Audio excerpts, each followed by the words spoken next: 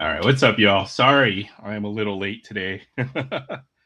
Had some late minute work stuff to take care of, but that is all done. But appreciate everybody stopping by. Good to see everybody. All right, let's say hi to everybody in the chat. Good to see everybody. What's up, Jay? Good to see you. Thanks for stopping by, Troy. And well, you guys had a nice little conversation. I'm just gonna read through this real quick. Jan says, and something about what's this? What are we talking about? Oh man, I have to go back in the, the conversation. Anyhow, appreciate you guys all stopping by. Oh hey, what's up, Sam? Good to see you as well. Got some goodies tonight. Yeah, let's go. Well, I guess since I had some unexpected expenses, as well as a few other things, um, I don't have as much stuff to open. I did also buy some stuff off of eBay, so that certainly is going to dig a little bit into my hobby funds for this particular week or month or whatever. But I did get some stuff I can show off real quick, and then I got top celebrations. I might just open the panel a little early. We can open up our stuff as we go, uh, as we get started tonight. do the box opening later on since I'm on a little earlier. I don't have all that much to share or to open, but yeah, let me see if I can find those items, and then we can go ahead and get started here. Where did I put that box? I did a whole bunch of cleaning while on my desk. My desk is empty. I don't know where anything is anymore.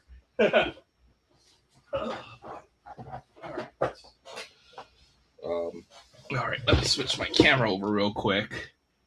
Hey, what's up, Collector Holic? Good to see you. And typing song lyrics to get his score up. And JT has some computer issues. Yeah, so did I. I usually have to move my whole computer setup over into my room. So I was already a few minutes late, and then just try to get everything all set up in time. It was just uh, did not work very well, or as smoothly as I wanted it to. But all right, let's go ahead and get started. Putting some stuff out, some stuff that I picked up. I did make a video this week, and I know I haven't been making a whole lot of video content. So you guys may have already seen some of this stuff already since it was on that video. But okay, let's go ahead and get started. All right, switch my camera. Yeah, I'm a total mess. Wait, where'd my OBS go? Can I even switch my camera? I don't think I can. Hold on. Let's see if I. All right, we didn't even restart it. Scene desk. Face. Oh crap. Yeah, I'll figure out my camera setup eventually. Hold on, let me do one more thing here. All right, well, that works for now. I'll pop in, I'll fix this up eventually. Just to go through some stuff that I did pick up. So I had a little adventure at my card show this weekend where I went to go meet up for lunch, and then I went to the show to go pick up or just look around for a few minutes, and then I got back to my car and I started up my car and I couldn't shift it out of park because the shift drive, there's a little tiny little plastic, what do you call it? I don't know, and it broke. So basically, my shift knob wouldn't work, so I had to get towed.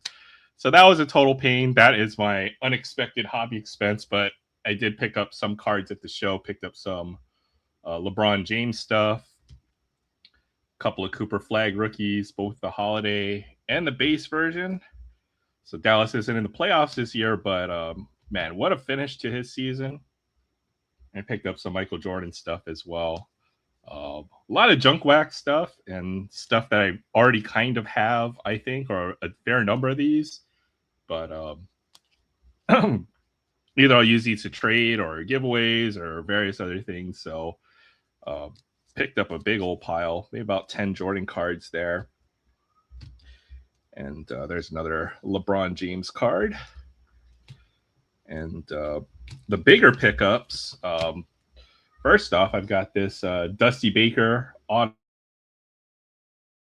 Baker will be a Hall of Famer eventually.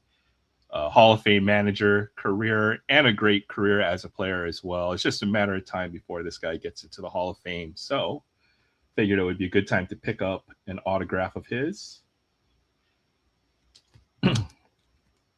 And when I got myself a Ken Griffey Jr. relic card as well, didn't have any Ken Griffey Jr. memorabilia.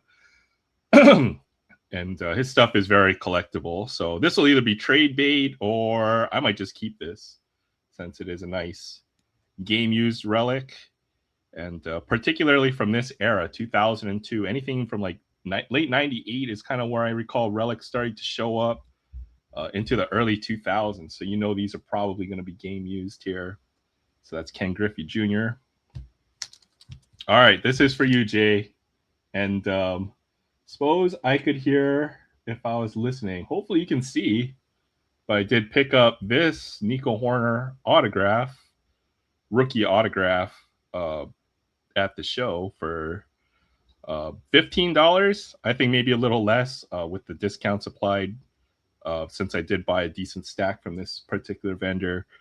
I already looked this car on eBay. It's already easily double. This guy, he's having a great start to the year. He's hitting like 350. He hit a couple of home runs in the last couple of days. So I think Nico Horner is going to be pretty hot going forward. So glad I've got that one.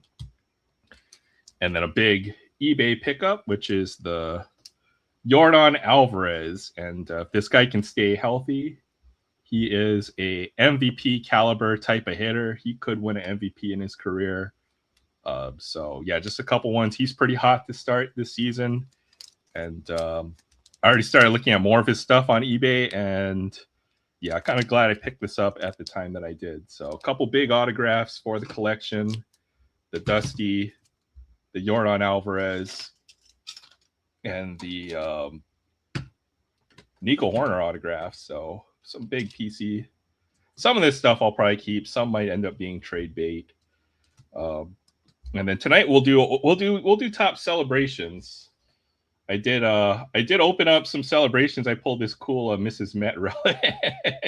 So it's actually a pretty big hit. So hopefully we'll pull something else like this.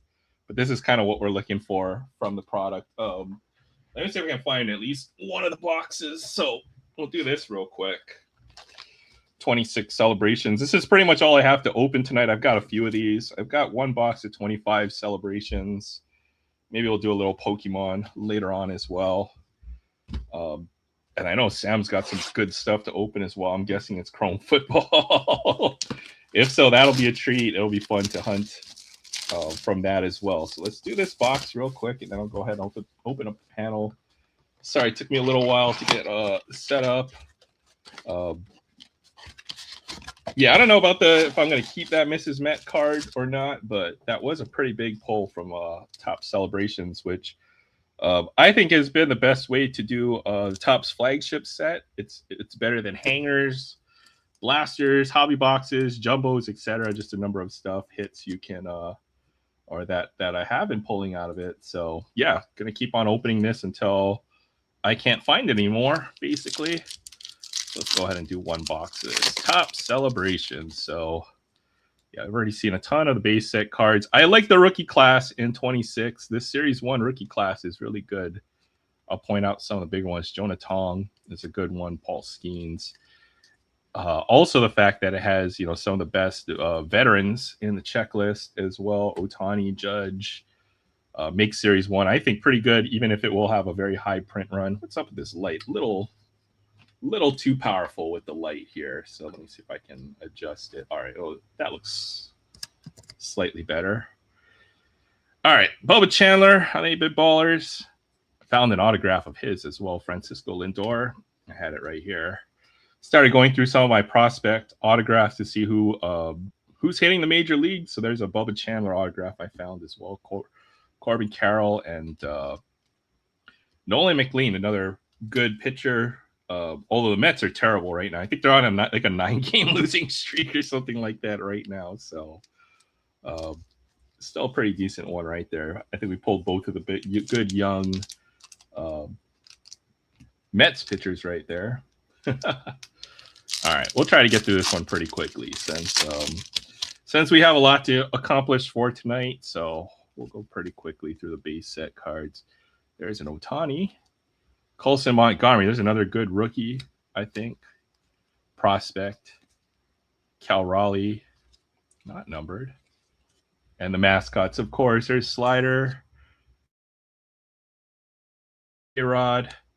Yeah, I love this celebrations. I mean, it seems like you get 4 or 5 inserts in every pack. I mean, that's how much you usually get in about a hanger box these days. So, in the fact that they give you just a ton of packs in these. Ooh, pink for the Athletics. There's Bobby Witt Jr. There's Mookie Betts. Jackson Holiday. There's Nico Horner. There's PCA right behind him, too. How about that? There's a Cubs pack. There's an A's team card in pink. Is that Nick Kurtz and Lawrence Butler? Mookie Betts. I don't know what the hell kind of mascot it is. I know that's probably like a beer barrel or something, but that looks stupid. There's Paul Skeens. And oops, something's breaking. There's Jack Caglianone, rookie, on the 35th. So you get some Series 1 inserts in here as well. All right, I don't see an autograph. I haven't seen an autograph or anything. I have seen a good number of low-numbered parallels in this stuff. So this might be the place to chase color parallels as well. There's Bryce Miller on the confetti. Ellie De La Cruz, Bobby Witt Jr., Aaron Judge. Man, this Fernandez kid is really on right now. Is that I've been trying to pay attention. There's just a lot of players, a lot of teams. The power order in Major League Baseball has shifted this year for sure. So I'm trying to pick up. So I know even for the Diamondbacks, there's a couple of good young players. Adrian Del Castillo as well, off to a good start. So I'm just trying to keep up now with all these. So all right, there's Baxter for the Diamondbacks. Jose Fernandez, rookie for the Diamondbacks. Yeah, there's so many good young players. I don't even know, and they're all kind of, I think, either they made the roster this year, and it's hard to keep track of all the changes in the order, the pecking order in the major leagues now. There's Christian Yelich. There's Ronald Acuna. There is former Rookie of the Year, Jonathan India, for the Royals now. All right. Jacob Young, long lost cousin maybe. Probably not. All right, let's see what we got here. We got Mr. Met. And we got Mookie Betts again. Juan Soto. And William Contreras. Plus, you get a parallel. Sometimes you get 2 parallels per pack in this. So, I did pre-order, or I ordered a bunch more of these off of Amazon. So, hoping they ship. And then we might be ripping this for a while, or a bunch of these over the next couple of months, to be honest. Just because, yeah, I do think this is the best product to open right now. So I did try to pick up as much as I could. There's Chase Burns. Plus, Bowman should be right around the corner as well. There's Clayton Kershaw, Ellie De La Cruz, Hunter Goodman. This is a good young player as well for the Rockies. Probably their best player, to be honest, Hunter Goodman. Yeah, Bowman's right around the corner. And then it'll be Series 2, and we'll be into the middle of the season before we know it. So, yeah. There's Nick Kurtz, the Gold Cup. Nathan Church, rookie. There's Bobby Witt Jr. It's off to a bit of a slow start, but he's just consistently good. There's a Mizorowski rookie card. There's Aaron Judge. Ellie De La Cruz. Yeah, I probably pulled 2 or 3 Aaron Judges already. Got a base set Otani. The mascots. Yeah, love this. Love this product. Chandler Simpson. Let me read the chat real quick. Barry's got Jose Fernandez on his fantasy baseball team. Man, that's the best. The best week of fantasy baseball is always the first week when you hit the waiver and you claim the player. That really makes the difference for your entire team, right? Oh, there's a bunch of different colors in here. Is that 4 parallels in there? That's kind of sick. All right, that's Wally the Green Monster. Okay, 3. There's 1 stars the MLB card in there. Francisco Lindor. And then 3 parallels in this pack. That's pretty sick. We got Kyle Freeland. And we have Mickey Moniak. And then we have Mauricio Dubon. So yeah, this is fun. I don't know. I've got 1 box of 2025 sitting in my tub. Maybe we'll dip into that, and then I've got a couple more of these 2026 boxes. And Randy Johnson. Ooh, okay, there's wrong Dodger. Alex Friedland, Kyle Tucker, Caglanone, Titans.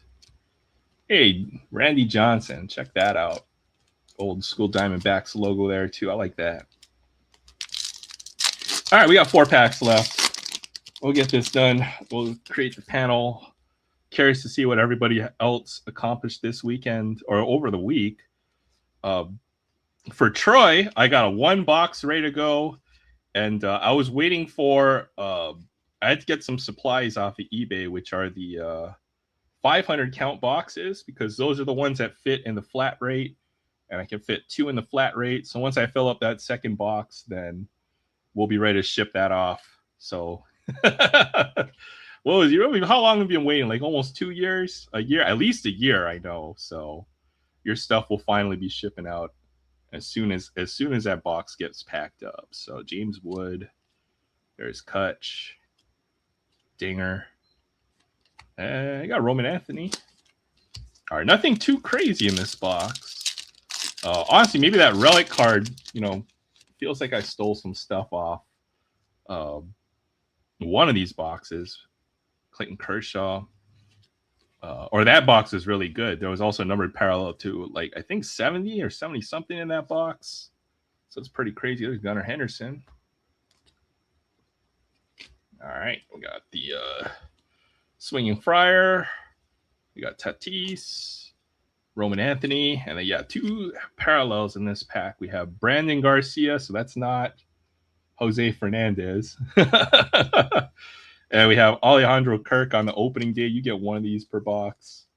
Yeah, it's the 550 counts that fit perfectly in a flat rate. So I needed 1 more of those 550 count boxes, and I can get you shipped out. But I got 1 box full.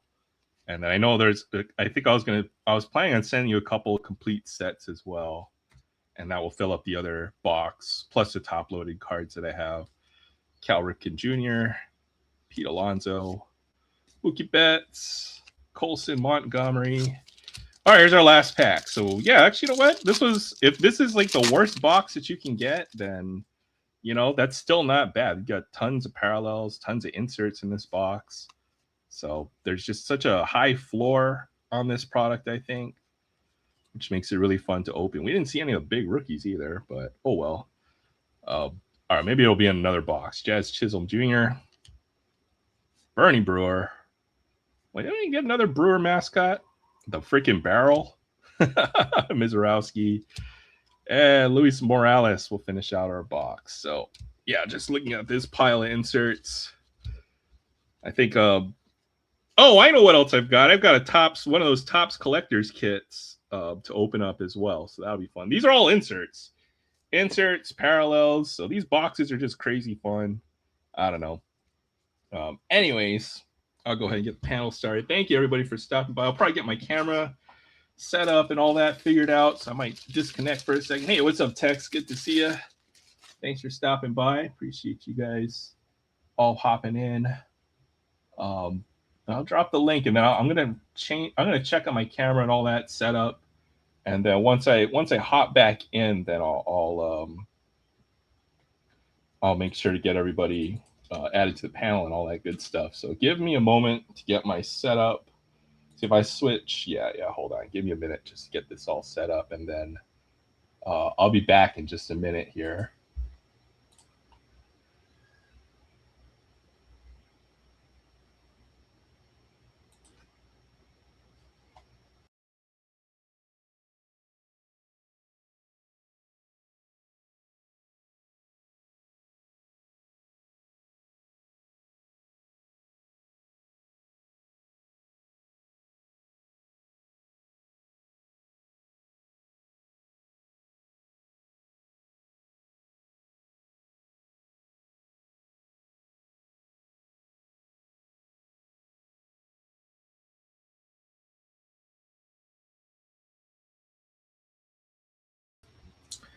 All right, there we go. See, I got it all to work.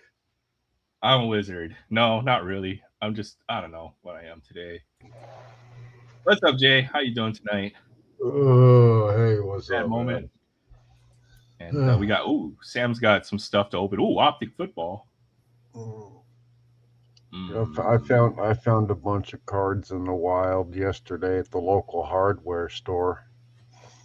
They were Ace. only yeah, yeah, and they were only marked up like 70%. So, Aaron, remember what we were talking about this weekend? Yeah, you bought it? Yep. I'm telling you, someone in Hawaii will pay $100 for that card. So There's another one up right now, so I got it on my watch list. no, okay. Maybe I'm gonna pick that one up. I don't know. You and me are going to be bidding for it. Oh, okay. Well, Unless we'll you see. want it. If you want it, I'll back off. But I'll let you know because I sometimes, if it's a bid or auction, I'm gonna miss it, and then if you're actively bidding, I'll just ping you like on Messenger or something. But yeah, another great pickup. Love this card. If you look at the bottom, they're different. I think there's a variation or two Yeah, they on are. these. Yeah. Yeah, there's variations on the different cards. Yeah, that one was in a scrapbook. Yo, what's good, chat? Good to see you, man. Oh, the backs are different too. I tell you what, man, Perfect Order has been good to me. That's good because it's a set that's accessible right now. It's not being, or it's kind of hard to scalp, so it's actually kind of available. I got a couple of ETBs. Yeah, actually got one ETB. I was last in line and I got an ETB. But I've been getting a decent chunk of goodies from that.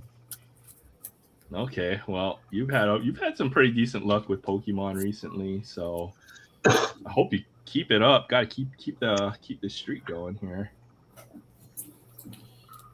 Yeah, I pulled. Let me see if I can find it. Stacks Bro, it's been rough for me. Rough finding product, or the product itself being rough, or perfect, or maybe one of us is stealing each other's luck here. Oh my God, Cat, what do you want? People have been camping the Pokemon vending machines like crazy lately, is what I've heard. Like, oh, on the mainland, yeah.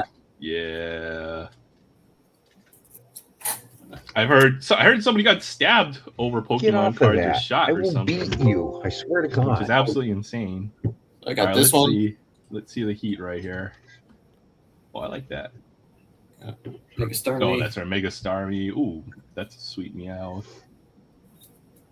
Energy. Yeah, wow, you've been opening up a decent amount. Yeah. I like this set though. I think there's some cool chases in here. It's a little underrated right now. Some older stuff.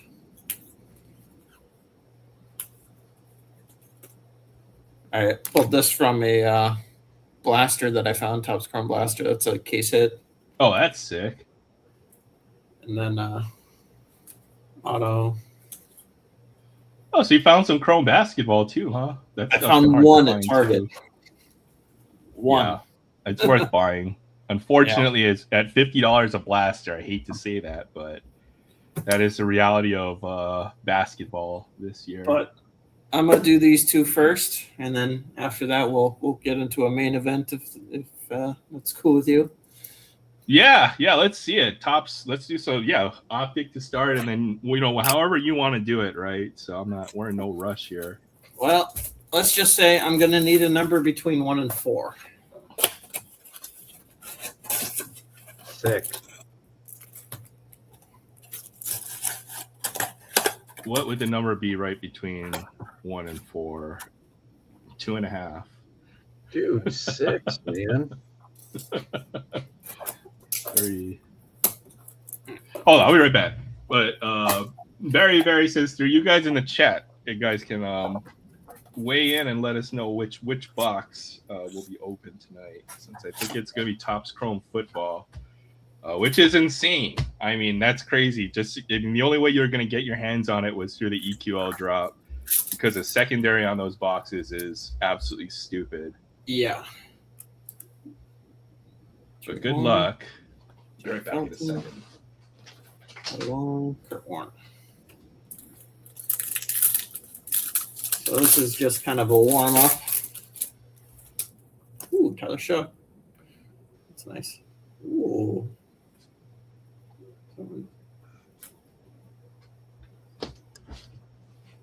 That's nice.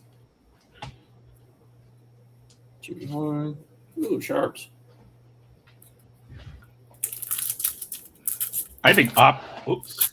Oh man, I thought I knocked over a drink or something. So Optic was just brutal to me this year. I'm done with it. To be honest. Yeah.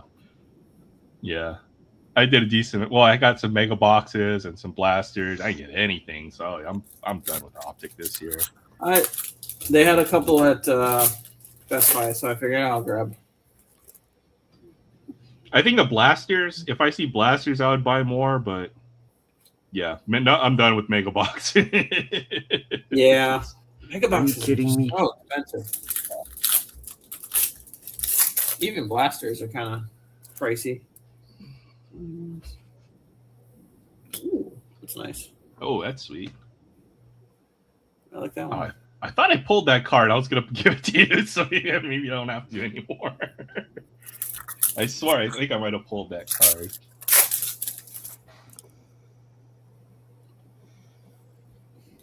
Tesla. Golden Tate. Fernandez. And the purple shocks are nice too. I think that's the nicest parallel. This blue one is really nice. I like the color on That's a case hit. Is it really? Yeah. Or it's considered case hit level. Or short print. Yeah. I don't know how rare they are. They might be like one every... Oh, that's interesting. Or 2 per case or something like that. Oh, yeah, that happens.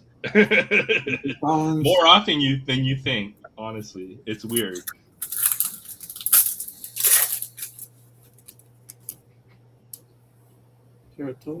Oh, that's nice. Yeah, that's good. Yeah, get that on the collation. Yeah, I'll take that one. Yeah, that's Beauty. Tua.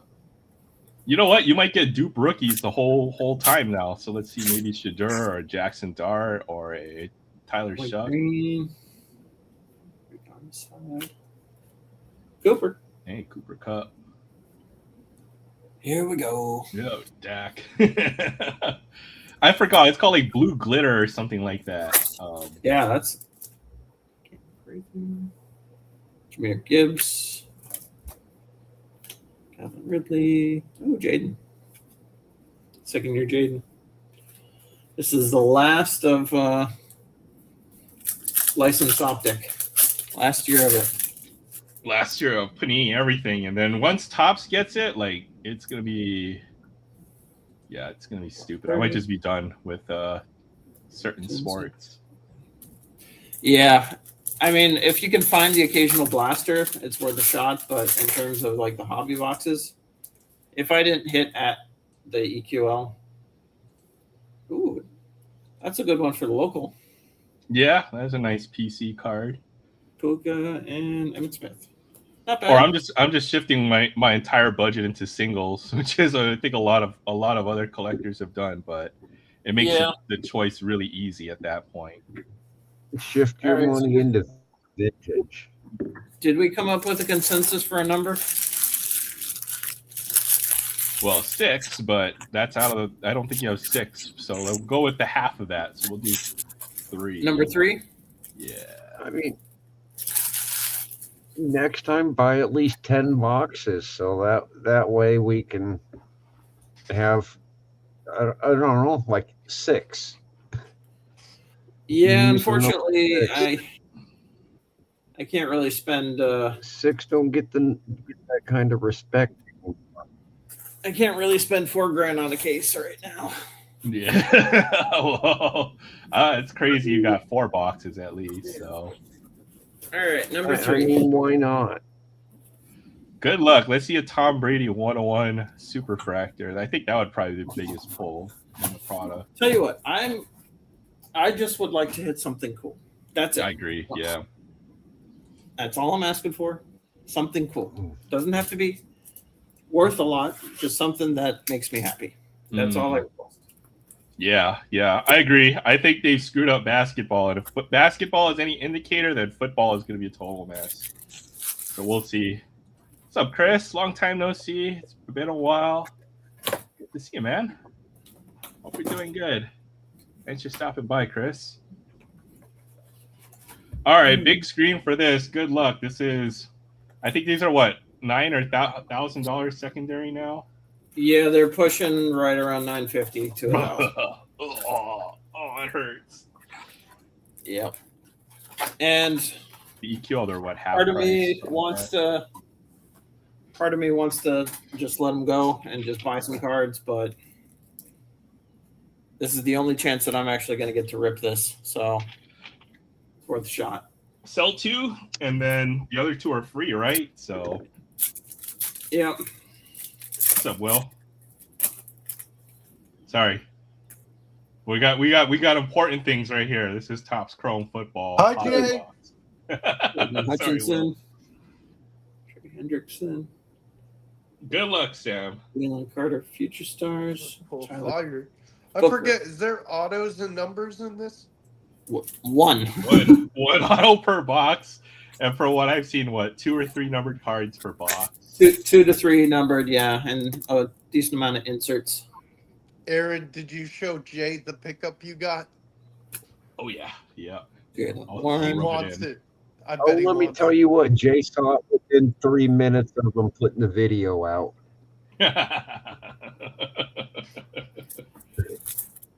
In fact, I turned to the neighbor as soon as I saw the logo. I'm like, yep, I bet Aaron says my name. Sorry. He's like, see, I'm famous. Was that black? Xavier Watts. I don't know how good he is. I think he's decent. He's a Falcon. He can't be that good. Fulton. Well, the Falcons actually drafted a good defensive player. Just he might be in jail for like the next 10 years or so. Yeah. All right. So at least that guy's not in jail. So we got that going for him. Griffin. Sampson. Tyler Warren. Kel Williams. From what I've seen of these boxes, they are very much feast or famine. Yeah, I haven't seen a good one yet. I've seen a couple good ones, but Is this the boxes that you pulled those Sean Alexanders from? This is this year's football. Oh, This this is is a latest. new product. This is Zach licensed. Wilson. This has logos. Blake Corum, Colson Loveland. Loveland's a stud. Yeah, he's good. Too bad he's a bear. He's like their leading receiver as a tight end. Jay. Henry Ruggs is going to end up on the Cowboys. Mark my Higgins. words. Henry I don't Ruggs think is Henry Ruggs is going to be playing in the California Penal League. Carter. Oh, Travis Hunter. Okay, there you go.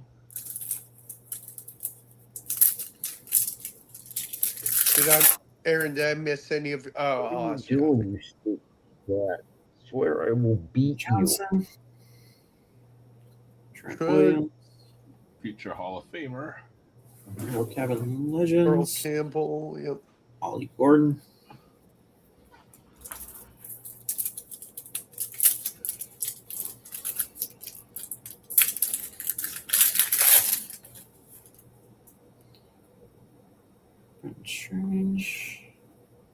Otten, Joe Mixon, Marion Hampton. I saw there was some cool non-numbered parallels as well. Like there's a team colors camel that looks really nice. Yeah. That's awesome. How many boxes did you get, Sam? I got 4. Ooh. Jalen Coker. Could have got 6. That's All right. I'm going to save this one for now. I would too. We'll have to savor the big hits. Yeah. Did you Gold rip Wave, anything 50. earlier, Aaron? Let him know. Yeah, He ripped the celebrations. Celebrations. How'd you do? Eh. Yeah, That sums it up. Joe I'm sending Aaron stuff next month, Sam, so you'll get those Seahawks cards from him sooner or later. Nice. Josh Simmons.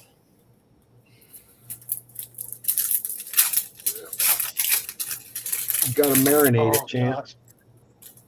Yep, got to marinate a little bit.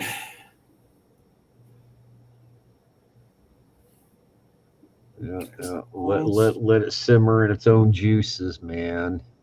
Miles Garrett to 250. Ooh, that's a good Oh, I'm card. hungry.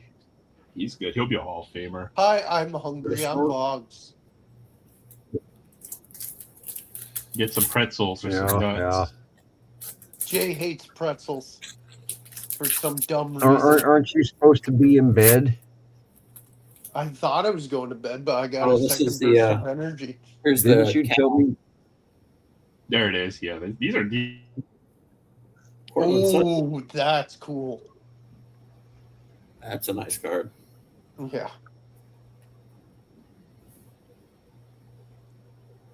Jordan Mailata. Isaiah Bond. Is Jordan Mailata Hawaiian, Aaron? He's either Tongan or Samoan, if I had to Yeah, guess. he's some sort of Pacific Islander. Trey McBride.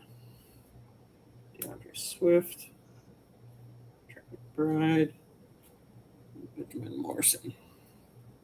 Watch Trent McBride be really good in the next few years. He had a good year last year, but He's been good. He's one of the top tight ends in the league.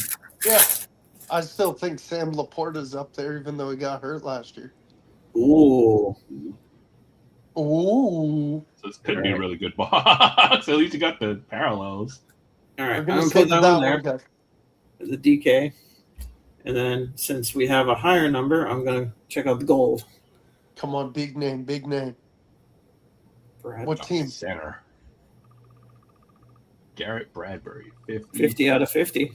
Okay. Bookend 1 of 1. Yeah. eBay 101. Exactly. How big is this Chrome set? I'm guessing it's got to be 400. It's like 400 plus. So the odds of getting a good hit are pretty slim. I mean, just getting out of 25 orange is pretty solid. So Yeah, I agree. Getting one of those would be good in a box, I'm guessing. Williams. Sean Taylor. Oh, I thought it was Sean Taylor. I'm blind. Works. I got 5 packs left. Let's see a hot box. 2 autos. Oh, that'd be awesome. That would be sick.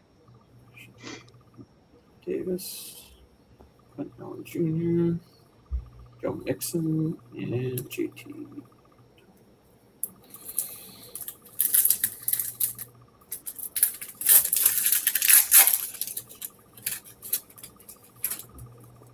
Yeah, I thought that was Brady. That would have been so freaking huge. Darius Robinson. Is Brady in this? Oh, yeah. Burrow. I've seen the That's cool. I like him. He's cool. Who? Agent? agent. Yeah. Yeah. Secret agent, man. He's going to be a starter for a team somewhere down the road. Dude, the Jets should sign him. He's just genuinely likable. The Jets are paying quarterbacks not to play for them this year, so Exactly. they have that. Uh, And they just traded for Geno Smith again. Oh my goodness. Walter Payton. Castro. All right, 2 packs left. I mean, we're paying for Geno's contract, but Yeah, I don't know what the Jets are doing. They're being the Jets. Harris, Baker. Yeah.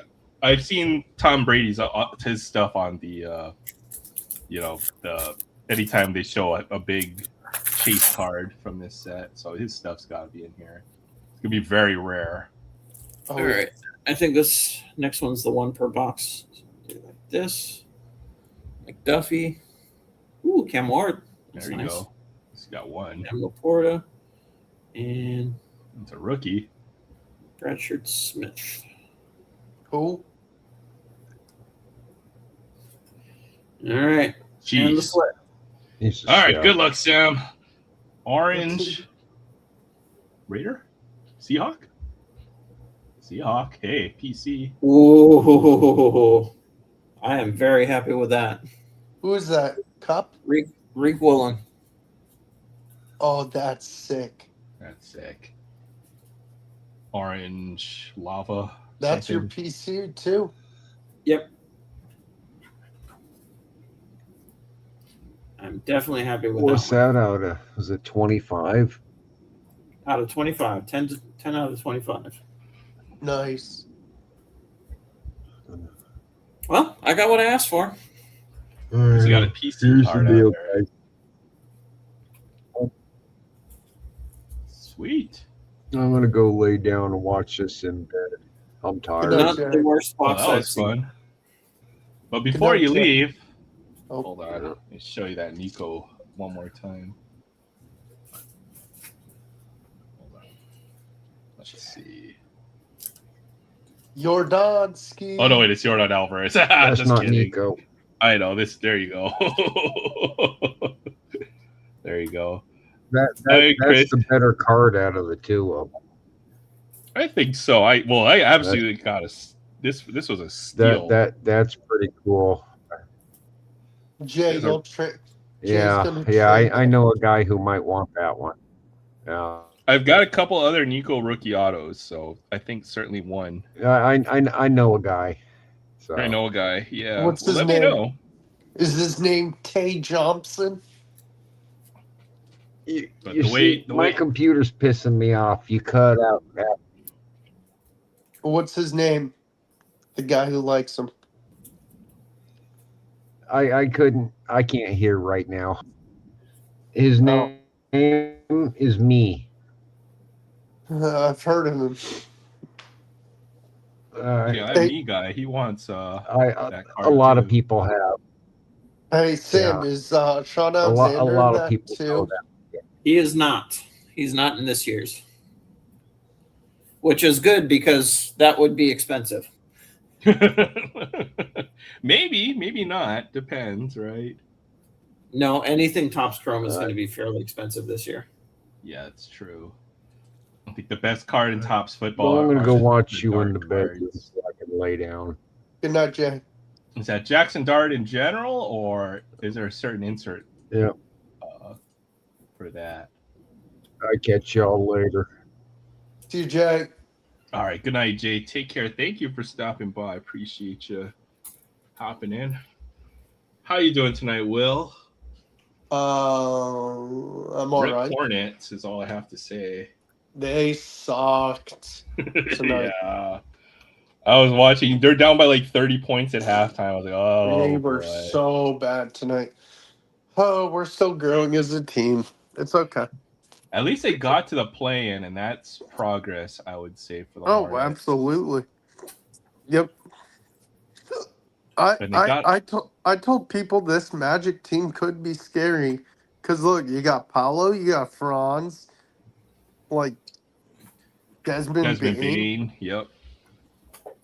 They're I so think- hit or miss, though. When they're I on, think- they're good. Yeah, I think the biggest Achilles heel is their defense.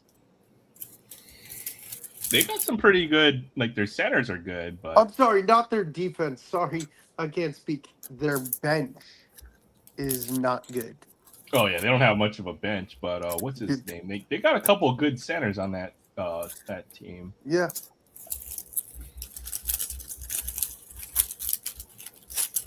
Yeah. We'll see. I don't know. They're a really inconsistent team, is what I've seen.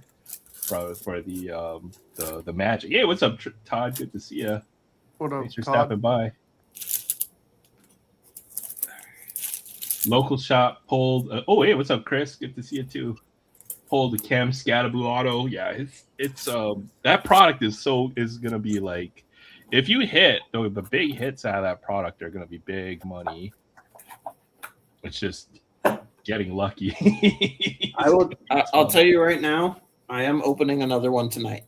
I gotta go get some dinner here in a little bit, but I won't be here next week. I'll be on the main line, so I'm definitely gonna open another one. I may miss it, but I hope you pull fire. Me too. What are you getting for dinner? The local Safeway had a basically their corned beef's clearanced out, $2.99 a pound. So we're doing corned beef and cabbage. That's a good deal. Yeah, that's nice. Yeah, Aaron. Safeway, go get a corned beef. They're cheap. Okay, I might do that after. I made the biggest pot of spaghetti. I'm trying to eat that right now. So, oh boy. Oh, I got one of those Topps collector's kits. Maybe we'll dig into that real quick. Yeah. Let me pull that one out real quick. Here we go.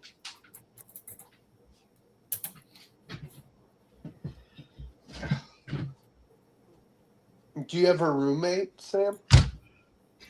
No. It's just my parents live next door. Oh, nice. So what was that, Will? I asked if he had a roommate. Me? No. It's me. We just don't tell anybody. Yeah. You just sleep by the door, and exactly. You guard my Amazon delivery while hey Aaron, if you do, are you full screen or no? I'm making sure you're not. I am now. What the heck is going on with my stream? I don't know. I'll be back. All right, let's see. So I found one more of these collector's kits. These are pretty good. I think they're a good deal on these if you see them. So I got to the restock late and they had one of these, so I picked this up as well. But what are we? Ton of baubles and tchotchkes and different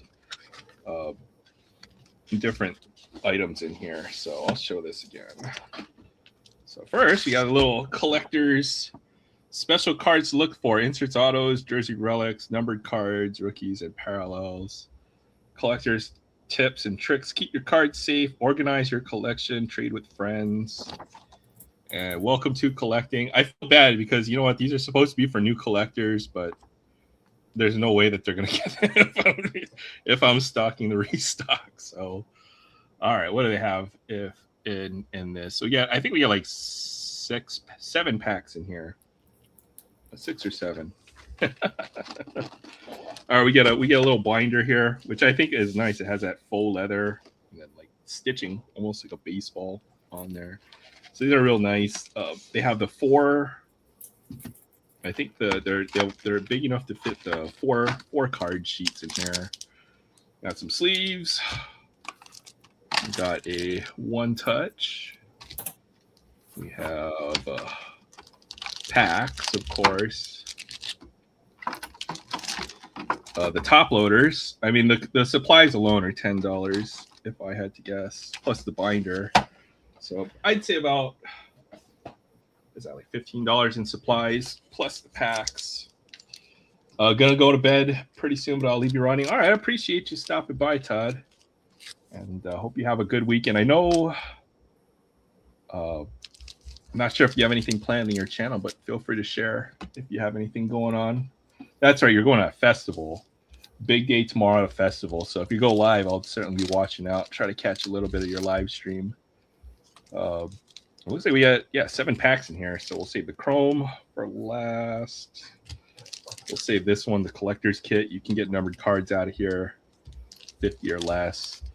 2 Series 1 retail packs, 1 heritage pack, 2 NBA. So we'll run through this flagship first. So Come on, Cooper Flag. The good thing with these the collector's kit pack is I think you have a really good chance to get at least one Cooper Flag out of there, since I think it's a 15 card set. I think it's guaranteed, but it depends if it's a parallel or not. Yeah. Well, it's I think 10 base. I think it was 10 basketball and then 5 baseball or something. 15 card set, so it's 11 cards.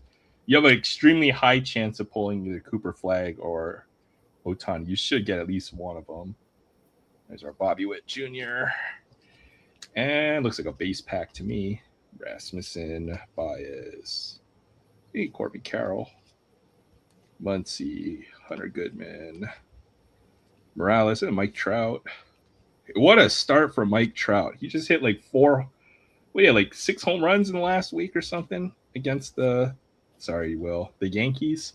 I think he hit like 5 home runs in a 4-game series. Crazy. So, all right, there we go. Todd's going to live stream, and he was talking about this. There's an old cotton gin that was getting ready to be decommissioned, and they've preserved it.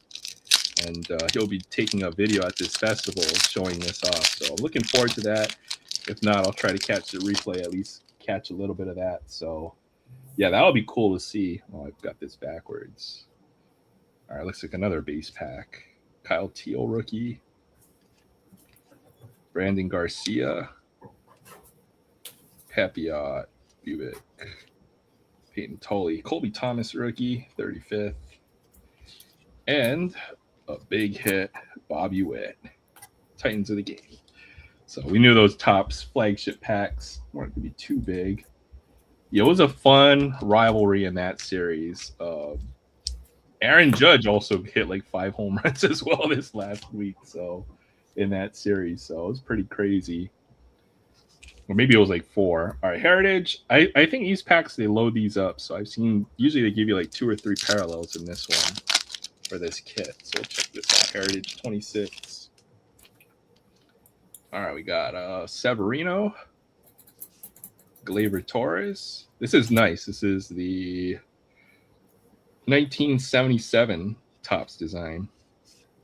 Mason Wynn, another good young player there. Stephen Kwan, Patrick Bailey, green parallel. And then we got a Chrome Kerry Carpenter and a Chrome rookies. George Valera. I think he got called up as well. I don't know if it's his rookie year this year. That's and Luis Morales rookie card there on the back. So yeah. All right, Topps basketball, and there's 1 pack of Chrome in here, I think, which is the biggest pack in here. So we'll do some flagship basketball. I did manage to complete this set. This is a 300 card set, so I got at least 1 nice insert in there. All right, we got Mikal Bridges, Tumani Kamara. This is all Knicks right here. Jalen Brunson, he's a baller. DeAndre, what was his? Dominating Ayton. That's his own self-proclaimed nickname. You got Flash, Dwayne Wade. You got Dirk, Buddy Hield, and Rasheer Fleming, Kobe White. He had a game. Norman Powell, Yabusele, Jimmy Buckets, Nick Claxton, and it's like the power players. This is like I wonder if it's numbered. No, it's not numbered. But this is a parallel for for the Clippers. So I'm guessing Kawhi Leonard or Paul George. It's Kawhi Leonard on the power players. That's actually like a parallel of that insert. Not bad. All right, 1 more pack of flagship basketball. I want to see an Eli Whitney interview. Yeah, get him on the line. That would be fun to see, Todd, if you got an interview of Eli Whitney, the inventor of the cotton gin. Porzingis. There's the Lakers. We got backwards card. Just the 45th anniversary. Joan Behringer rookie. Gendis Dort, Duran, Asanuel, pretty young, good young rookie. Kevin Garnett. Steve Kerr got a card in this set. How about that? Wrong uni too. Should be a bold. Jaren Jackson Jr., Triple J. All right, one pack of Topps Chrome. So it's like the second pack of Topps Chrome I've ever opened. Oh no, it's the third pack of Topps Chrome basketball. So, all right, 4 card. Oh, we got an insert in there. Eric Gordon for the Hawks. Clint Capella. Jaden Ivey for the Pistons. And, ooh, it's numbered to 75. All right. Well, at least got a numbered card in here. And it's some kind of insert. Come on, big name insert. Ball. Is that really the name of the set? Ball of Duty? Yep. Wait, what? Is that Giannis? Oh, that's actually really nice. What is it called? Ball of Duty. Balls of Duty. Oh, that's sick. It's numbered to 75. That's actually a real nice pull. Sweet. Giannis to 75. That was fire. All right, and the collector's kit pack, which is really nice. You get pretty much all the stars, baseball players. Should get a Cooper Flag rookie or have extremely high chance, as well as some of I'm the other also big in it. Oh, yeah, there you are, Will. In the background, you see in the 15th row back there, if you just look at that little dot back there, that might be you. I Or maybe made it. up here in the bleacher seats, right? Yeah. That's more like it. All right, Kevin Durant, I think the greatest scorer of all, or one of the greatest, the best with greatest scoring talent of all time. Yes. Ace Bailey. And there's a Wembenyama. Yeah, Wemby. Did you see he was on Futurama one time and they put him as a basketball playing alien? They No, called I him haven't seen it. Wemben. They called him Wemben Yum Yum, and he's like, no, it's Wemba Yama. There's a Cooper Flag rookie card. Okay, there's a Shohei Ohtani. I feel like they're gonna give Cooper Flag the rookie of the year over Knuckle. I'll give you my reason why after this. Well, after he had a nice run to the end of the season, it's hard to see them not giving him the rookie. There's Rob. And also, he led his team in points, rebounds, assists, and steals. Who was the Yeah. last guy to do that? Do you know? As a By rookie? Michael Jordan. Yep, Michael Jordan. There's Roman Anthony. And they'll see what our parallel is. That's a rookie. Ager Demon. So I think that's probably not the one we want, right? But Nope. he's actually pretty decent. Flag. We got a numbered Giannis insert. That was pretty sweet. So yeah, not bad. Not bad at all. I mean, Balls of Duty would be the porn movie, the ripoff. Yes. I think the NBA playoffs officially kick off tomorrow. Yeah, they do. They do, because today is the last play-in, right? So We got some good games. I'm excited for it. I would say the most exciting series, in my opinion, Nuggets Timberwolves, I think will be a good one. yeah, let's look at the playoff bracket. I want to see what Nuggets Timberwolves is probably gonna be. Yeah, that I'm pretty sure the Nuggets are gonna win that, but Ant-Man in the playoffs is a different mode. So I agree. That will be the best series. I think I hate it. I think the Lakers lose in 5.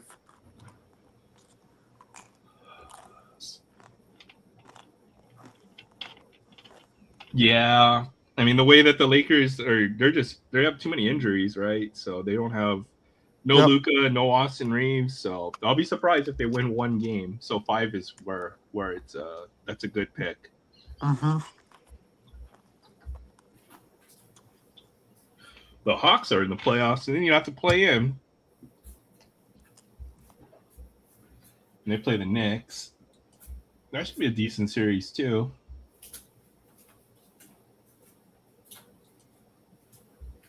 But yeah, usually the first round. I mean, it's usually the favorites in a 7-game series. You rarely see upsets.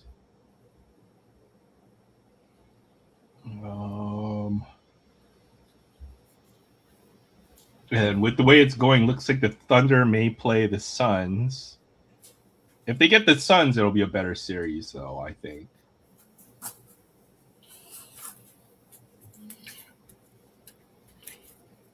Yeah, I'm gonna run next door. Probably gonna have dinner here in a little bit, so I'm just gonna leave it running, stay logged in, and you just put me in the background or do whatever if you need to. Okay, sounds good. And I'll let you know when I get back and bust open another hobby box. Okay. All right. Enjoy your dinner. We'll see you when you get back. Yep. I'll hit you guys up when I get back, and then I'll just leave it running. Sounds good. Hey, what's up, DK? Good to see you.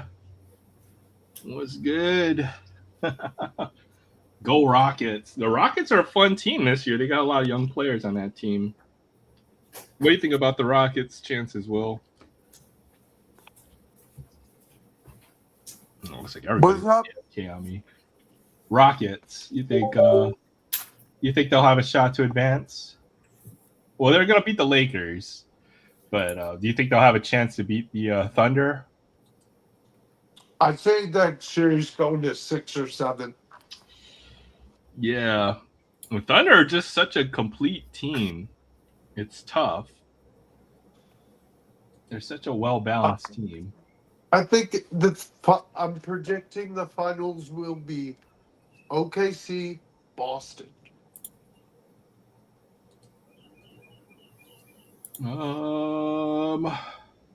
Yeah, I don't think the Pistons are ready, is what it is, right? Yep. The Celtics are at full strength. The Knicks haven't been as good as I thought that they would be, but I think the Knicks will be a dark horse in the playoffs. They play pretty well. Same with the Cavs. The Cavs is like this. This is their window. This is when they should be competing, but I don't know. I feel like they made a couple of trades that have changed the chemistry of that team. Excuse me. Yeah. You think the Magic have a shot to make a move and be a first team to upset a number one in a while? I think they have a shot. Because the Magic are a good team. They're just so hit or miss. I think they lose in 6. Yeah, sounds about right. Detroit wasn't as good as they were last year, I will say. Yep. Never mind, they won 60 games. What do I know? Oh man, Cade is a stud.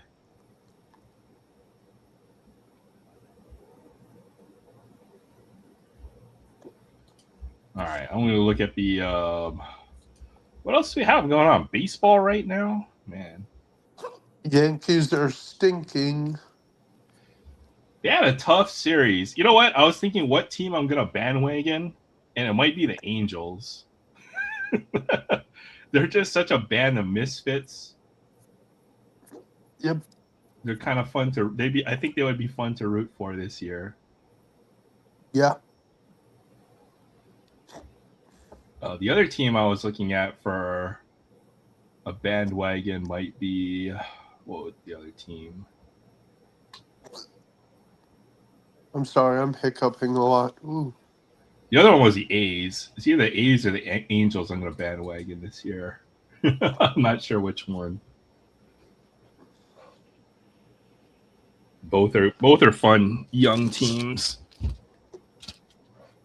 Athletics as well.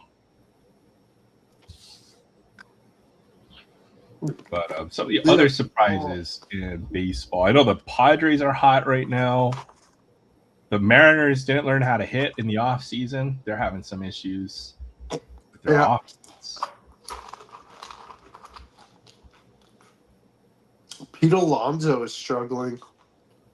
He had a decent game today. I think he had 2 hits today. Okay. Yeah, 2 for 4 today for Pete Alonso. I was watching that game live, and it was 0-0. Sometimes I'll check in on the game cast, and then I saw the bases were loaded with like 1 out, so I had to turn it on. So basically, Baltimore scored like 6 runs that inning. So I turned that game on at just the right time. Oh yeah.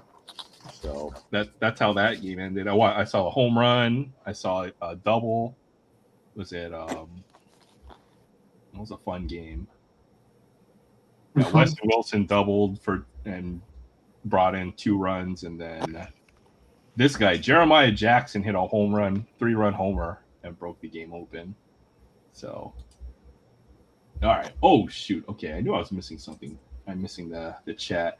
Diamondbacks game still on. Diamondbacks top 5-2. I'll jump on for a bit. All right, sounds good, Troy. The Diamondbacks are playing really good. Well, they're playing pretty decent now. Corbin Carroll's been hot. They have a couple of good young players on that team. What inning is it? Let's see. There's a bold prediction right there. 76ers to win it all. Middle of the 8th. Okay. I like that. I like a bold prediction, and I think the Sixers are a real dark horse. What's the bold prediction? 76ers to win it all. Good luck. Tough, but at least somebody believes in their team. Is the way I put it. That. Yeah. Only saying that because it's a local team. See, I always root for my team, even if we're not the most regarded team. It was sad seeing Hawaii get wrecked in the NCAA tournament. Like, I turned the game on and we're down like 23-6. I was like, oh, okay, well, that sucked. At least we got to the big dance this year. Oh boy. Yankees are just it doesn't seem like they have a lot of consistency in their lineup. Like, they've got Aaron Judge, they've got Ben Rice, and then that's about it right now, right? I mean, Stanton and Bellinger, they're kind of hit or miss. Yep. Jazz Chisholm can't hit. Forgot how to hit in the offseason. So, yeah, it's crazy. All right, take care, Todd. Thanks for stopping by. It's good to see you. Joel Embiid is a former MVP. I mean, that's debatable, right? It was kind of controversial, but Embiid kind of is a force. That guy can take over in the right situation. So I wouldn't be surprised. And they got a good young rookie. They do. They got what's that dude's name? VJ Edgecombe. They've got a couple scorers on their bench too. Quentin Grimes is a good bench player. Yep. So let's see the Sixers. Maxey healthy again.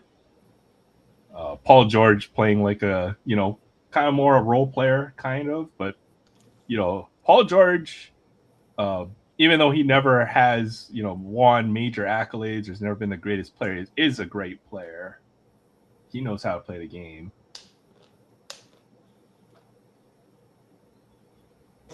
Yeah, I can see that. I can see them making some moves.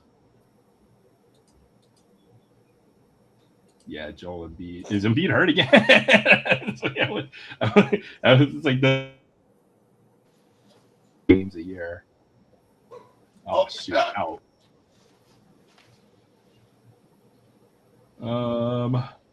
Joel Embiid is officially out for Game 1 against Boston, according to 76ers reporter.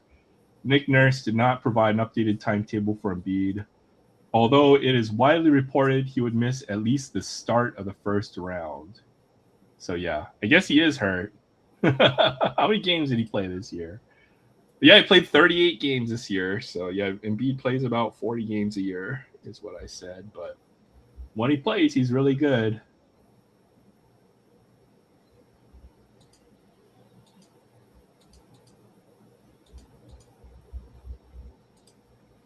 All right, let me see what else we had. Oh, hockey. Hockey season is around, too. We're going to have the playoffs. I think the most surprising team of the year has to be the Sabres. Nobody saw that coming. I mean, they had a rough start to the year, and then all of a sudden they've been the hottest thing or hottest team in hockey. They actually have the #1 seed. So, what a year for Buffalo. I know a couple Buffalo Sabres fans, and talking to them, and this is like, I knew them like 10 or 15 years ago, and nothing changed, right? It was depressing back then. They've had a long stretch where they haven't been very good or relevant, but Sabres had quite a good season this year, and they'll be playing the Bruins in round 1. I guess I haven't been paying enough attention to hockey, so now I will. Now it's Stanley Cup, because playoff hockey is an entirely different story. It's fun to watch. So if you guys get a chance to catch some NHL this year, then yeah, certainly go ahead and do that. Wait, what the heck is going on with my chat? I try to click on something. Oh, there we go. And then it clicks on like the comment above instead. So F the Flyers. I don't know. I know some folks who are diehard Flyers fans, but they haven't been. They've been kind of an average team the last few years as well.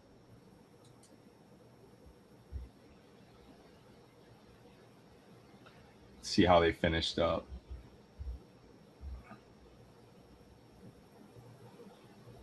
They're in the playoffs this year. Did I read that right? Yeah, it's so hard to keep track. Plus, I watch a whole bunch of other sports, so I have not been keeping up. They play the Penguins in round 1, and looks like the Penguins will be favored. How about that? Sid Crosby, one more year. Had a good year this year too. 29 goals, 74 points. So not bad. I know you got hurt too for a little stretch of the season as well. 68 games, yeah. Still a point per game kind of guy, which is freaking amazing. I don't know who's going to win the cup. Hockey is a weird sport because it's usually the hottest team that tends to win in playoff hockey. So we'll see if the Oilers have it in them for another run this year. They've been so close, and I don't know if they're probably Canada's best hope to win the Stanley Cup this year, if I had to guess. Got the Habs. Senators made the playoffs? Okay.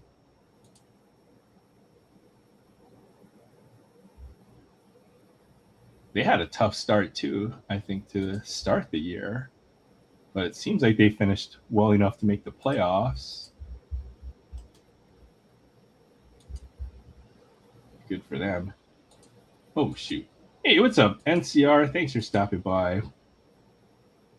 Something's wrong with I probably might have to restart my StreamYard again, but appreciate you stopping by. Hope you had a great start to your weekend. I'm ready for this weekend. I'm psyched. I'm so happy. I'm so overworked right now.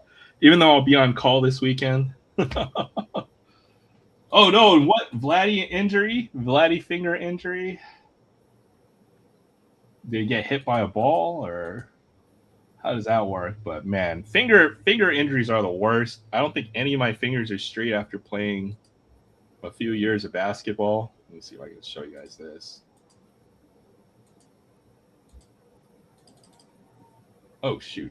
You know what? I might have to restart my StreamYard because everything I click on doesn't even work. But none of my fingers are straight. Hold on. Maybe that'll fix my, or at least refresh.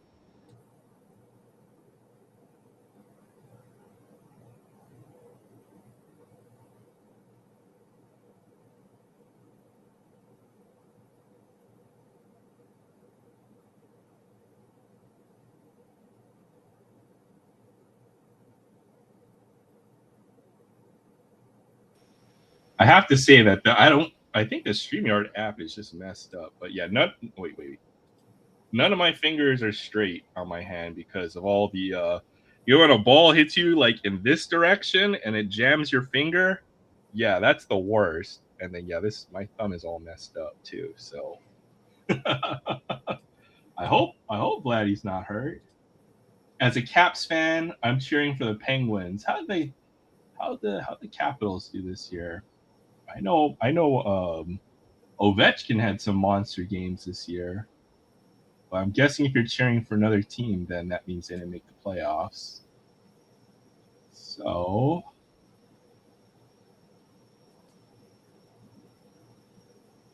they finished. They were just out of the playoffs by 3 points. They had a nice finish to the year, 4 straight. Yeah, it's tough. It's tough to catch up in hockey because, a win is 2 points and then an overtime loss is 1. So even if you beat teams or other teams are losing, but they're losing in overtime, then it's hard to catch them up in the point standing. Is what makes it tough for hockey. I think Vladdy stayed in. Not quite a collision, but looks like his finger bent back a little. Ooh. Hyperextended. Yeah. You deal with those types of hand injuries. So I think when you play any kind of sport with a ball involved with it.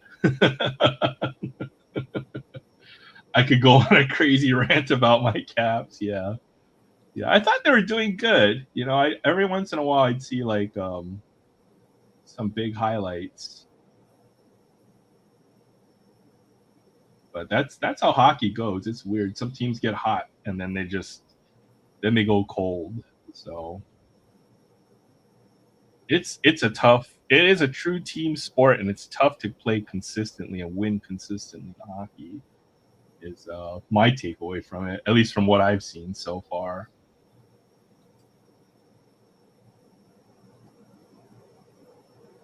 Just looking at the page for the stats for the Capitals. Yeah, Ovi 32 goals this year. Not bad. Let's see what else I had to open up tonight. Or maybe just show off some stuff. I know I had some singles lying around that I wanted to kind of sort through. Oh, shoot. Yeah, now I'm just breaking everything as I knock things around in my desk. But I had this as well. Maybe we'll do this right now. 2026 Pokemon Day. So I wanted just the promo from this. And I did get 2 of these. So I was going to open one up just to get the promo. What other packs are here? Mega Evolution, Phantasmal Flames, ×2. Oh, it's got the little coin too. All right, we'll do this. We'll do this since we have a little time to burn.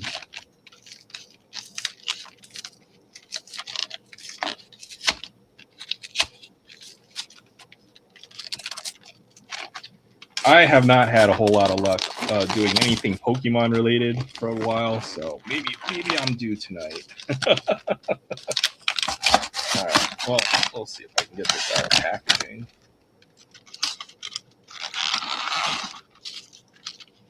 Thanks, DK. Yeah, I mean, when I rarely do find any Pokemon, I've been trying not to open in very much of it, but I did have this. I did want to open up a little 3-pack.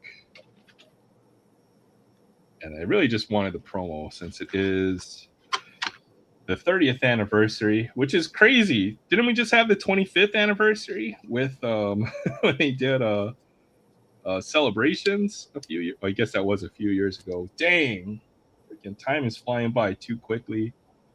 And there's a Pikachu promo. So just getting that was the win.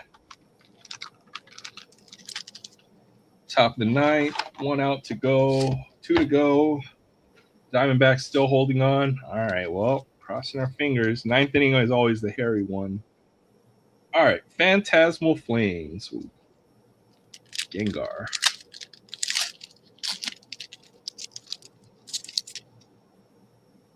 Ooh, well, there's at least a EX back there. Jigglypuff. Got Gloom. Ooh, Charmander. Let's go.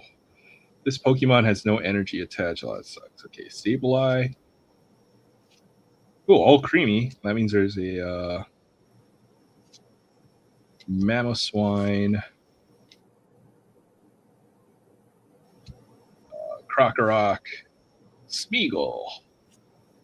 All right, at least got an EX. Mismagius EX.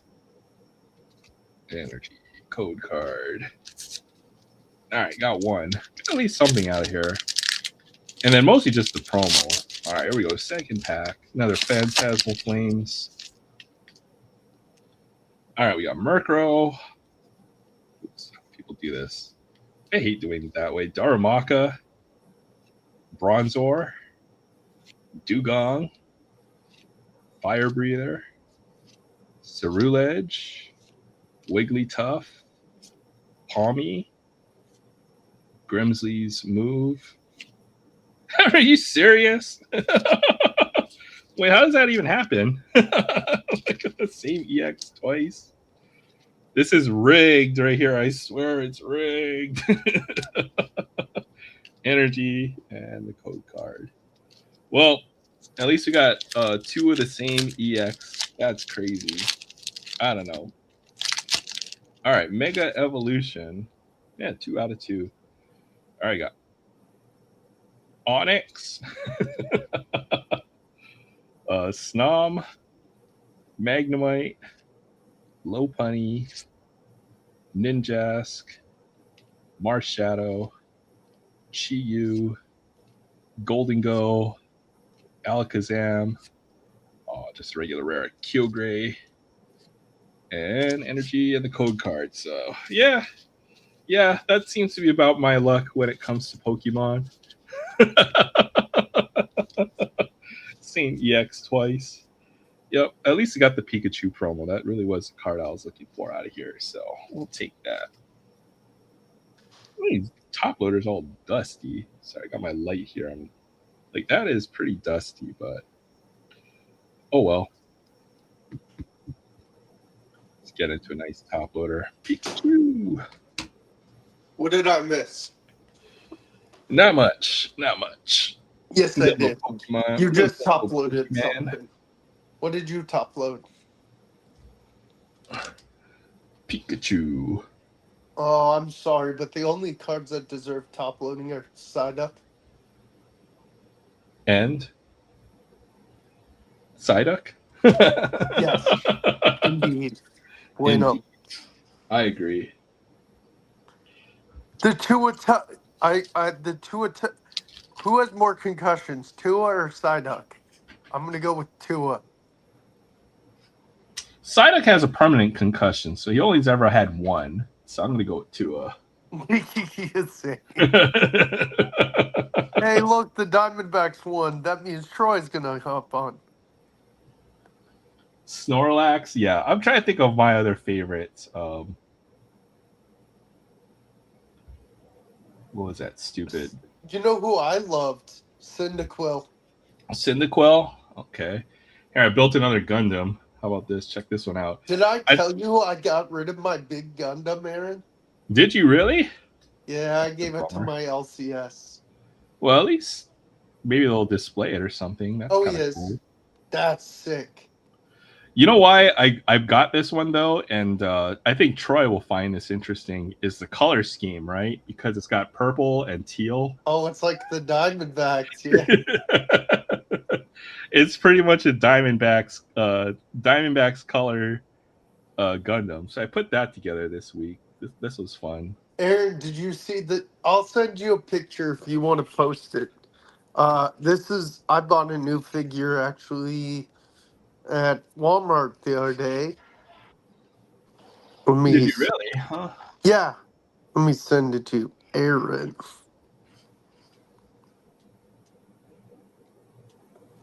There we go. What did you send to you on Instagram? Yes. All right. Let me just pull this up real quick.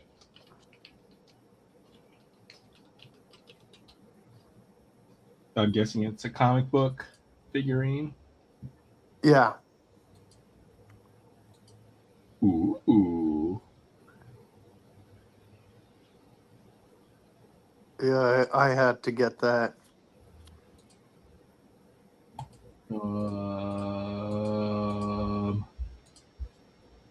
Where's my desktop clicky thingy? Oh, there it is. That's sweet. Yep. Kind of accessories do you get in there? Black Just her little weapon, and I lost it. cat. Good job, Will. You win at life. You always. I mean, there's no way, right? You ever keep all that stuff in. Yep. I have a rogue figure that Kevin gave me that I'm gonna paint black and customize. I know you mentioned you wanted to do a little painting and stuff, so I think that would be really cool once you start doing that. Yep. Is your LCS just a comic book store, or do they do tabletop as well, like Warhammer? They have some tabletop things, but not a lot. They do have little Warhammer figurines.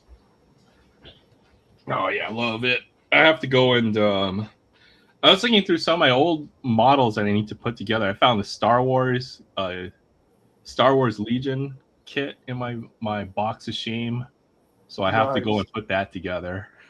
Star Trooper or Stormtroopers, and then like some Rebel soldiers. So that would be fun. Where did you find that cool Gundam? Did you find it at the Asian market? No, this one I bought off of Amazon. They had a pretty good deal on it. So That's sick. my dad did get a couple more off of eBay that will need to be assembled. Like I did get this one, which is a big box. Is that the one where it's the little pieces? Oh no, this is gonna be a big one, or it's gonna be pretty big. It'll be probably about 6 or 7 inch. Is it pre-built or no? Nope, you gotta put it all together. But this is a Heavy Arms, which is has always been my favorite Gundam of all time. Dude, that's a freaking what are those called? Gatling gun. Yeah, it's got a giant minigun. So That's I can't wait to put this one together. But that's gonna be so cool. yeah, Heavy Arms, my favorite Gundam. So I can't wait to put that one together. That we'll do later on at some point. You said they have a Gundam show, don't they? I think they. I don't know if they have any shows locally, but they probably have like some meetups where they build. No, I meant like anime. Oh yeah. I think this one I just built is from whatever the latest anime is called. Aaron, what's it called? It'd be cool to do like a time lapse video for Gundam, but that would take so much time. I think I tried, and yeah, it takes me a few hours to put one together. So, oh man, Chris has multiple boxes of gray boxes of plastic. Yeah, me too. I have a giant pile of shame. That's what you call your pile of miniatures that you haven't put together yet. It's my pile of shame is huge.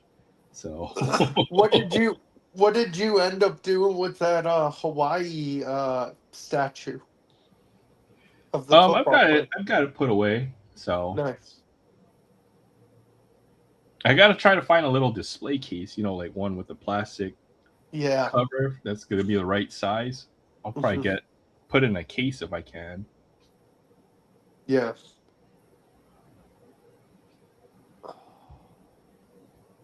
Did Sam leave us already? Well, he's having dinner, so he says he'll be back, and then he'll open that box of Topps Chrome Football, and then he's probably got to go to work, is what he said. So I know Troy's probably setting up his stuff as well. I've got a car for free Friday, so we're going to do the usual festivities tonight. Nice. I was looking at the NHL playoff bracket, so yeah, the Hurricanes had a good year apparently. Yeah, my Penguins made the playoffs too, but I don't think they're going to go far. Yeah, I was looking at that. They play the Flyers. They'll have a good chance to win that series, I think. Yeah.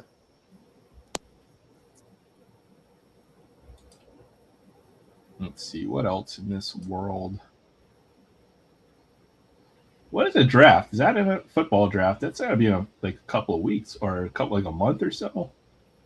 Pretty soon. Yep.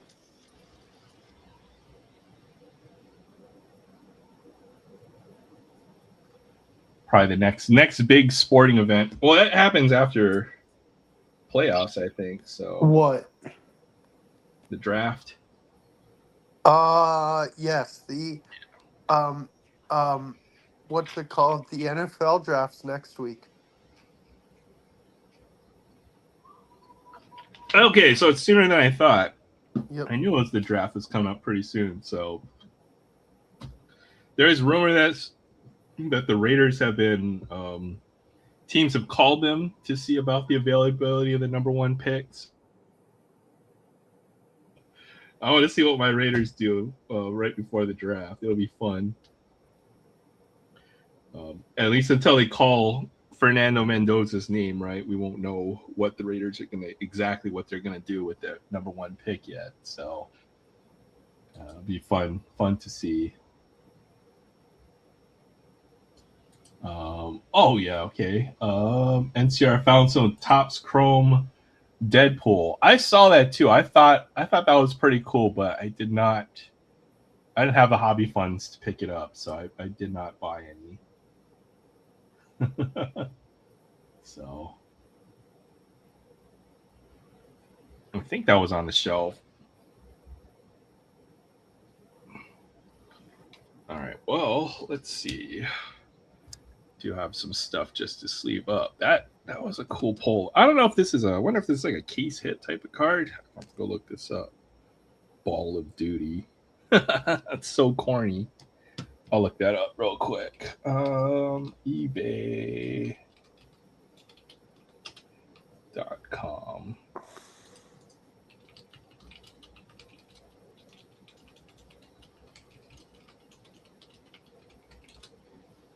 Let's see.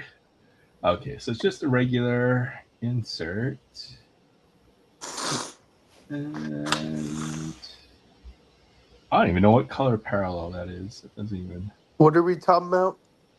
Oh, it's purple. Okay. I was looking at this Giannis card up to see exactly what we pulled here. Oh, they have one. Buy it now, $25. All right. Well, at least I got something out of there.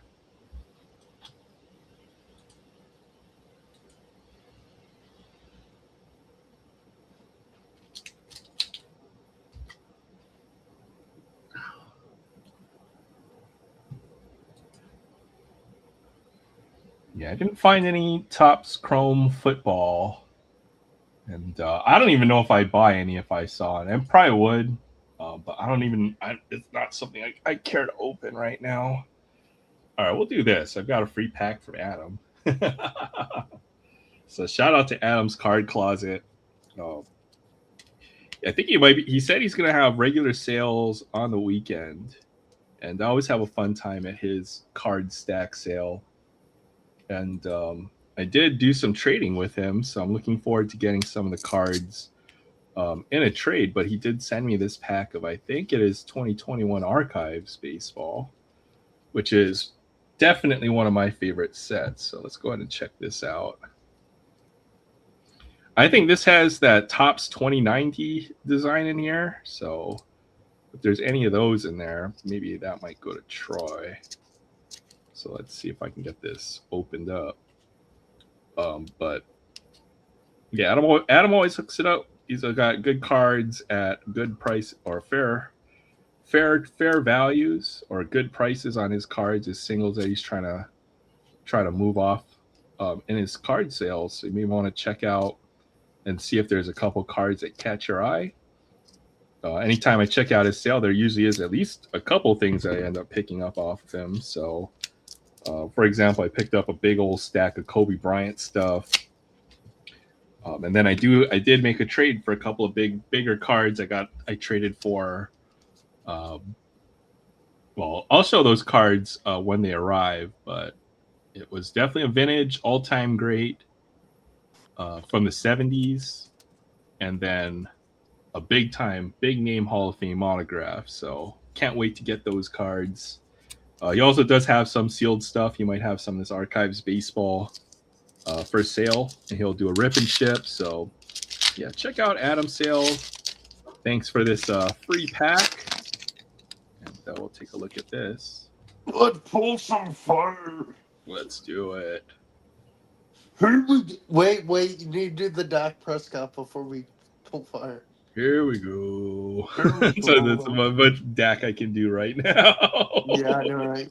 Dude, what is Kutch looking at, bro? He's like, He's like looking, he's like, oh Oh. crap, or something like that. I'm Aw, guessing. That's an oh shoot. crap look. Oh, here it's- we go again. There we go. Gosh. Hey, you Darvish. I've always liked him. It looks like he looks like he's like, all right, we're taking your picture, bro. Don't blink. Yeah, don't look He's like like, okay, I won't blink. stereotypical. Open your eyes, man. Open. No, I'm Yeah, just kidding. exactly. I wasn't gonna say it. I'll say it. I'll say it. I know. I always get that. And open your eyes, Aaron. Yeah, Aaron, why are you closing your eyes, buddy? Rosario for Braves.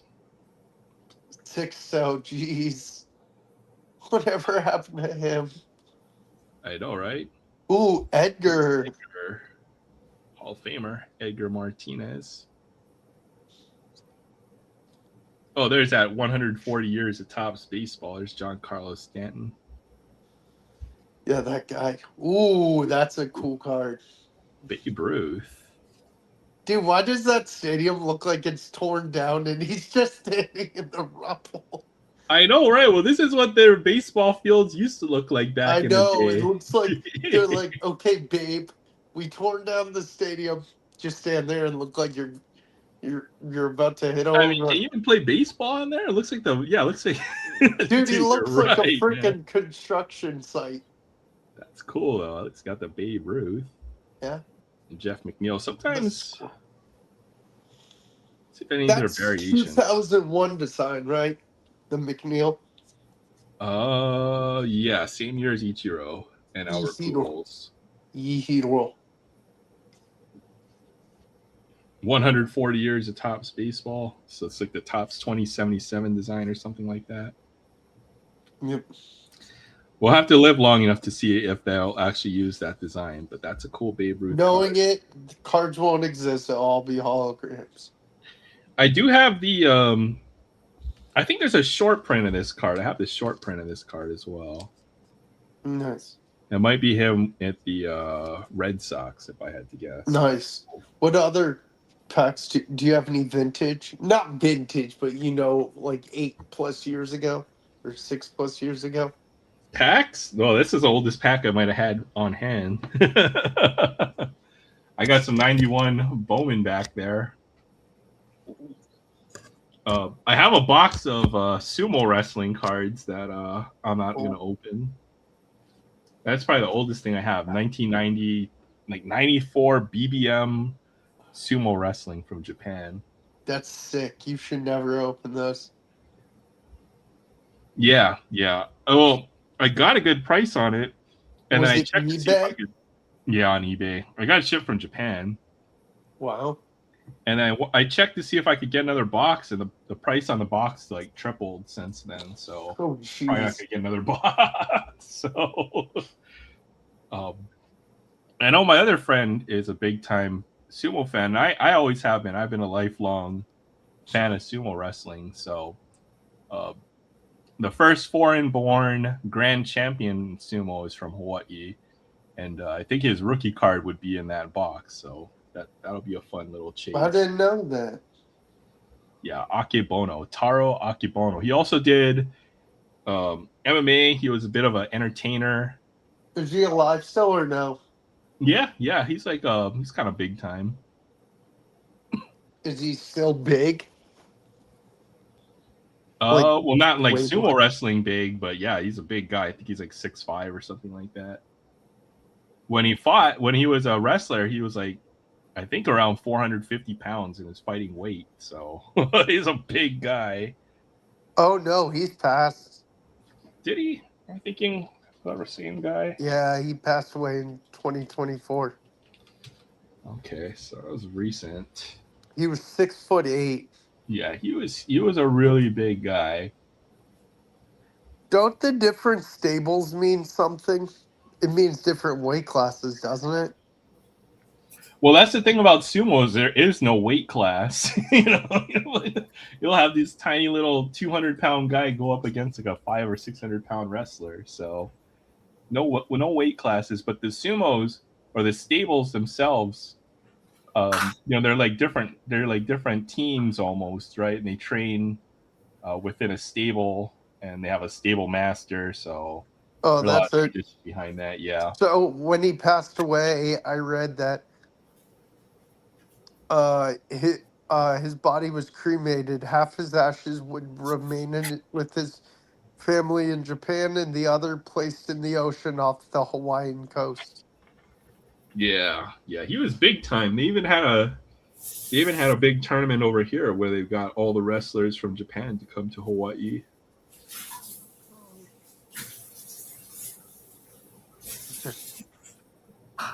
Let's see if I can find.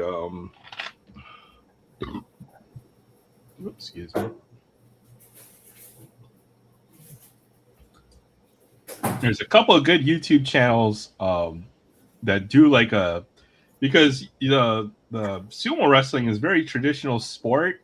So only recently have they allowed cameras or inside look at what goes on within the workings of a sumo wrestling stable. So I wonder what their diet is. It must be stupid insane.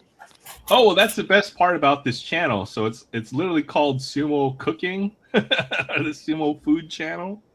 So if you're ever curious to see what the sumo wrestlers eat, then certainly is a channel that I enjoy a lot. Let's see, I'm just So what do they mainly eat, Aaron? So they make a stew. It's called nabe. Basically, you throw a whole bunch of vegetables and chicken and everything into a pot, and then that's literally what they eat. So, have you made it before? Oh yeah. I've made something similar to it, and Is I it do good? enjoy it. Yeah, it's good. It's really good. Here, if anybody's interested in what the sumo wrestlers, check out that channel. I put the link in the chat. I forgot to tell you, I had for lunch today before work, kimbap or whatever, the Korean sushi. Oh, the Korean sushi? Yeah, that stuff's good too. So good. The gimbap or whatever. Yeah, so good. There's a sauce that you're supposed to put on it, and a dipping sauce as well. So I need to find that sauce because I recipe. use soy sauce. Well, it's like soy sauce, but it's a little sweet as well. Sweet, Okay. and it tastes like sesame oil. This is really good. I like that. So I'll see if I can get you a recipe or show you what they traditionally put it in. But yeah, you got to have that sauce on the side. Oh yeah. Do you have any peeps remaining? Yeah, I have the 3-eyed peep that I'm preserving.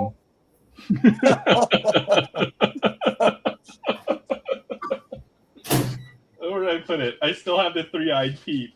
Oh, I have some Dr. Pepper peeps. Here, I'm saving this one forever. It's got 3 eyes. Oh, he's staying in there? Good. Look, it's a 3-eyed peep. Yes. Yeah, so I kept the 3-eyed peep. He's like, why won't you let me suffer like the rest of my friends? No. He got a pardon. He got a pardon.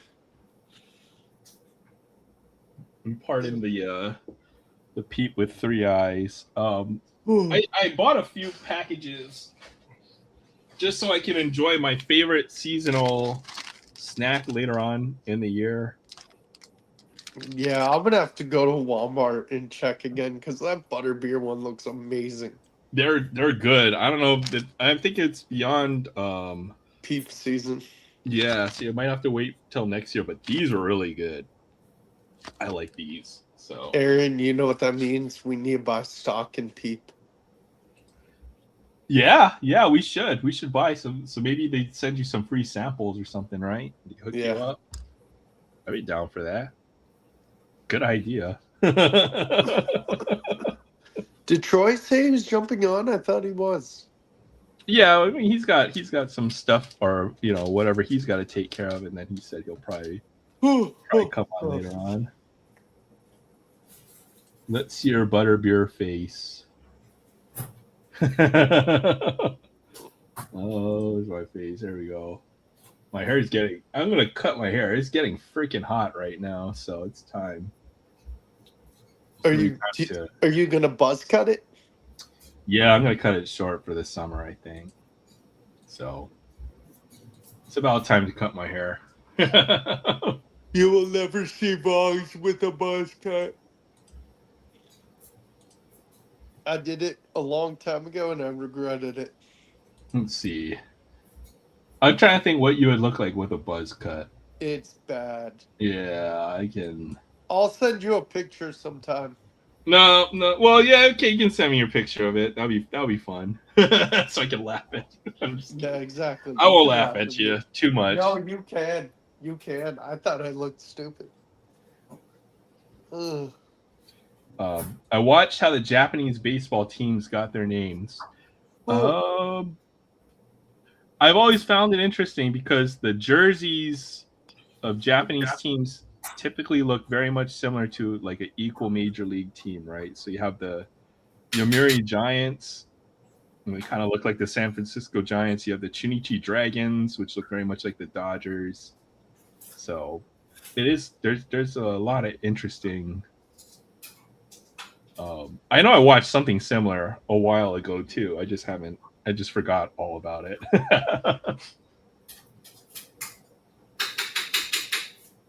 They kind of mirror the American teams in some ways.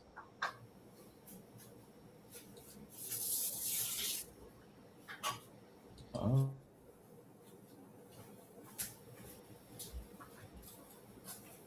the White Sox are going to win today. Okay. 9-2.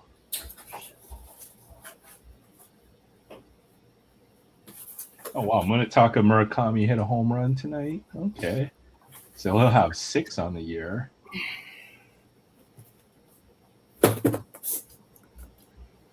Welcome back, Sam. All right, I got something else to open. A pizza barn though? Oh, I haven't seen one of these yet. So I'll open this, and then I got to take the pup for a walk, and then I'll do the next hobby.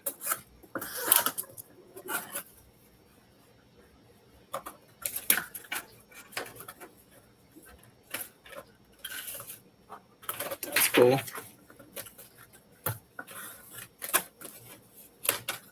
That is definitely some interesting packaging.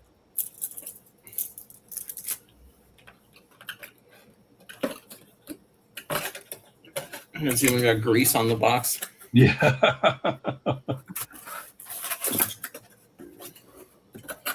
Packs.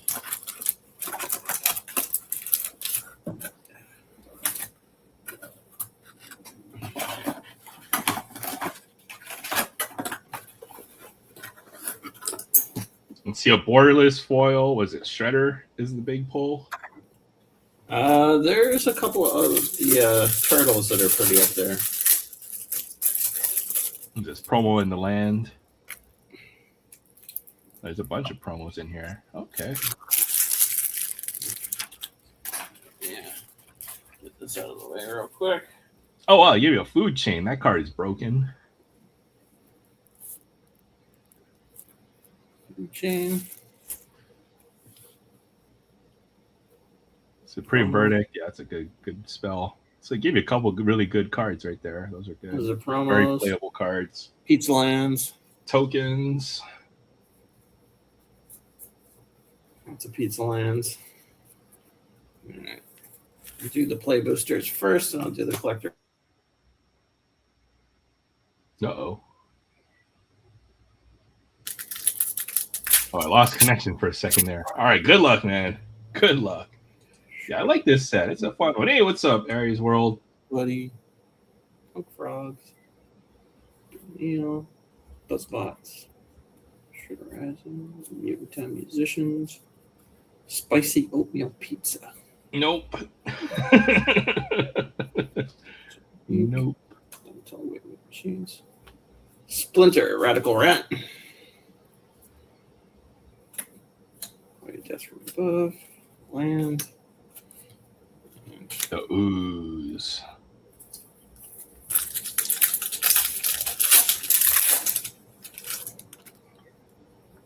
Ninja vanish. Picture Pals, Rock Soldiers, Tenderize, Tonerettes, Omni Cheese Pizza, Everything Pizza.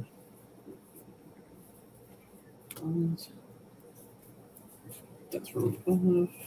Surrounds Technique. Game Master. There's Swamp Stalker. Gold Dash Time. And Mutagen. Good luck indeed. Yeah, it's a fun set. I just haven't found it in my budget quite yet to pick up any.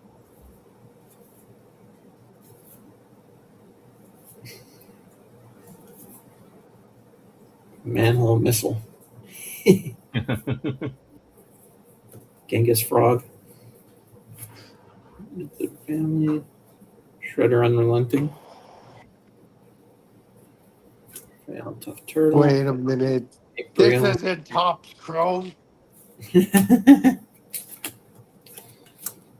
I laid out the agenda.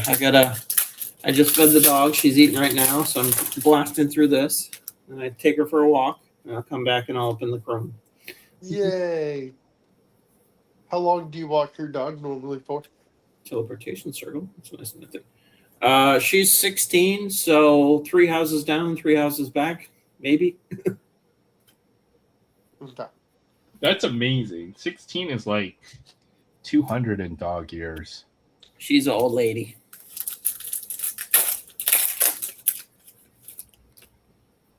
Butler. Is this Ninja Turtles? Ninja Turtles. Ninja Turtles. Yeah, I'll Heroes in stay for Redemption. the pack. I'll stay for the Top Chrome, and then I'm going to bed. Got a long day ahead of me tomorrow, I heard. Sounds good. You got anything big planned for tomorrow? Just work 10 to 7. Long day. Yep. But next Saturday, I don't work. I got someone to take my shift. Oh, let's go. And then the Saturday after that, I won't be on because my sister's getting married. Oh, yeah, that's right. Congratulations. Thank you. And I'm going to get to see my cousins, which will be great. Well, that's not bad.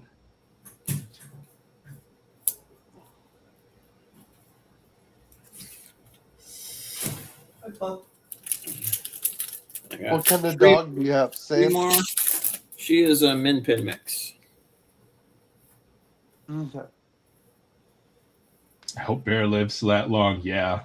16 is. Who? The smaller dogs tend to have a bit Airy longer Bear, lives. yeah. Airy Yeah. Bear.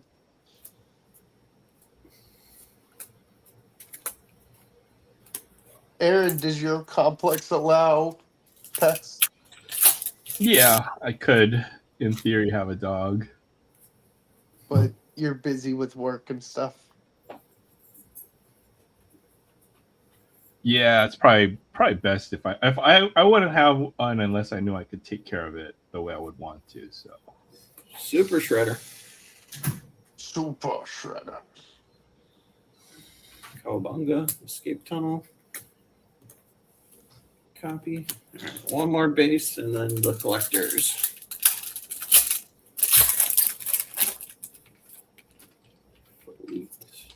Eight. Cowabunga. Move. Stopping. Let's run this technique. Cloning of Shredder. Ice Cream Kitty. Escape Tunnel. All right. And the big boy. all right, good luck. The other ones are all easy to open. This thing is like. Yeah, Super Shredder I think is the most valuable card in the set. So that was a big one. Is it? Yeah, it's like a $30 card. Nice. Monster Attack. Mouser Attack. Surveillance cam. Mutant chain reaction. Shredder's revenge. Tough turtle. Rain filter. Hey, what's up, Adam? Good to see you. Adam. Shredder unrelenting, another one. Driving Lyle. Nice edge Pizza. foil. Oh, okay. Yeah, those are probably just land. Land is always playable, often the most valuable cards in the set. Token Razor. Unsupervised. Down at Raft Art Science. Splinter of the Shadows. That's cool. Yeah. And the Ooze. I wonder if that's like an alternate art as well.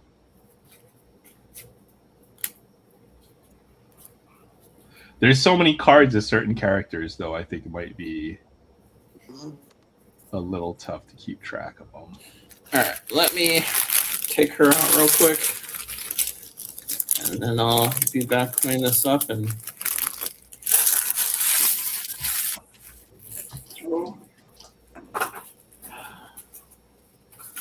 take a swing again. It's gonna be funny if Troy's listening. I shipped out some stuff out to Adam before I shipped out to Troy. So I was waiting for the boxes, the right size boxes, to be able to pack up all of Troy's stuff. That stuff finally came in today, so now I can pack that box and get that shipped off this weekend is my goal.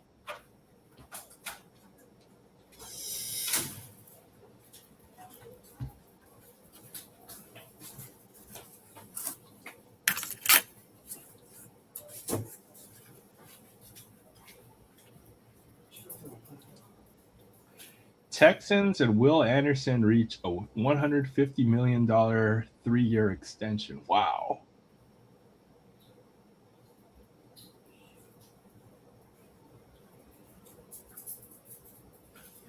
Makes him the highest non-paid quarterback. The deal includes $134 million in guarantee. Wow. That's a quarterback money right there. He's good. Will Anderson. Yeah. Here. Wow.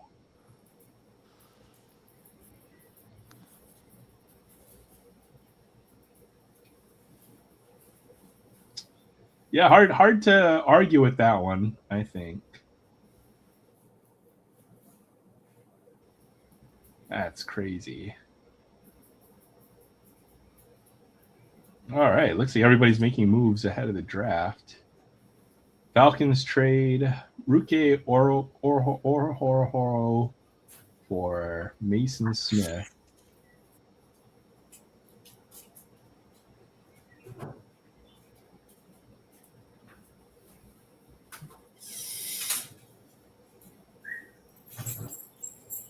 I saw some kind of rumor about the Raiders potentially talking about trading that pick. And if they do, I don't know how I'm going to feel about that, but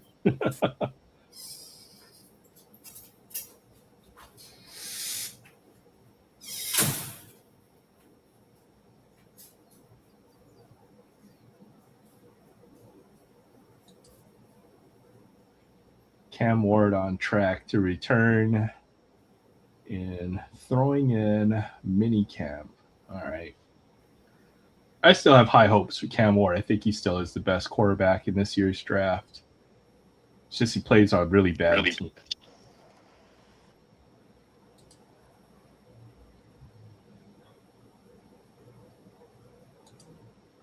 Oh, Garrett Cole throws 4 1/3 in first rehab start. So it looks like he's getting ready to come back for the Yankees.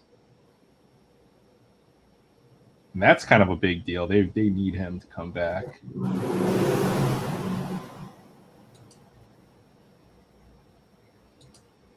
Oops, missed some chat. Okay, NCR still has 5 packs of Teenage Mutant Ninja Turtles to open. I have a few loose Magic packs somewhere, but I haven't had the urge to open them.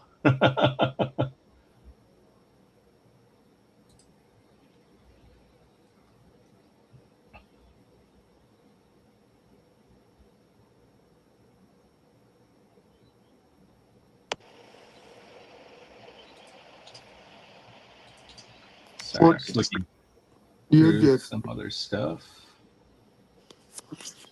Gold King, Alex Ovechkin, pretty sure he will play a 22nd season. Interesting. Maybe. I think he'll play next year. Probably one more, and then Crosby's got like 3 more. Yeah. Ovi's got a lot of gray hair, so. Yeah. Oh. Oh.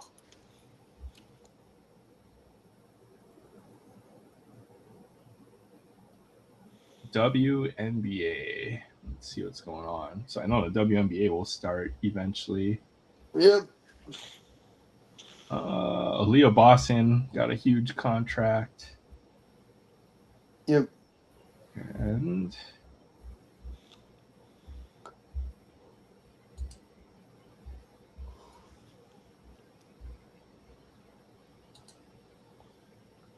sorry, I'm just reading all kinds of. Very good. Ovi needs to retire. Who said that? Yes. Who said that? Yes, I agree with Adam. I think Ovi needs to retire. You've already accomplished everything. Well, he had 30. He had more than 30 goals this year, which is kind of the mark, right? So he still can play. That's for sure. Whew. But he's probably he should probably hang it up if I have to guess. It took Bryce Young until the last half of last year to show he was better too. Yeah, that's true. Panthers built a good running game around him. That's what kind of took Bryce Young. We screwed Rico Dowdle over. Really? What the heck did you guys do? You already have Chuba to a big contract. Though, we didn't play him in the playoffs, and then he just left to go to Pittsburgh. Well, you guys couldn't pay Rico Dowdle because you already re-signed Chuba to a pretty big contract, I think, right? Yep. Oh. I feel like the way Rico Dowdle played, though, you probably would want to have kept him more, though. Yeah, I agree. Hubbard. I agree. There we go. Yeah, DK. Oh, man. How are the Cowboys going to do this year? Mediocre. Here, I was digging through some of my old football, well, not old football cards, but stuff I hadn't looked through in a while. Who is it? Is that Davis Webb? No, it's a Danny Dimes rookie card. Oh, better. Yeah. And then, I don't know if you saw this, but check this one out. I got this auto at my show this month. Oh, dang. That's nice. Mr. Dusty Baker, future Hall of Famer. Yeah. And I got this as well. Yep. Shout out Jay Thompson if you're still watching. Sorry, I got to show it again. No, that's sick. Yeah. Where did you get that? At my local card show. I paid like $15 for this card. This is an absolute steal. Nice. When's the next show? In about a month, I think. So it's a monthly show. It was to happen last weekend, so I guess 3 or 4 weeks. So, and I dipped into the Jordan Alvarez market this week, so I picked up a. How is he playing this year? I mean, he's having a great start to the year. He's already got like 6 or 7 home runs. Dwyer Sam again. He's hitting like an MVP this year. All right. So the auto was the 3 autos I picked up were. I just had it here. What did I do with it? So one was Dusty Baker. The second was Nico Horner, rookie auto. Yep. And then Jordan Alvarez. Nice. And, yep. So I bought 2 Jordan Alvarez autos since I know his stuff's been down over the last couple of years, but if he continues at his current pace, his stuff might end up going back. So this might be the last chance to get get some good Jordan Alvarez stuff. At Dusty Baker. And then what else did I pick up? Ton of Michael Jordan stuff. 2 $3 Michael Jordans. Yeah. So I got a big old pile, 10 or so in here. A couple of Cooper Flag rookies. Ooh. Excuse me. I'm LeBron sorry. James. And what else did I find? Oh, this Ken Griffey Jr. relic. So That's sick. didn't have one of these yet. So got me a piece of game used Ken Griffey Jr. Yep. Nico's having a great start to his year too. He's already got 3 home Let's runs. go. All right, good luck, Sam. Right. What's the praise? Here we go. Here we go. One time. How many packs is it again? Lots. I One, think it's like too 20. many. Lots.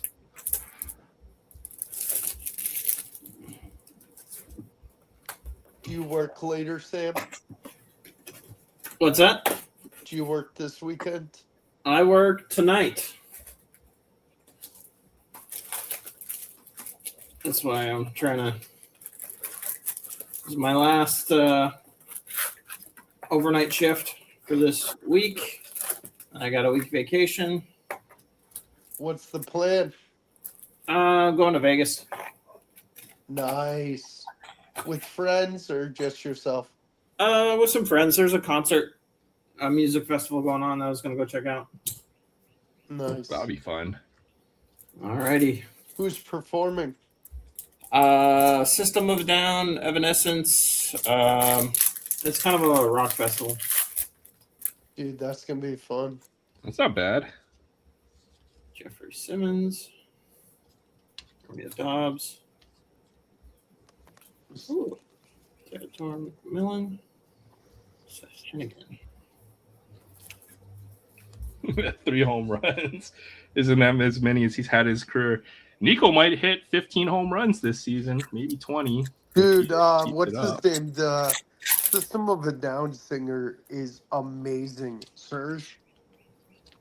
Serge What's his Tankinian or whatever. Yeah, Yeah, he's- dude, his vocals are insane. Xavier Watts.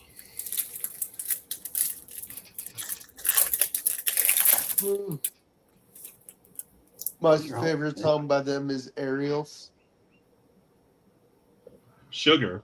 Sugar is my favorite System of a Down song. Oh, that's Yeah, I'm good. looking forward to all of them. Chris Jones. You gonna play the slot machines? Yeah, I got a gambling budget. We'll see how it goes. Cedric Tillman. Benjamin Morrison. Good luck. DK says that Jackson Dart Superfractor was pulled. Dang. How far's the flight? Do you have to fly directly to Vegas or LAX? Yeah, it's like 6.5 hours, I think. Yeah, it's 6 about hours. 6 hours. So if Is you that stop in red? LA, then it's like a little longer. Is that red? Could be. Yeah. Magenta? Magenta? Yeah. Lave. Ooh! Oh, okay, there you go. Oh, That'll do. Magenta or that not? would be just fine. Yeah, there you go. He just spoke of Jackson Dart. He spoke There's a it big into hit right there. existence. Nice pull, Sam.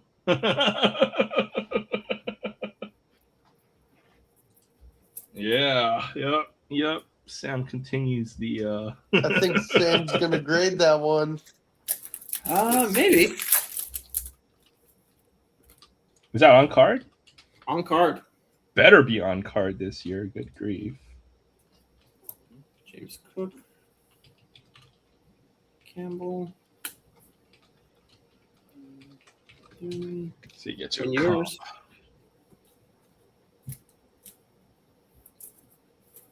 They're asking some dumb prices for some of these. Yeah. Joe Burrow. Anderson Jr. Anderson Davis. Ashton Genty. There's one for you, Aaron. What? Oh, sorry, I'm tabbed. Ashton Oh yeah, there we Kutcher. go. Sweet. Yeah, I'll trade you for that. No, it's for me. Well, let's see. Pink on card, 1 bid, Ooh, 3 another days to orange. go. Let's set that Oh, to the sick. side. Tyler Warren. Hey, what's up, Adam? Hello, everybody. I Trayvon guess Henderson. I'll have to stay on extra because Adam's here. I'll stay till 1:30. Gosh, Adam. No, I'm kidding. No, I'm giving Adam grief. How's it going, Adam? Hey, Will, Aaron, Sam. Did How's you it see what going? Sam just pulled a couple Yeah. minutes ago? Nice dart. Yeah, it's sick. Harris. Well, at least this box is not a big loser. Yeah, you'll probably break even on the 2 boxes. Just with off pay that at one card. least. Yeah. Wow. Jefferson. There's another Raider. Who is that? Darian Porter. Who's that Pokemon? It's Darian Porter. So there's your comp right there. So What's that? sold. Magenta Lava Refractor on card. How much? 1,700. Ooh. Bam! Yeah. Miles Garrett. Sharton. Yeah, I gotta probably try and flip it soon. I would. That Yeah. is a 25, so Maybe you could get a few of the Sean Alexanders you need. the hard part is they just don't show up. Uh, That's where I'm at now, is just waiting for him to show up. Marks. You might have to check some other websites, maybe like ComC or Man, this maybe- is the Raiders box. Look at that. Got the whole Raiders rookie class. I don't know if that's a good thing or how you feel about that, but we'll take it. Wilson. Ooh, Bonix. Jalen Reed. Josh Simmons.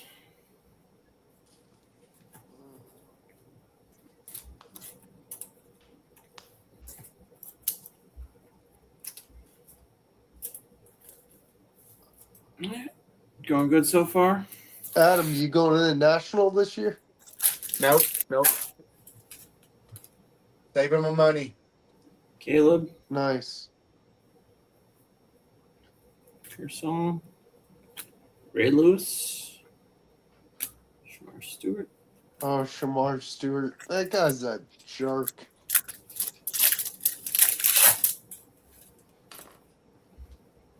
Justin Jefferson. Najee Harris. Is that gold? TJ Hawkinson. Ooh, another Jackson Dart. Just a base. Still good. I mean, he had a nice finish to his year, if I recall. Yeah. I'm thankful for Jackson Dart for beating the Raiders in week 16 and winning the ultimate and allowing the Raiders to win the ultimate tank bowl and giving us the number 1 draft pick this year. So I've got him to thank for that. This is definitely a Raiders box. Oh, speak of. Dude, Two. you could just give Aaron the whole Raider set. Yeah. Chase McLaughlin. Those are nice. I like that parallel. Yeah. I got 3 more packs. What time is it? Yeah, I'll call it in 30 minutes. Ooh, blue. Ooh, another dart. Another one? Another one. Oh, blue Wagner. parallel. Rams. Jared Verse He's a stud. Yeah. to 150. That's a nice color as well Yeah. for that team. Yep.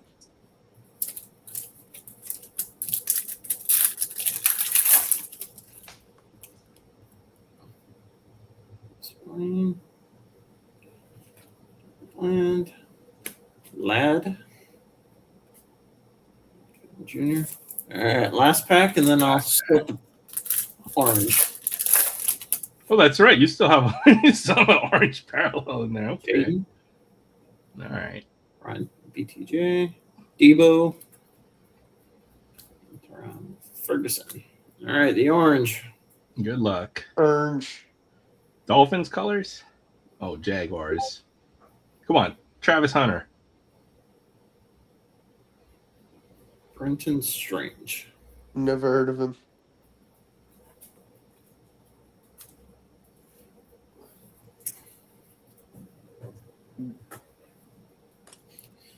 How is that Jackson Dart auto sell for more than a Bo Nix autograph in the same? Or that's like It's absolutely wild. I don't make any sense. What are you up to, Adam? The current Well, hype is absolutely real. One's a New York market too. You know, big team market. So I should throw this on eBay immediately. You Yes. should. That is true with the big market teams. Yeah, you got a point there. Giants have been terrible the last few years, though. So Here's the Raider haul.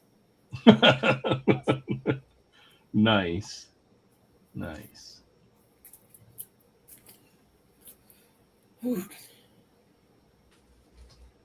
Yeah, that's sick. Congrats on that one. yes, That's a nice card.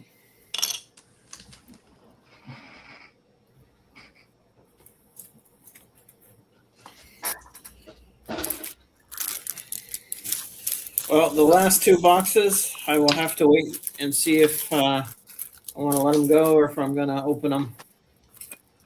But just because I already pulled one solid card, I'm kind of leaning towards opening. Usually, what I've bought direct from Topps is you'll usually get one big card. I've had good experiences. My thought on it is, if I can let that one card go for what I paid for all four boxes, They'll cover everything, right? yeah, then I can enjoy opening it, keep everything else. Yeah, that's not bad. Hey, congrats, man! What a big pull! Yep. That's freaking monster, dude. Let's go. So That's. I don't think I've seen that's probably the biggest card I've seen from the product so far. So at Some least of from those what I've base seen. hits are crazy, but they charge stupid money for it. The manga, I guess they have, or some kind of anime or Japanese. Yeah. It's got Japanese text on it, which means it's worth a lot of money. How you doing tonight, Adam? I know you just finished up with work, so you must yeah, be doing good. doing good. I got a big box of goodies that came in the mail today that I haven't got a chance to get into yet. So I figured I'd maybe open that up some point in time tonight with y'all. Sit there. Let's do it. Oh, I'm going to bed for soon. sure. Let's do it now. You ready? You wanna? Up to you if you wanna. But yeah, more than happy to check to see what Adam's been picking up lately. He's got a good eye for stuff. So a friend of mine has a YouTube channel, and let me go ahead and get the addresses. Is kind of not showing there because I don't want to do that to him. Let me mark them out right quick.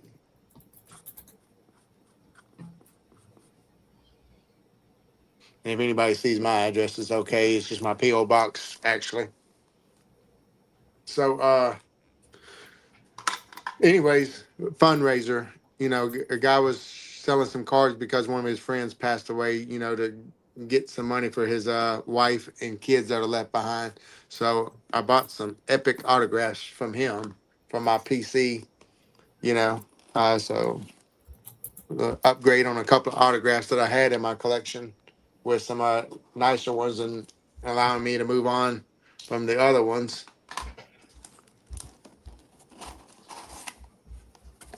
Oh, these are going to be fire.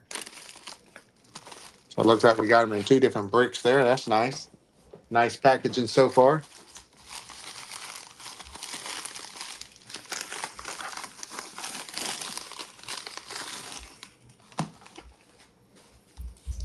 He's put the money for him right there. So we'll just start with this first one. We got a Gary Carter. I love these Sports Illustrated autographs. That's nice. And Gary That's- Carter, of course, passed away early, so he doesn't have a whole bunch of autographs on the market like a lot of people do. So ironically, that card sells for $50. And Gary Carter is not like one of the biggest name Hall of Famers, but so on and so forth. I got a Duke Snyder. Oh, the Duke of Dang. Flatbush.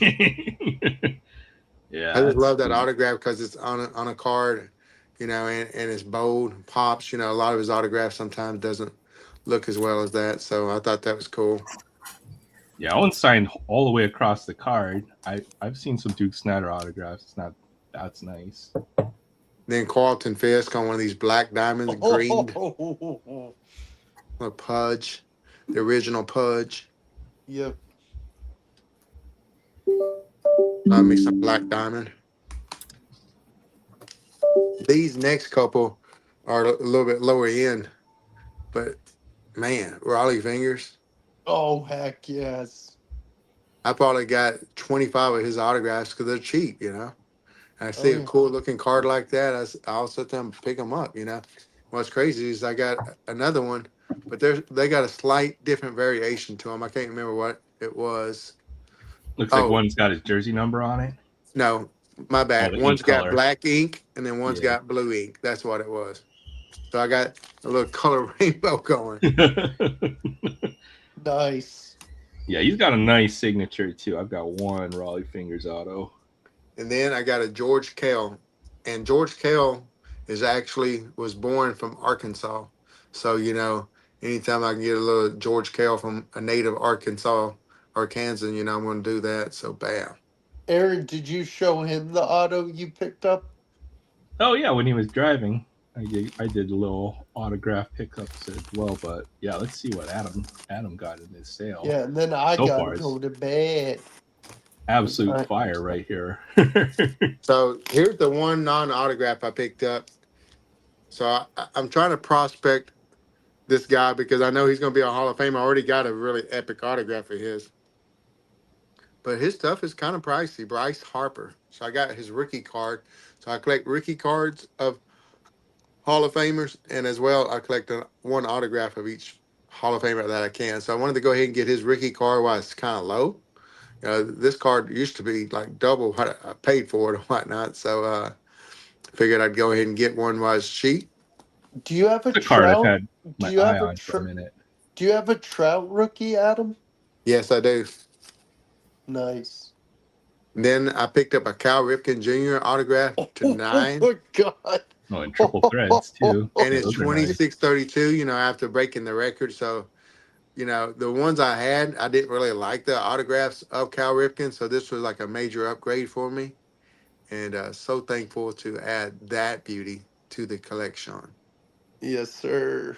That's I gorgeous. should have 20 cards here total. 1, 2, 3, 4, 5. 3, 4, 5, 6. Looks like I may be missing some. I don't know. Maybe they're all here. I should have 20 total. I paid for 20. But then I picked up this beautiful Reggie Jackson. Ooh. Wait, whoa. Wrong uniform, my good sir, but that's Yeah, wrong uniform, but it was still an upgrade to the card I had because I had like a Leaf product where he was supposedly in the Yankees uniform, but it was airbrushed out. So at least he's in a uniform on this one, and it's numbered to 18, so it's lower numbered. that's sick. But here's another Reggie Jackson autograph, That's a better uniform. and I like that one. And to me, this is my favorite uniform for him because it's his rookie year uniform. Yep.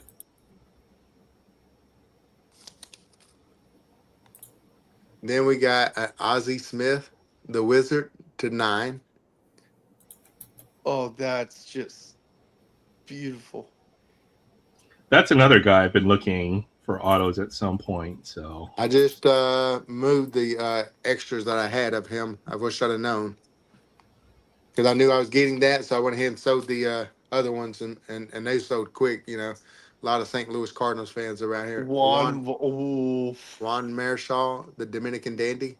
That's sweet. This is the Heritage. That's not an original. 73 tops. And then I have another Carlton Fisk to 18. And of course, it's got Well, cards there. well done, sir. So I got 1, 2, 3, 4, 5, 6, 7, 8, 9, 10, 11, 12, 13. I'm missing 7 cards, it seems like. That's I had to weird. I had to redo my math. This person might be owing me some more cards. That's another reason why I wanted to open this up on camera or whatnot, so I can sit there and make sure. I might be off on my numbers. It might be 13. It might have been 7 and 6. So I don't want to jump to conclusions, but I got to do some math when I can. But yeah, this is the type of stuff I'm slowly trying to do. Upgrade a couple of cards, and then as well chase cards, you know, Mm. Oh yeah. that needing, like, the Bryce Harper and stuff. Oh yeah. Yeah, what a selection though. Yeah, this is freaking Yep. awesome. Thank you. Well, gents, I'm calling it a night. I'm done. I'll see y'all next week. Have a good night. Later, All Will. right, take care, Will. Thanks for stopping Yep. by. Always. Thank you, Barry. Good night, Christopher Works. It looks like Christopher Works bounced as well. Crashed out. Oh yeah, take care, Chris. Thanks for stopping by. Have a great weekend.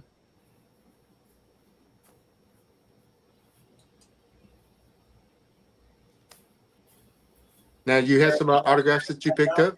You mind sharing those again? I didn't get a chance to see.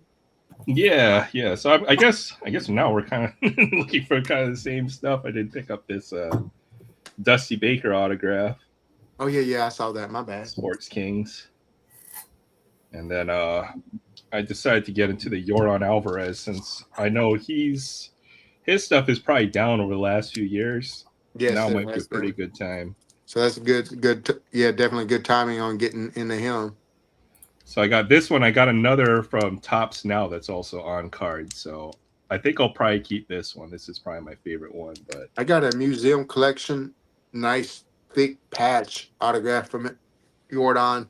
Then I want to sit there and say maybe another museum collection rookie year autograph of his. So yeah, I tried to prospect him early before they got expensive. So I got into him cheap on the other side of them going up, so on and so forth. I don't know if you saw my message earlier in the chat. I just think he's got David Ortiz written all over him. very similar players. And when he's healthy, he could have an MVP season sometime before he's done. I think. Yes. So He's actually in one of the top, one of these so early in the year projections, to be an early uh, favorite or whatnot for one of the top few favorites for that already. Mm-hmm. Yeah, I think so. He's already got like 7 home runs on a year. So I stole this card. I think I paid $15 for this Nico Oh Horner man, autograph. you stole that for sure. Yeah, so this is the best pickup at the show for sure. And I've already got a couple Nico Horner autographs, but yeah, he hit back-to-back home runs in the last 2 games, so that's like more home runs he hits in a normal season. I'm loving it. Trout's blowing it up too.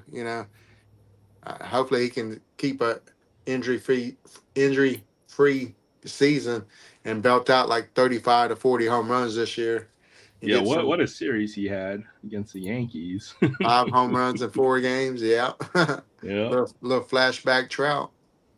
I love these older relics, from late 90s, early 2000s. So I got went a through Ken my Griffey Jr. one. Yeah, I went through my Griffey collection the other day and was trying to pull out stuff that I thought was great. I got a guy that's like got a spot on eye for grading. And he come over and look at my stuff. And some of those, had a whole bunch of 89 Upper Deck rookies, I bought up when I was a kid. So, heck, man, my eye as a kid, I'm just trying to get another one of his cards in there and so on and so forth. And, back then, grading wasn't necessarily the biggest thing back then, because I'm a little bit older than you. So grading wasn't like the biggest thing. It's just more about eye appeal. Did the card still look, like it wasn't beat up and, ran over and put in bicycle spokes and stuff. And that was considered decent condition. And, you got book price for them and whatnot. So I just paying 30, 40, 50 bucks for them things back when I was a kid. Because, that's also when there was a big boom in the market and stuff too, back then. So Yeah, the late '90s, I think. I collected right before grading. Grading kind of hit just as I was leaving collecting, I think. So yeah, I know that as long as didn't have banged up corners, even centering wasn't even all that big of a deal. Well, it mattered, but I looked at some of the cards that I had. Like I have a Kevin Garnett finest rookie card. That thing is so off center, but I didn't care. It was like wasn't as big of a deal, and it still isn't to me, right? So if it's got four good corners and decent centering, I think that's pretty much it. I don't need gem mint 10. 8 or 9 is kind of my ideal collecting grade. So I mean, if the graders can't tell the difference between a mint 9 and a gem mint 10 all the time, then chances are I can't either. Is the I way looked I at see my it. I looked at my two 89 upper deck Griffies that I got in PSA nines, and for the life of me, I can't tell why they got nines instead of tens. I just can't. So I don't think. Yeah, when it comes to nines and ten, and probably even sometimes even eights, Yep.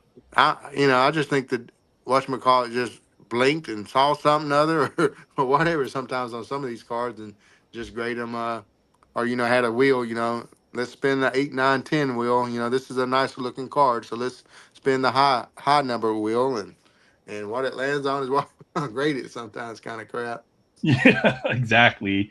I mean, I've seen some PSA 10 cards that I don't think necessarily should have graded 10, and vice versa as well. There's plenty of nines that are probably worthy of a gem mint 10. You put your tinfoil hat on, right? If they're doing population control or stuff like that, there might be some truth to that. But yeah, if the graders can't reliably tell if your card is a gem mint 10, then I think there's a lot. If you can find good raw copies, then that to me that's good enough. I don't need Yeah. a gem mint 10 grade. So I won't pay a PSA 10 premium on a card uh, unless it's close to the raw value or whatever on that card. So, but yeah, what a haul right there. That is quite the haul of autographs right there. George Yeah. Kell. I haven't seen too much of his stuff. I And figured some of these cards I really couldn't tell how they looked, and I figured worst case scenario, I got them at a price point where it wasn't hurting me. I did kind of pay decent on these because once again it was a fundraiser, so I didn't get like no smoking deal, but I didn't get a bad deal either. So I think it was kind of really pretty much spot on. I might have gotten it for like 6, 7% below comps. I didn't have to pay taxes and extra shipping by picking these up one at a time, et cetera, et cetera. So it kind of saved a little bit on that end per se. But the Ozzie Smith, it was a definitely upgrade. The Cal Ripken was definitely an upgrade, and the Reggie Jackson was an upgrade. Those three I needed, and then I was able to add a Bryce Harper. So those four was definitely going to be buys. The rest of the stuff I just kind of picked up. Oh, yeah, I just kind of picked up, and of course, I couldn't decide which Reggie I wanted. So yeah, I went and got both. So you can't go wrong with having a couple of Reggie autos. I don't think. yeah, and those signatures look really good. I think especially later on, eventually their handwriting gets a little shaky, so Yeah. you want to find the autographs. I guess they're kind of signed. Like I think I got a Orlando Cepeda autograph that looks Yeah, a his little autographs shaky. gotten bad over the last few years. Rod Carew as well, the last Oh yeah, Rod Carew Rod Caruth's autograph. very shaky. Yeah. So that's kind of another thing to kind of look out for. The Juan Marichal, that's a nice one. I haven't seen that autograph Yeah, in a I collect while. a lot of the heritage autographs of the Hall of Famers and stuff. So I got a nice little stack of different Hall of Famers. So I saw that as I say, yeah, that'll definitely be one to stay in the PC. And I got a whole bunch of these from different players. So that's the reason why I wanted that Sports Illustrated. The ones I might potentially move would be these two probably. If I was going to move some, because I do have a nice George Kell, and I do have a few Carlton Fisk. I probably got about 10 different Carlton Fisk. I didn't know how this would look. I mean, it's solid. I still like it, but those are the two that I would sit there and say I'd probably move. I love me some Carlton Fisk though. Oh yeah. Yeah, all the high end sets too, the triple threads, and we have their Topps Tribute. I do like the heritage autographs, the real ones, because if it's of a vintage player or a retired player, typically they'll use the same card that was printed for that year. Well, see, this is not actually the card for Juan Marichal on that though, because it has the high leg kick on the real 73. Yeah, at least in one case, I know I have the Reggie Jackson. I have his 1970 design, and they reprinted that same card design, so it looks like a mint, like a gem mint. 1970 Reggie Jackson, except just the difference is it's a reprint. Okay. And it has a Topps autograph issue. I know they've done that for a few players though, so that might be something else. I thought it was Archives that kind of might have used the same design, and I thought they actually did the buyback, just got like an original card, and then had them to sign it or whatnot. Well, Archives typically will put it in whatever design they're using for that year, and then usually they'll put a different image from what I've seen. Let me see if I can find that. I got it handy somewhere. I'm talking about the Archives signature series, though. I know what you're sitting there saying. Yes, the regular Archives product, yes. I'm talking about the signature series where it's just one slab card per pack. That they'll actually use original cards or whatnot and stamp it with the Archive signatures.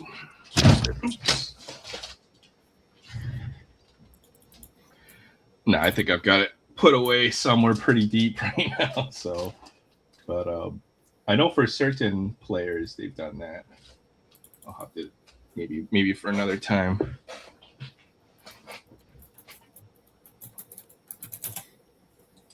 But yeah, quite a nice haul there. So Yordan Alvarez hit another home run tonight. Nice. Keeping that team afloat right now. They just had a tough stretch. Well, they let that big pitcher guy that been their ace pretty much. They let him go this year or whatnot. Sometimes it's just hard to get that pitching staff ironed out after you let guys go. Like we let Max Fried go, a couple of years back, and it just kind of hurt our pitching staff rotation. Chris, we brought Chris Sale over, and them two would have been a nice 1-2 punch for us. But then, they let Max Fried go, the dang dreaded freaking Yankees with the big money payroll. It seemed like the Braves were going to put together, another rotation for all time. They just had a bunch of young pitchers. They all. Oh yeah, we got a lot of promising pitchers, but yeah, they all got hurt at one point in time. Spencer Strider, Waldrop, AJ Smith-Shawver. Can't think of them all, but yeah. We got another one that's pitching like 100+ miles an hour in the minor leagues. Dieter, that pitched really well during the preseason too. That got a lot of hype around him right now. Mike Soroka, that was another one for the Braves. Yeah, he's pitching somewhere else, and one of my friends said, all these ex-Braves pitchers always come and plays our Tigers and beat us up and whatnot. So he messes with me. So I wish they would have stayed on the dang Braves to where we wouldn't have to face them very often. The Tigers over the American League, and so on and so forth. So yeah, Braves seem to be doing pretty good. Well, at least to start.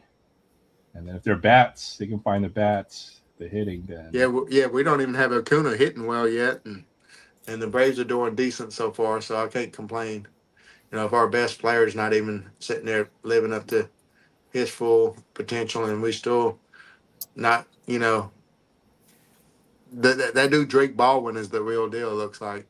Yeah, he's already in that early preseason hype for National League MVP. of course, that's Otani and Judge's awards to lose over the next few years, whatnot. Them guys are going to just eat those awards up. It's like Barry Bonds all over again, where the same guy just gets it because he's that much better than everybody else. You know what I'm saying? Yeah, yeah. Otani and Judge, they've won like what every year for like the last 3 years. It feels like it. And what's Like back crazy to is back. both of them was in the same league there for a while. There's like back to back years, each one, but technically, easily, the other one could have technically probably won it, and each one of them could have had one more. Yeah, so I think what Otani's got 3 MVPs, and I think No, uh, Judge two. has three. Otani has Judge has four. 3, 4. Yeah, Yeah, it's two, like two, every two, year. two in each league. That's ridiculous. Yeah. So those two just kind of outshine a lot of other folks, that potentially could win the MVP. Yeah, So Schwarber could have easily won it last year in some people's eyes, and then Kyle Raleigh could have easily won it last year. Cal Raleigh and Bobby Witt Jr. So they might have to wait a few years to see if they get a chance to win an MVP down the road. To me, Otani's putting up numbers that I don't know ever be seen again. It'd be a long time. Dude to sit there and done two MVPs in both leagues. Only Frank Robinson has won an MVP in both leagues, and it was one each. And Otani's done two each in each league. Only player ever to have 50-50 home runs and 50 stolen bases. The only player that's ever had 50 strikeouts in a season and 50 home runs. Because you remember when Babe Ruth was pitching, they weren't striking out a bunch back then because they made contact, and so on and so forth. And you didn't want a pitcher throwing a bunch of pitches back then, so they sit there and threw the strikes and force the guy to hit the ball and get ground outs, et cetera, and so on and so forth. So they didn't strike out a bunch back then. Yeah, Otani might win a Cy Young before he's done the way he's pitching this year, it seems. And then what he had like 3 home runs in one game and like 10 strikeouts, something other nobody's ever done before too. Otani's just like a freak. Yeah, it's something you'll probably never see in your lifetime again. That's for And there's sure. all kinds of other stats I'm probably just not even thinking of that he's already set records and stuff too that just never be touched again. Well, Barry Bonds felt that way, but we all kind of know his true secret to success there. But when Barry Bonds was in his peak with the steroids and stuff, he was putting up numbers that will probably never be touched. But Yeah, you still. I'm one of those guys that still will give him some credit, but I'm not going to give him credit to like longevity like Hank Aaron and the home run record for a career or whatnot and so on and so forth. But certain things, man, when you had that keen sense of eye, like he did and walked all them times, that's the type of stuff I sit there would give him credit for the talent for that, and then be as well so feared that you're going to sit there and get walked intentionally with bases loaded, that type of stuff, and so on and so forth. So Barry does deserve some credit, and I think he belongs in the Hall of Fame. I I don't know agree. what that is about, and so on and so forth. To me, you let the freaking guy that sat there and spearheaded it all in the Hall of Fame with the commissioner, but you don't let the players. Yeah, a lot of these guys will end up in the Hall of Fame. I'm fairly certain. Barry Bonds, maybe not in his lifetime. I'm thinking is the way that they're going to Man, do it. man, I don't know. After this last kind of ballot and so on and so forth, and the way they try to write the bylaws in and to kick them off the ballot, you know, for 20 years or something like that, if they don't make it within the 2 times or something like that, I can't remember the deal. But those new bylaws or rules that they put in, pretty much just try to wipe these guys off the ballots, ever, kind of makes no sense. It doesn't make sense because it's a Hall of Fame. It's a Hall of famous players, notable players. You can't really have it without them. Um, and that was just part of the game in that era. So it's a shame to leave all these guys out who aren't going to make it. But Roger but then Clemens, yeah, the but other then big you omission. yeah, but then you put these guys awards in there and their gloves, bats, and stuff like that. You can let them be in the Hall of Fame with their stuff, but you're not letting them be in the Hall of Fame. To me, that's a kind of a little bit of an oxymoron as well. Oh, that's true. Yeah, they have all the. I'm guessing at least his record-breaking home run or something like that. They might Yeah, have yeah. some stuff. They got that type of stuff in there. Yeah, it's a shame. There's even some guys who, I don't think at certain allegations they may have admitted to it, but they've never popped positive or whatever. Like David Ortiz is in the Hall of Fame. Yep. So Other people that Pudge Rodriguez tested for steroids too. He's in the Hall of Fame. You got pitchers that used to sit there and spit on balls and that was illegal back then. But just too too many people that want to sit there and act like they're better than everybody else kind of mentality. yeah, the elitism around it might be the best way to put it. What's up, Troy? Hey, Troy. Hello, guys. Good evening. Hi, Adam. Hi. How you doing tonight, Troy? Doing all right. I had to go plug the phone in, let it charge. I didn't want to come in without the phone on full charge. Yeah, I'm just thinking, you know what? I was going to send you one of those battery things, but I can't send a battery over in an airplane to the mainland, apparently. So, oh, there he goes. Already dropping off. I'm sure he'll reconnect here in a second. Yeah. I'm getting a new placemat. I had a guy sit there and design me a really cool one. I'm going to get printed off here sometime soon. Welcome back, Carter. I'm trying to, it's on the screen. It's like this big and it's so far away I can't see anything. I miss a whole bunch. What did you guys do or what were y'all doing? The same salon? Yeah, well, Adam just showed off his package of Hall of Fame autographs he just picked up, which is absolutely incredible. Bunch of good stuff. Sam pulled like a $1,500, $2,000 card tonight. So it's been fun tonight. Check that bad boy out. A couple of oranges. That's that I remember I saw you pull the orange lava. You must have pulled that auto later. Yeah, Jackson Dart. That's I opened a second box. Ah, you did. Okay. Yeah. And they were trying. I remember right before I left, everybody was talking about Dart. So you pulled the Jackson Dart auto, huh? Yeah, he hit a bullseye. Aaron, you down for a battle? Am I down to what? Sorry. I was just wondering what was some of the stuff Adam picked up. I just picked up I upgraded some Hall of Fame autographs that I needed. I had a very bland Ozzie Smith autograph. It was on one of those Lee Q, with airbrush uniform and stuff like that. Same thing with my Reggie Jackson autograph. So I've just picked up a Cal Ripken, Reggie, and Ozzie that I needed to upgrade.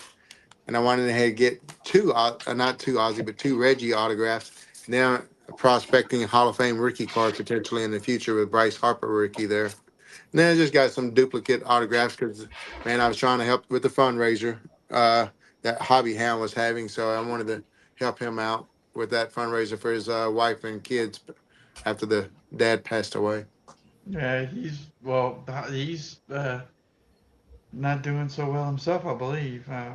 Yeah, Hobby Hound is a little under the weather right now. Yeah. He picked up another one of those the flags of all nations. So we're really cornering the market on this card. Actually, after he showed that one earlier, the Hawaii, I went ahead and looked. That's from was it 1880 something? 1887. 1887. Because there's a Siam card from the same set, 1887. That after you showed that one earlier, I went and looked at it. Somebody's got one. It's got markings on the back, but it's still Siam, which is Thailand, and of course that's where my mom's from. So I looked at it, and I thought, man, it would be cool to get that one. There's some really cool ones. The American flag is probably the priciest car in the set. Also, Korea is like very hard to find, so might look into picking up a few more of those at some point. And there is another Hawaii for sale right now that I got my eye on, but we'll see. Wow. Yeah, we basically are making the market for this card. So whatever you end up paying for it is going to eventually factor into our future comps on that if you try to resell it. Oh my! I just froze. Can you guys still hear me? We can hear Mhm. you. Yeah, your But yeah, camera my is screen's froze not up. updating. That's great. Restart like your frozen face, Troy. Oh man.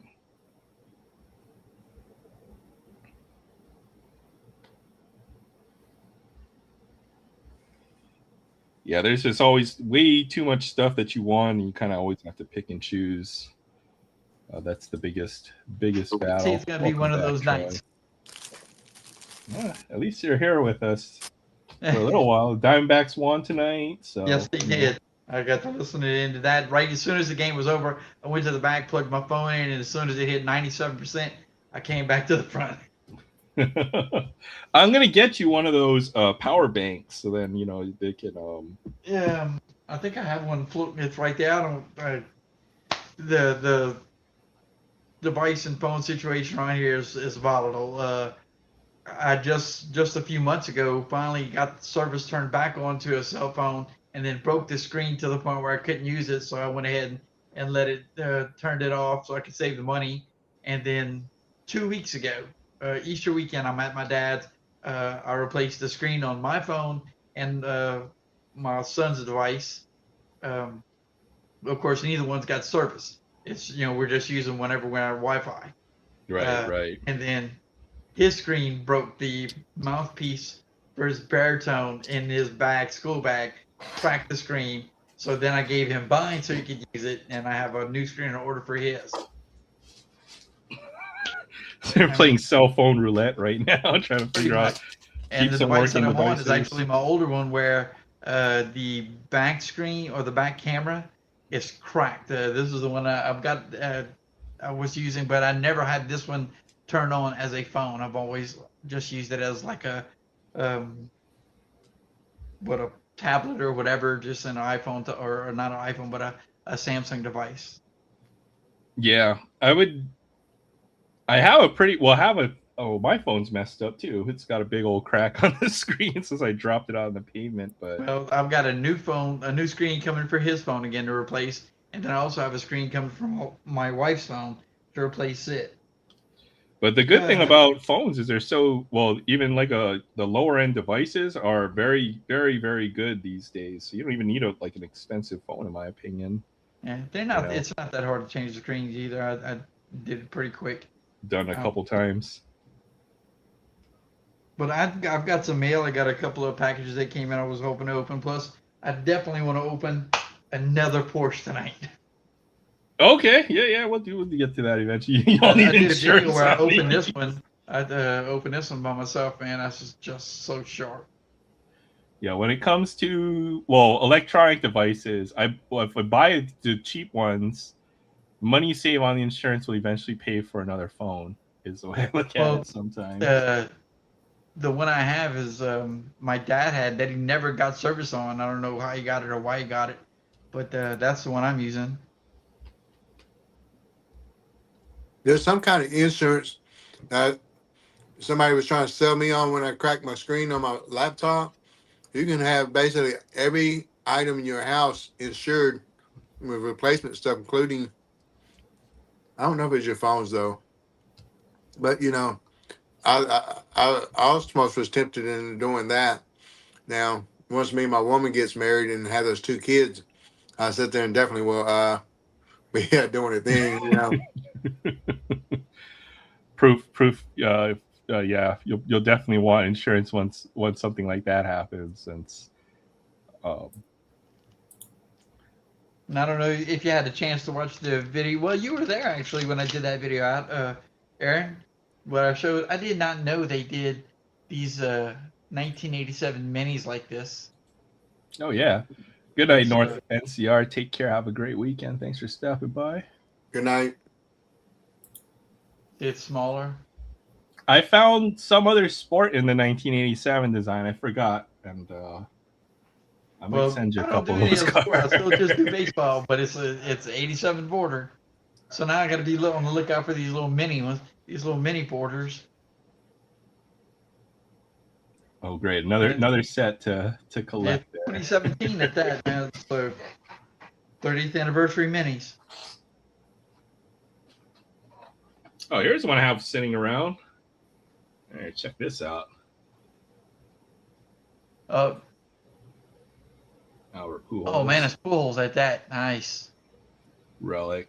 I pulled this a few years ago, so that was just visible in my pile of stuff for some I reason. think I tried to put some relics. I put those Crown Royal football cards, all of those. I'll put some. Oh goodness, some rookies that I've had. I think one of them's a DeGrom. I think I put a DeGrom rookie in your box. Some vintage stuff. I tried to throw a good selection of vintage cards in. Some unchecked checklists. I think one or two of those. Anything football that I could really find that I could fit in the box, I'll put in there. And you said 2 of those 550 count boxes fit in a medium? They fit, yeah, the medium flat rate. So that's how I was going to ship your stuff out. So I had a few sets. I wanted to see which ones you might be interested in. So I got one 550. I could fit 2. You said 2 550s in a medium? Yeah, you don't have to send me that. Whatever. I I'm just happy with whatever is the. Hey, what's up? I collect. How you doing tonight? Good to see you. So I picked up this. It's not hand numbered. It's just to go with the 2017 Heritage, and it's auto. Oh, that's nice. Marquez. I like that. That might be one of my more, one of the '60s era designs I like more. Is that? Yeah, that's the '68. The 2017 is 68, and I've got a few extras of this if you need some. If you want to build that one, so I could send some more of those.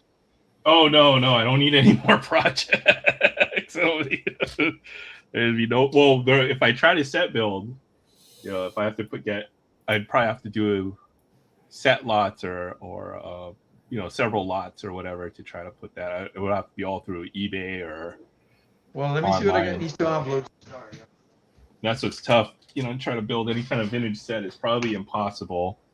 Well, if you do decide to go ahead and build anything, let me know so I can go ahead and get you a list or get your list and send extras. It's gonna be a little further down the line, right? Because I think once you get some of the key cards or the key rookies or key Hall of Famers from the set, then that's when you start to think about building a set. So I'm not quite there yet with a lot of since I'm just kind of starting on vintage right now. Pudge. Yep, and that's the. Do you remember those 2021 Rookie Cup All-Star Rookie Cup cards? That's right. That's what this is, and I got 2 of them. It was at a good price, so I got one that's going to go into my my catcher PC, and then this one's going to go in the binder with the set. Just stupid glare on it. I think this is the variant. They do the base. When I was actually talking about building this one out, I'm doing the base, the variation, and then the number to 99 of the base. So those 3.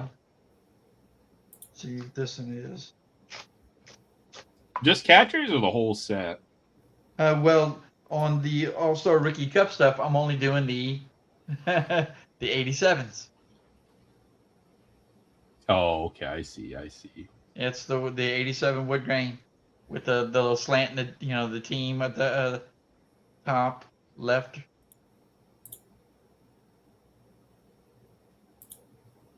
What's this?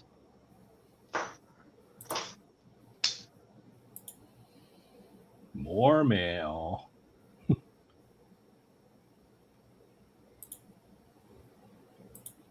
Oh, here's an with the Missoula Osprey, which is Diamondbacks farm team back in the day.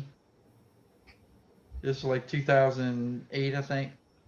But this is a prospect auto of Daniel Schlereth. Daniel Schlereth was a pitcher in the Diamondbacks organization.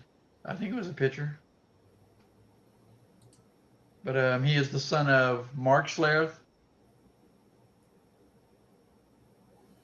He used to be, I think he still has some kind of talk show. He's a football player.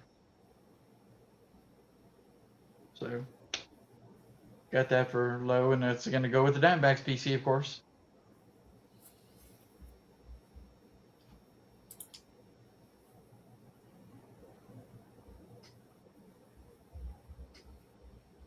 Got some more Junkie 73s.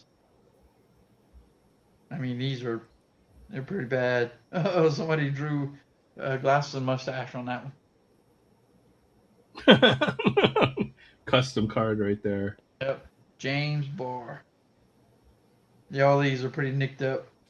But they'll go in, if anybody else needs any extras, I'm more than happy to pull them out and send them their way if they need help in a set build. So there you go. Barry knows a little bit more about that. Son of I'm going to call it a night, fellas. All right, Adam. I'm glad I got to come on and see you for a little bit, Adam.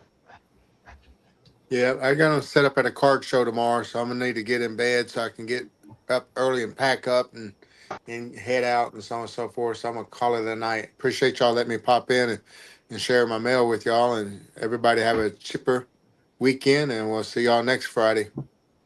Have a good night. All right, take care, Adam. Good night, everybody. Bye, y'all. Thank y'all. Bye. Perfect order. You down? Go dig in my. I only have one ETB, so I don't know, man. Maybe I'll just watch you. Okay, no worries. This set has treated me really good, so I've been enjoying opening. Not to mention, I can actually get it at retail, so that's always nice. Yeah, maybe I'll try to buy a little bit more. Let me go dig around for it. Let's do a battle. Right. Good luck.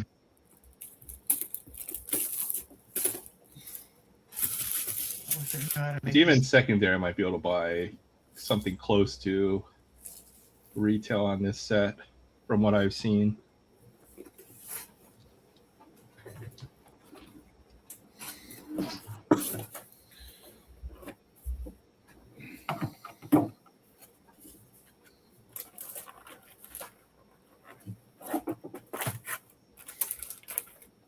And I'm freaking due on Pokemon, so let's see.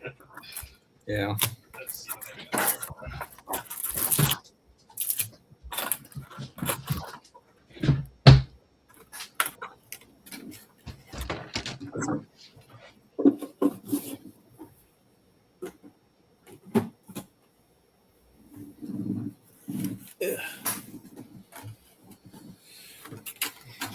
Yeah, this set has treated me really well so far. I've been enjoying it. Troy.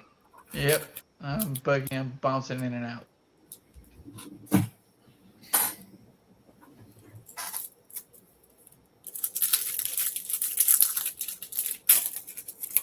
Yeah, I do like the promo too. Tyrant. That's a cool one. But the promo card is the same in every box, right? Yes. That's why they put it in cello instead of a pack. Yeah, but some promos are nicer than others.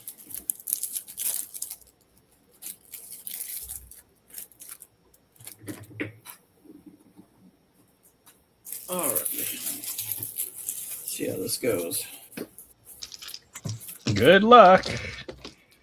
Let's keep your freaking hot streak going. I cannot complain about this set. I've pulled a lot. One.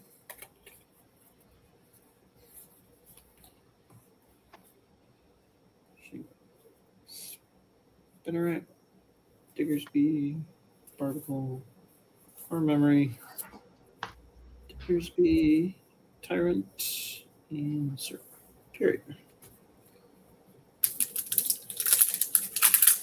I think I've opened maybe 100 packs of Perfect Order, which is a decent chunk, but for what I pulled out of 100 packs, It's good to have a little luck on some of these sets. Yeah. There's this encouragement. Billion and Gengar Hollow.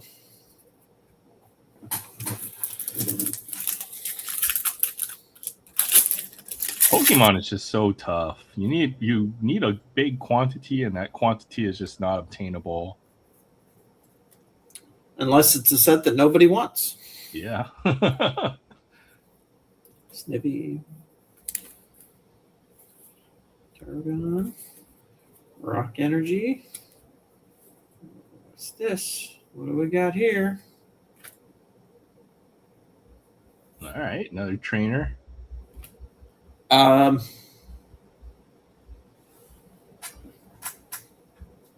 It's probably the big waifu trainer, I'm guessing. That's number 6. Oh, okay. That paid for the ETB. Nice. That card there? Yeah. Wow. That's a SIR. That's the 6th SIR I have pulled out of this in like 100 packs. Good. Maybe I'll have a chance then. And I SIRs would typically have come no idea. in 1 in 80 packs. Yeah, it's tough.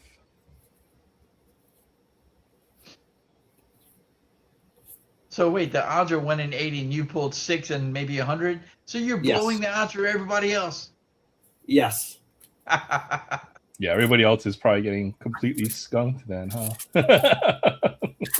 No lie, I am Packs didn't actually. get anything.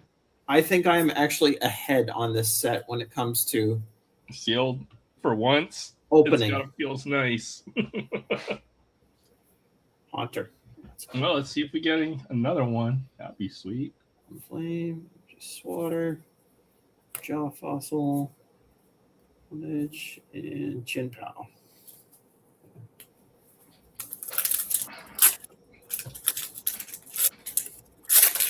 That is wild.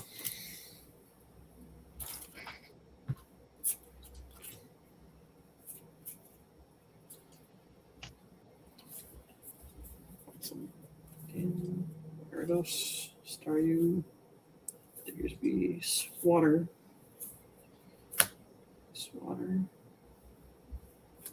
get in, and telepathic energy.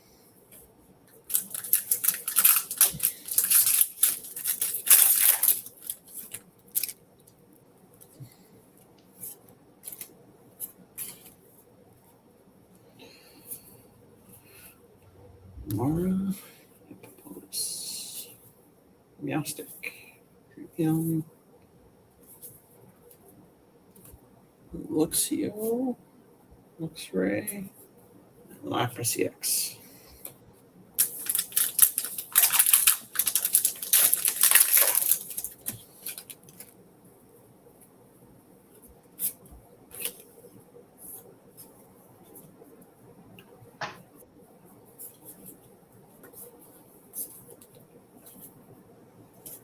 Management. Bean. Apple. Toronto. Last pack. All right, so I got my work cut out then, huh? I got to pull SIR. I think that's like the number 3 or 4 card in the set. Yeah, it's a big card.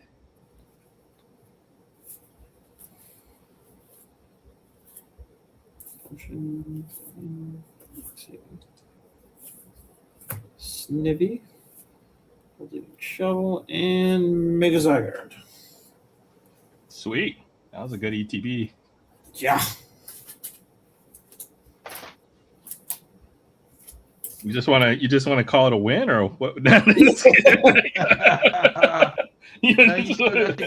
Tell you what, if you want to hold it, I don't fault you for that one. You just want to call it a win there? I will not fault you in the slightest if you say, you know what, I'm good. Oh, I like these odds, so we'll see. That means I'm gonna pull something bigger. So I'll try. I sure hope so. All right. I've been doing Pokemon for a while, so I hope you get the Meowth. That'd be sick. Or what are the other ones in here? Let's see what else. Let's see all the cards that we wish we're gonna pull from this sucker. Mega Zygarde, Meowth, Mega Starmie, Clefable. At least I got one of these. I guess I kind of wanted the little booklet as well, just to see what we can pull. All right, let's give this a shot. So I don't think I've opened any perfect order yet. So I'm just making a mess now. All right, these are the ugliest sleeves I've ever seen. Well, maybe not. They're not that bad looking. They're always useful. Energy stickers. I got the promo. So I got at least one promo. I'll deal with that later. All right. The green box, though, I like that. That's nice. Yeah, that is nice. Take that ooze green color. All right. One time. All right. Perfect order. So this is like what, the third Mega Evolution set? Maybe I've opened like one or two packs of this. So let's see. This is the one that everybody's been passing on. Yeah, I heard it's not even being scalped at this point, but that will change over time, I think. So, Amaura, Hippopotas, Shovel. I love the shovel. No, Rattata, Energy Swatter, Meowstick, Tarragon. Is that an herb? Naveen. Here we go. Ariados. And just a regular. Oh, I like Tyrantrum. And then what is the other? Tyrantrum, and then Tyranitar. Energy code card.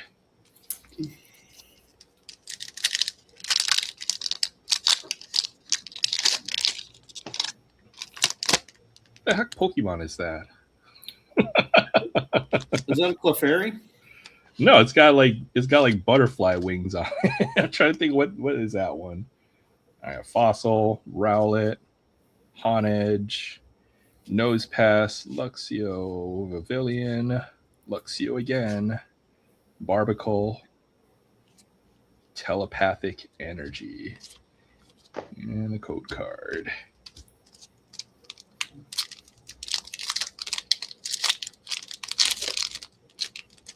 All right.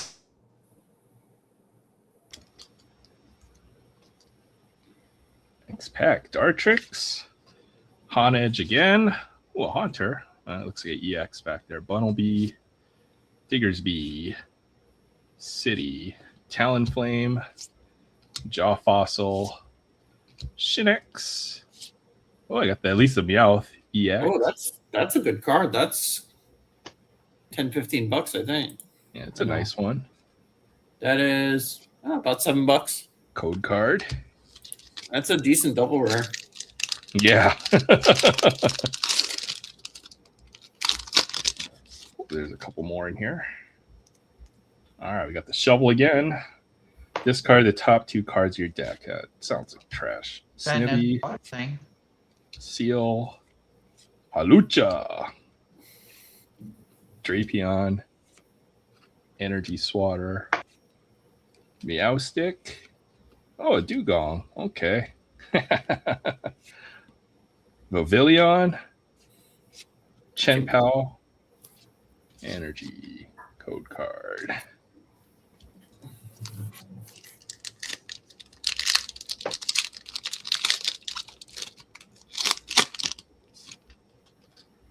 All right, got the Pokemon catcher, Nosepass, Snivy, Skorupi, Drapion, Rose's Encouragement, Pokepad, Aurorus.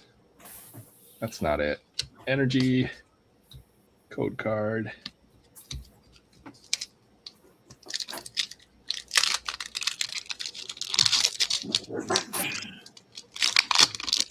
Yeah, I don't know what Pokemon that is. I'm gonna have to go look that up later on. All right, we got the Shinx, Doublade, Skorupi, Spupa, Barbicle. That's a cool image on that one. Talonflame, Diggersby, Jacinth, Landorus, Energy, Code Card. Oof. Getting wrecked.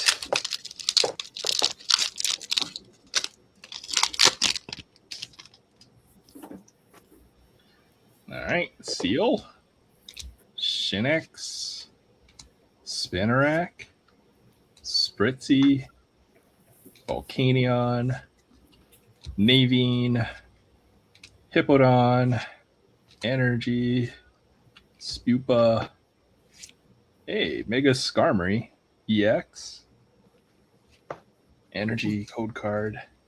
All right, it's 2. It's pretty typical for ETB. It's an illustration rare, hopefully. All right, Tyrant. Kind of reminds me of that Raptors mascot. I don't know if you've ever seen videos. Ooh, Clefairy. I like that one. Furfro, Fossil, Navine, Aegislash, Tarragon, Hippodon. Okay, there we go. Drapion, IR. I like that one. And a Gengar. Let's go. All right. And there's a code card as well. Time for some Here's last the pack last magic. pack.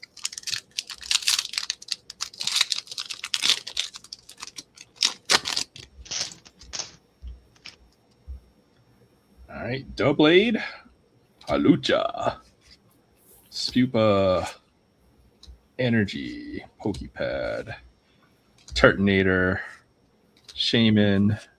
Oh, Fletching. Okay. Hippodus. Oh, it's just a regular rare back there. Superior, Energy, Code Card. All right. Well, that's more like an average ETB. Yeah. It's pretty sweet.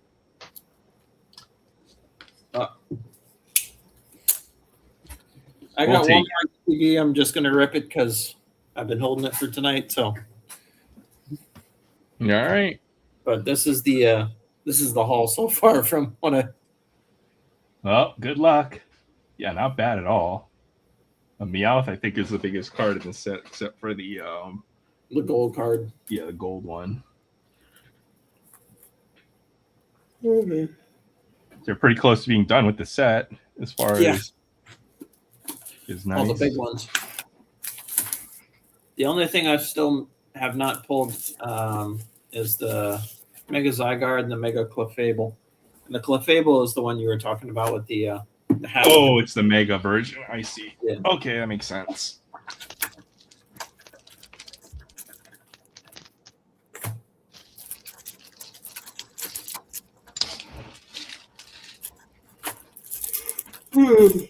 All right, good luck again. See another SIR.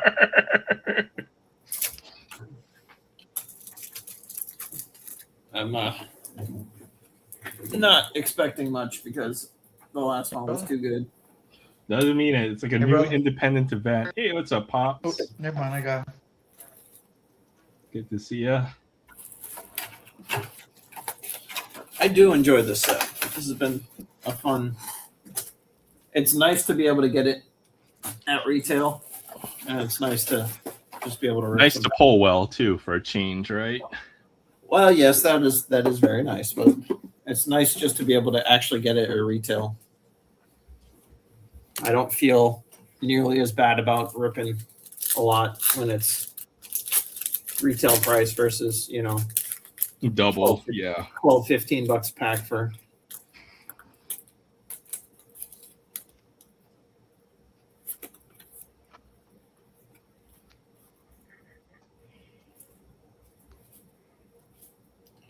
Maybe Luxio, Eradicate, Morris, Leon, and Slazzle EX.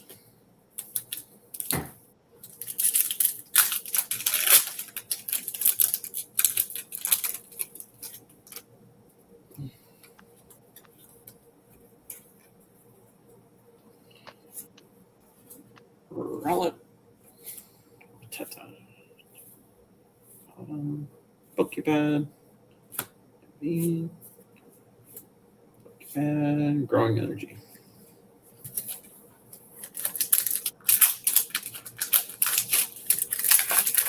Those Pokepads are quite popular to play. Shinx, Fenrix, Spritzy, Pokepad, Fletchling, Yupa. That's the good one.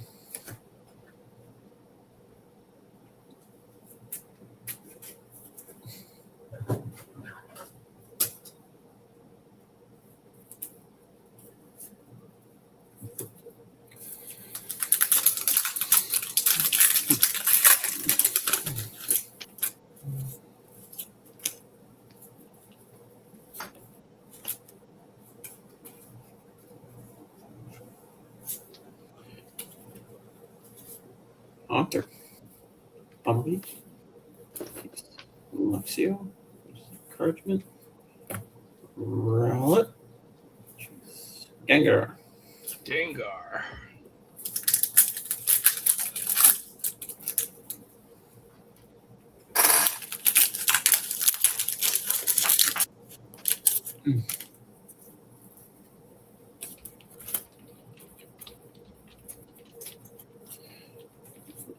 Lucha, Spupa, Encouragement, Vivian, slash, POTUS, Eradicate, Nice. Dumpster Rat, I've always been a fan.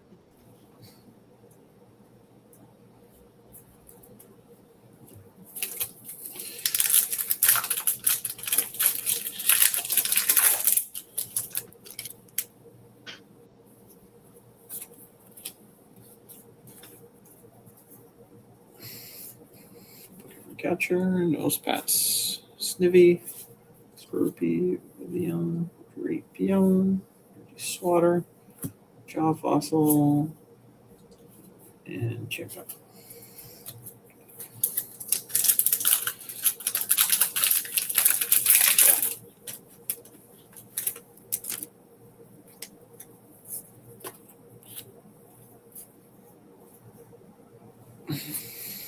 Furfuru, Tyrant, Serene, Crushing Hammer, Energy Swatter, Youst, Targa, Diggersby, Sail Fossil, Telepathic Energy. Two more.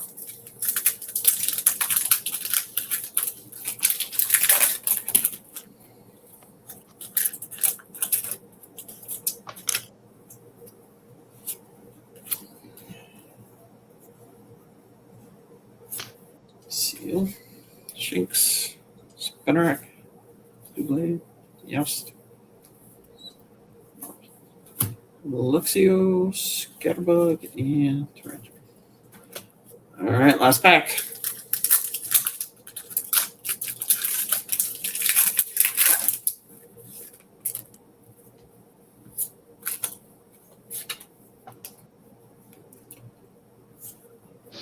Sleeve, Clefairy, Scatterbug,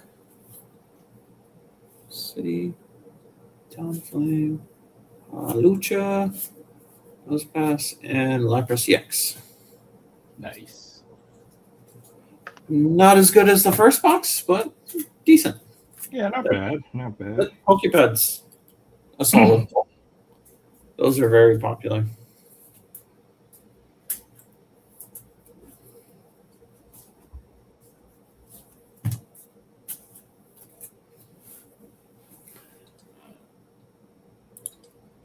Some good stuff there.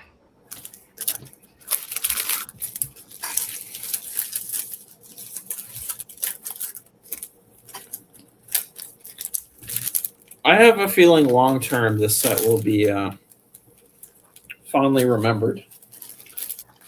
I don't think there's any bad Pokemon set right now. I mean, even Phantasmal Flames, eventually people come around to it.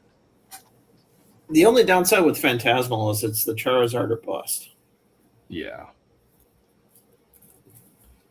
Or you know what? Eventually, some people appreciate those certain cards in the set more. Eventually, too. Yeah. It's everything else is so high in Pokemon, right? People are looking for. I have a question. Yeah, sure. Does the world championship, because they still do play and they still have a championship, do like any of the cards that turn out to be power cards for the winning deck and the championship actually become cards that are sought after and worth money? Probably not, just because you can get just a regular EX version of any of the special illustrations, right? So even if something like this were like the most powerful card or most valuable card in the SIR version, very rarely do you see the EX cards exceed a few dollars, since they're pretty common compared. So But uh, that one being $7 for a double rare is pretty up there. yeah, so I mean, just your typical regular EXs, unless you have the special variation version. The And how do you price of know the if you have card. that? Is it like on the card anywhere? Or you just have to know. What do you mean? Is it Sorry. on the card? Is there a symbol on the card that says that it's an SIR or something along those lines? Yeah, on the bottom there have a rarity symbol. This one's got 2 stars on this one. So this is just But then it's double pretty rare. much just like it was at the beginning, the stars versus the circle or the diamond or something like that. Exactly. Yeah, they used to have the star for rare was the highest rarity. So yeah, here's the SIRs. They got the double gold star. Yeah, Okay. so that's the highest rarity or one of the highest rarities. So just depends. But I mean, any of those cards can be found in the lower rarities. So And there's playable versions of the rare, cards. and this is a ultra rare. Yeah. It doesn't quite as matter as much as say something like Magic, where the most valuable cards are the most playable ones. Like you can just have a regular rare, Black Lotus is a rare, and that's worth the most valuable card in Magic, right? Or one of them, I guess, other than the One Ring or some golden limited edition Chocobo. So the One Ring in Magic is basically like it's the Tolkien One Ring basically. yeah, yep. There's a 101 version of that card. I think Really? Post Malone owns it. Yeah, you paid $2 million for it. Wow. I made a video speculating on how much that card would be worth. You can get an Action Comics #1 cheaper than you can get that card, and I know which one I'd rather have. I'd rather have the Action Comics #1.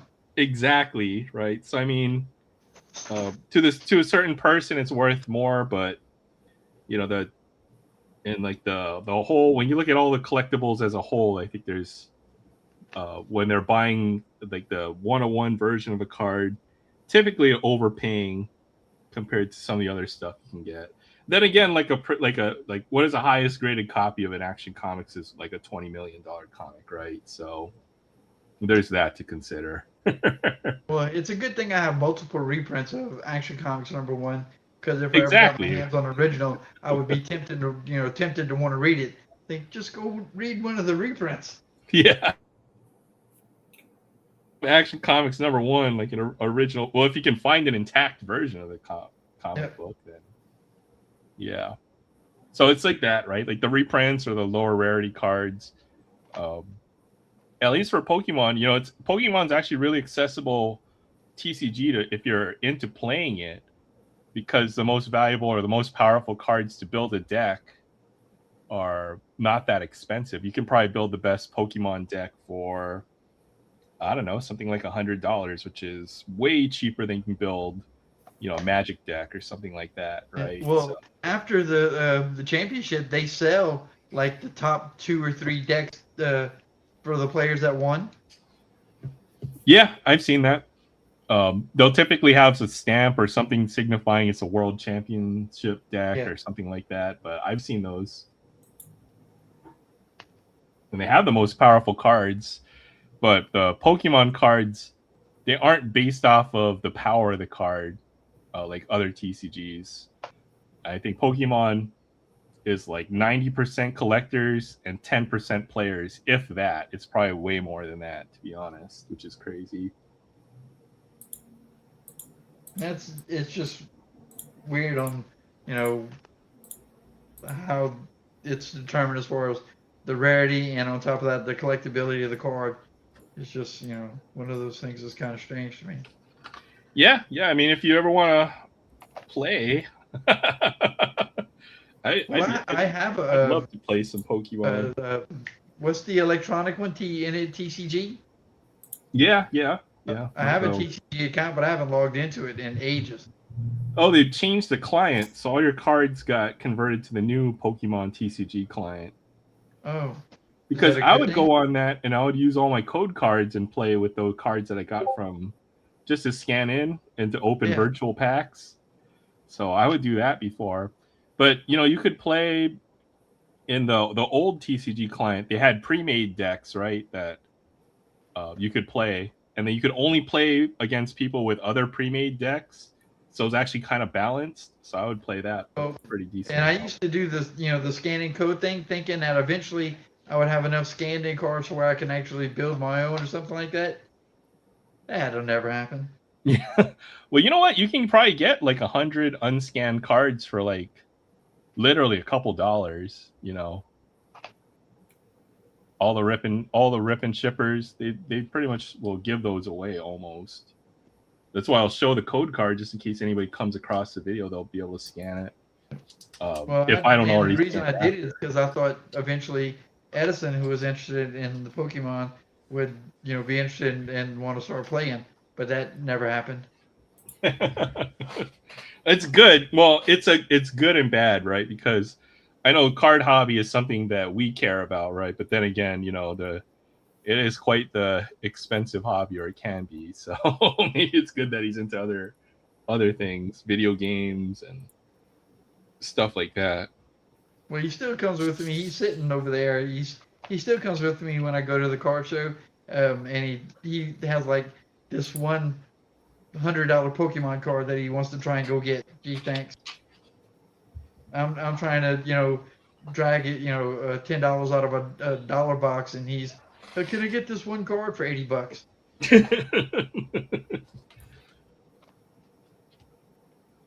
Yeah, my nephew is into Pokemon now, so I've been going with my cousin and my nephew to these shows, and that kid is an encyclopedia. He knows the value of all the cards. It's crazy. Really?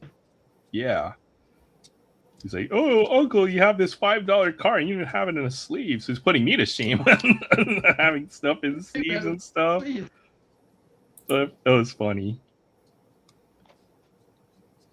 That was hilarious when he was shaming me for not having cards in sleeves. Well, everything in your box is sleeved, and then a few of them are actually top loaded. For Pokemon, yeah, he actually came over and helped me sort through what I had and sleeved up and top loaded a lot of my stuff. I forgot. I have something else I can show. Oh yeah. Let me find it. 1 second. My buddy found his old collection, and he gave me a couple of them. He has some cool cards. Like old Pokemon or sports? Old Pokemon. The only reason why I have 3 copies of the base Blastoise is because that's from my deck when I used to play Pokemon cards. So yeah, because you want to have at least 4 basics, and then or 4 to 2 ends, then have just one. And one of the rare, the top, and everything else. Evolutions. Yeah. Like you needed three Blastoises to run that water pump deck, because the ability was you could attach as many energy cards in one turn. You weren't limited to just put one. Every extra water energy, you got an extra 10 damage. So, but then didn't you have to pull 2 water energy cards off of it? Not for Blastoise. So once you got to like 6 energy, you're dealing like 80 or 90 damage. And you're doing mega damage. And I think the biggest Pokemon was Charizard, had 120, and it was weak to water. So you could wipe a Charizard off on with one turn if you drew the right hand, right? So you drop your Squirtle, you play the Evolution Potion, so you just go straight to. You drop a Blastoise on top, and you can play all your energy cards on top, unlimited. And do that while he's benched before you even move it up, right? Yeah, so you could have a big damage Blastoise. Oh, if you draw Professor Oak and then draw 7 cards, do something stupid like that. So that was a good one of the better decks.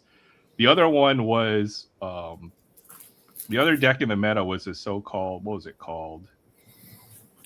It's basically had all the strong basic Pokemon. I think it was called maybe Blackout or something like that. But you'd have like Hitmonchan or Electabuzz, which were basic Pokemon, but they started with like 80 or 90 hit points. I've always wanted to try to build a good Eevee deck, but you just can't do it. Yeah, they're a little weak. Okay, base set 2. You got the Fossil Meowth. Yeah, those are in good shape too. Team Rocket. That's the Meowth, Fossil. too. Oh, Fossil. Fossil, Team Rocket. Nice. Those And are they're nice. all in decent shape. Yeah. And then he gave me a couple others. So he had probably a couple. I don't know. Did I send you the picture, Aaron? Yeah. You saw it's definitely had some really old foil rares and stuff. Some good stuff at Charizard. Ooh, Sabrina Psyduck. Nice. Psyduck. That's right. Yeah. Psyduck. Psyduck's one of my favorites. So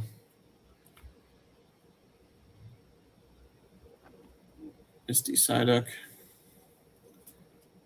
And Edison, didn't we pick you up some like fossils or something like that? they are all in pretty solid condition. Yeah. Those. Do you mean that Greninja card I got? A lot of these older What did we sets, get if they that grade last well, it does have a premium. Greninja card? Oh, The 25th anniversary Greninja. So let me. oh, bring it so I can show these guys. Well, I don't have shorts Well, I'm I just will. going to show the card. I'll just show this. on. Gotta move. That. Yeah, that's what it was. Yeah, definitely some good stuff in there. Yeah. Venusaur's, one was base set 2, one was regular base set. Charizard base set 2. Oh, ow, I'm sorry. Couple Fossil. Mewtwo was base set. That hurt. Ninetales is base set. Vaporeons are Fossil. It was a very nice. It was fun to go through. It was fun to. He had an old binder, and we were using an X-Acto knife on the binder pages to get them out of the pages without damaging the cards. Yeah, because they're all. Because it was all kind of sticky. Yeah, they'll stick and the pages get brittle after a while. And then I was like, he would pull them out and then he'd give them to me, and I sleeved every single card. So we sleeved probably 1,200 cards. Yeah, I was supposed to do that as well with my old collection.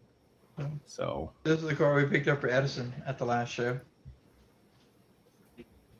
Oh, that's sick. Oh, that's nice. Yeah, from the celebrations.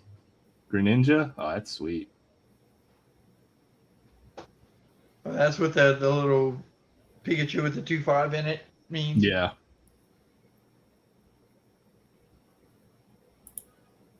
And it's a promo because it got the star with the promo at the bottom, and it's got a gold star above the name by the name of the Pokemon. It says Greninja and with a gold star, like a shooting star thing. I don't know. That's a reprint from whatever set that came from. So those are cool. The only difference is the stamp and then the copyright year on the bottom. This card cannot be used at official tournaments. It actually says that. Well, it's power crept, right? Like the older cards aren't very playable anymore, right? Like you can't drop a Charizard in modern days because they're base set or they're the base, non-evolved Pokemon that are way more powerful than a lot of these newer ones. So, Yeah, I know that. I think we were talking Pokemon rules at the National the first time we went out this past year before last, and somebody was saying how uh, only certain releases or cards could be played at the tournaments. You could only go like 3 years back or something like that. yeah, it's typical for sets to rotate out. That they do that in Magic as well. It's typically they used to do it by block, but now they do it by year. And typically, it's the sets that were printed in the last 2 or 3 years or so. So there's usually about 8 to 10 playable sets.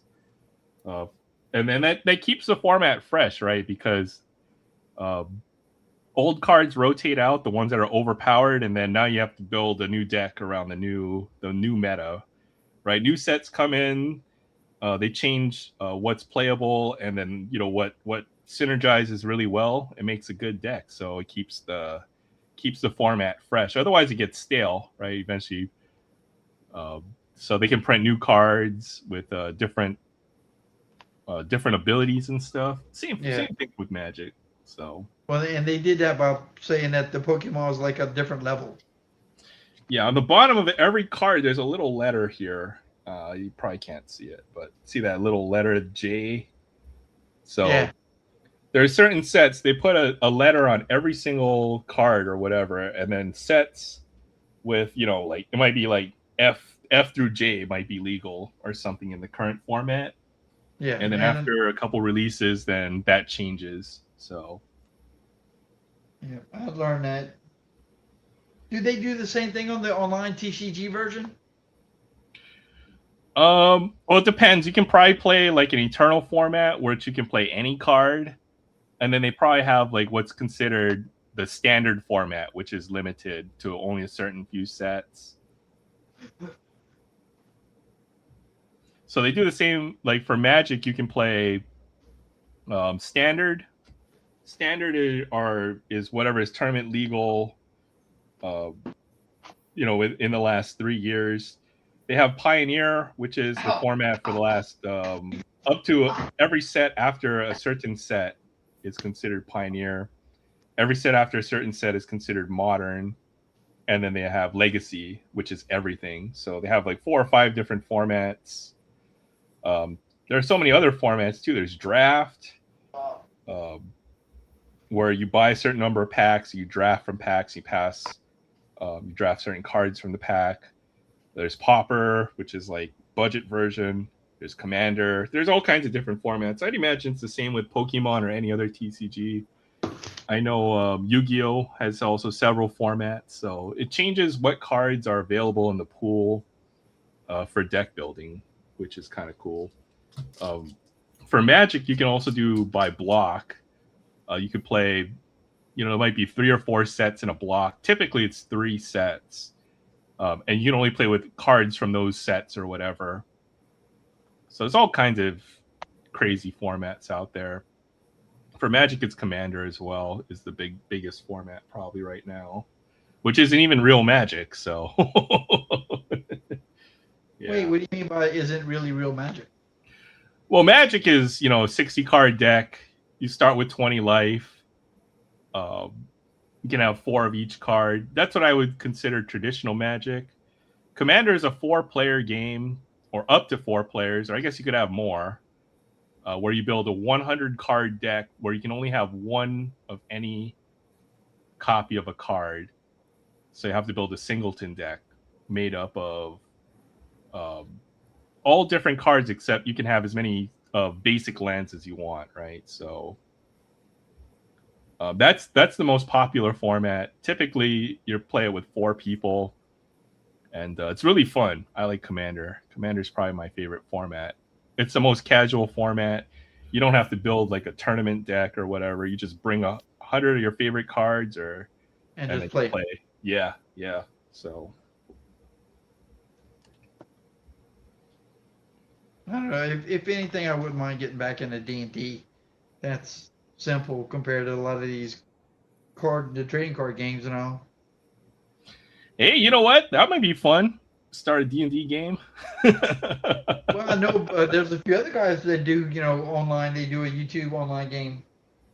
Yeah, yeah, they have tools for that and all that good stuff. Maybe we could set up D&D or some other role playing system. That would be fun. I bet you if you get Kevin involved, go ahead and do some Marvel superheroes if they still have that. Yeah, I know Kevin probably has done a good amount of DM or running the games and stuff. I haven't personally run the games. I'm typically just a player.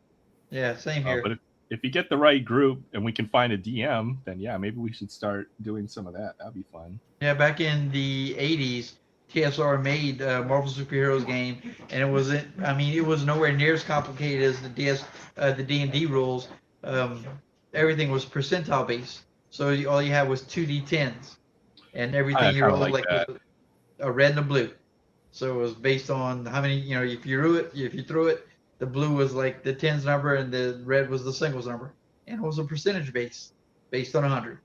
Yeah, Magic, you need every kind of die, right? You don't just need a D20. You need D4s, 6-sided, 10-sided, 8-sided. You need all kinds of dice to play All that. Magic. So Because every weapon uses a different die and blah blah blah. Because it's based on how much damage the weapon can do. yeah, that'd be kind of fun. We used to do a lot of gaming. That's actually how I know Sam is. We had a gaming group and we played all kinds of different games. I know they did a lot of role playing. I didn't play too many role playing games. I was more a tabletop gamer. So What was that? Warhammer or 40K. Yeah, Warhammer. That's it. Yeah. With the little figurines and all. Yeah, so I've got several 40K armies. One of my favorite tabletop games is BattleTech, and that you can play, in, like a one-player game. It's pretty simple. It's probably my favorite game system of all time is BattleTech. I'd run a BattleTech game if anybody's interested. That'd be fun.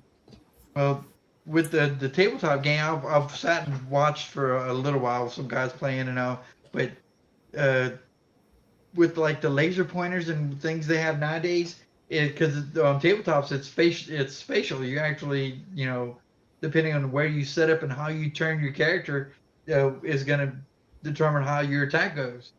True. You can actually play 40K on PC, something like Tabletop Simulator. You can import all the figurines and stuff, and so you can play it virtually. 40 or BattleTech is a hex-based game, so that one's a little easier. And they made some Marvel figurines that were hex-based. The little clickers on the bottoms. Oh yeah, HeroClix. Yeah, HeroClix was fun. Or they had Mech Warrior, which is the same thing as BattleTech, but they had a click version of that as well. So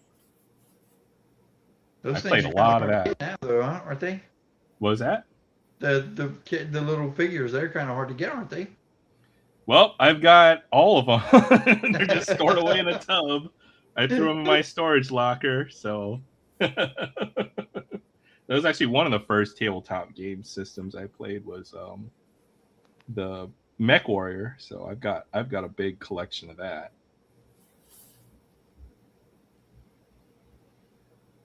Several 40K armies, a lot of stuff that needs to be painted or assembled. So eventually, you started talking a while back about doing videos where you get back into painting some pieces and whatnot.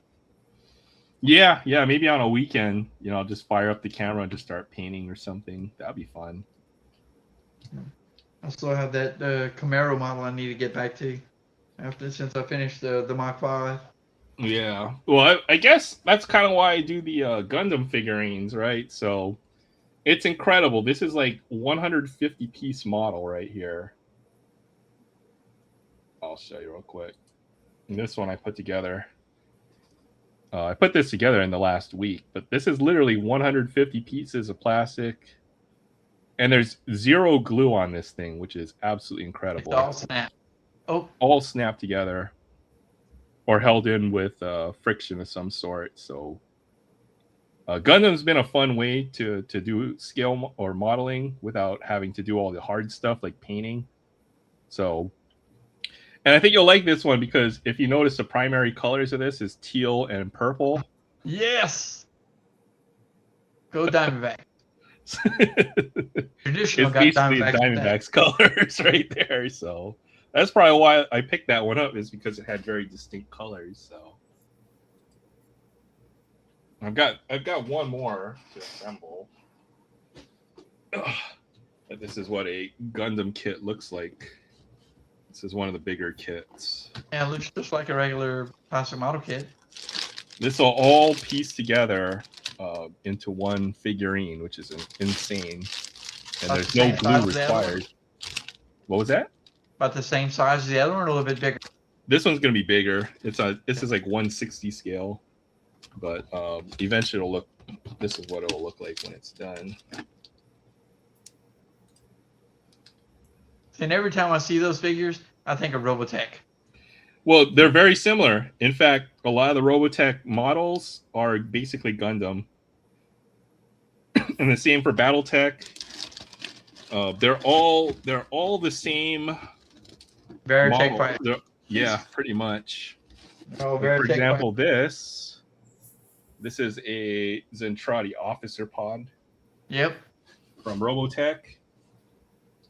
In the BattleTech universe, this is the Marauder battle mech, because they basically licensed all of the images or figurines or whatever the IP, and they just renamed everything. So there's several Robotech, BattleTech, and Gundam share a lot of very similarities as far as the figurines are concerned. So I used to love watching Robotech.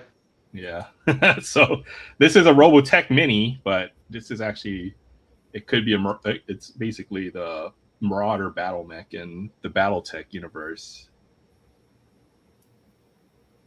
So, yep, another model I need to paint up. Yeah. Well, but those are mostly monocolor anyway, and they're all drab looking. Yeah, it's true. I also have a bunch of the Veritech fighters and stuff like that as Yeah, well. you need to get like the Rick Hunter Veritech fighter, or what was the other guy? Rick Hunter and the blonde haired dude. I don't remember now. I remember like Lin Min May. Yeah. I'm gonna have to rewatch Robotech. It's been a while, so that was a good one. Well, they had so many different versions. Like it seems like the Zentradi or whatever were always coming back to get the ship. I don't even remember what the ship was called anymore. No, what was it called? The big boat thing. Yeah. It's That's been what it that was. long since I watched it. Yeah, it was a big giant boat, and even the admiral dude was like he was a big skipper.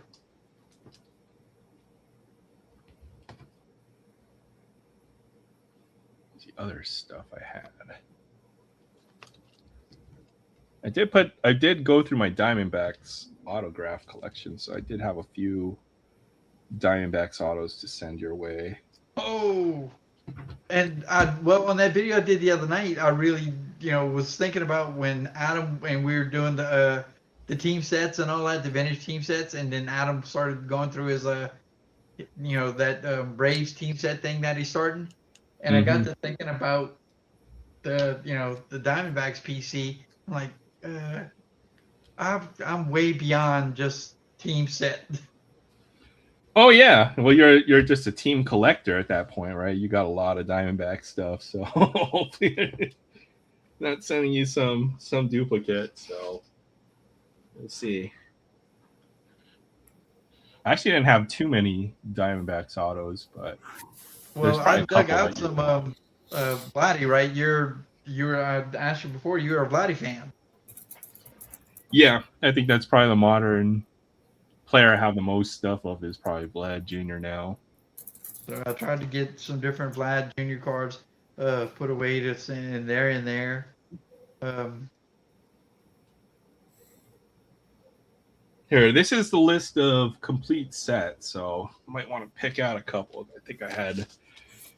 I was thinking at least the pro debut sets or oh set. man, These are all the sets I've sorted out in the last 3 months.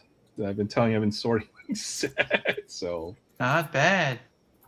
24 heritage high number, 22 heritage high number. I don't know if you need that set. That's a good set. Was 22? Julio Rodriguez, Pena. Well, I only did the three heritage sets.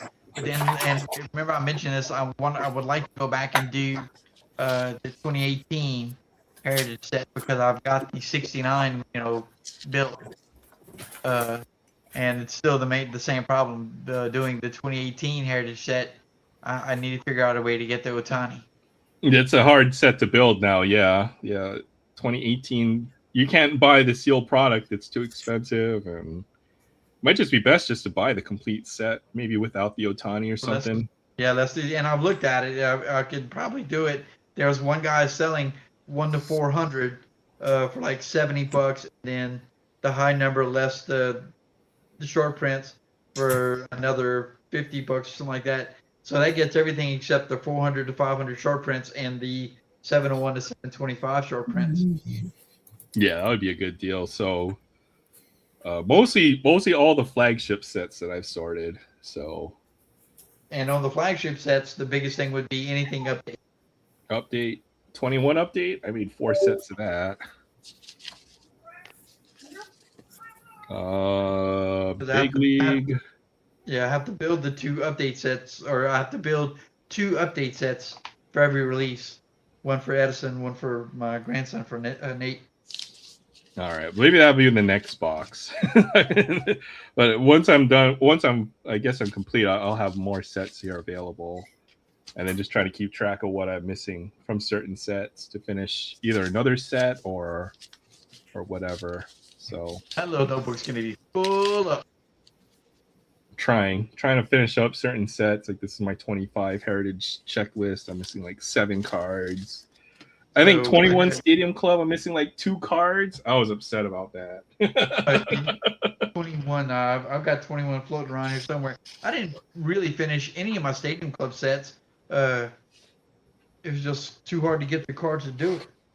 It's this year is the first set Stadium Club set I actually completed because there's only 200 cards. So there's that as well. It's a hard set to kind of put together. One of the cards I'd like to get for my 2017 Heritage is the short print Aaron Judge card, but it's like done for $300. Oh yeah, good luck on that. I've got the 2 pair. It's got him and somebody else in the rookie card for the Heritage set. I've got that one. Yeah, I've got almost nothing Aaron Judge rookie, so just a couple. Because I've got 2017 complete for both of the boys. I think my updates, one's complete, one's just a few cards short, and my 2017 Heritage is complete. It's just I don't have that short print. Yeah, it's going to be a big dollar card going forward now that he's won several MVPs too now, right? So yeah. Well, and as far as the the 2018 Heritage, I still would like to go ahead if I could find somebody that'd be willing to do it. Trade Otani rookie for an Otani rookie straight up. If they had a Heritage Otani rookie to move, I'll trade him just one of the other Otani rookie cards. Because I've got a few. Yeah, the Heritage one is pretty pricey. The Archives rookie as well is kind of pricey too. I only have the base set, and then I have the Topps Chrome, and that's it for my Otani rookie. So, You know, you got the. Well, you also have the NPB. oh, that's true. Yeah, the NPB, and then I have the high tech rookie card, which is probably the most Yeah, because I was valuable. about to say we looked at the rookie cards that you had, and I was like, wait, you had more than just two. Well, for base Otani, it's literally just those two, right? The when I talk rookie card, I'm always referring just to the base set rookie or the not inserts or parallels, and I literally have, I think, yeah, update and series 2 and the Here's National Baseball Card Day. yeah. See, you got more Otani rookies than I got. All right, here's Optic. Optic rated rookie.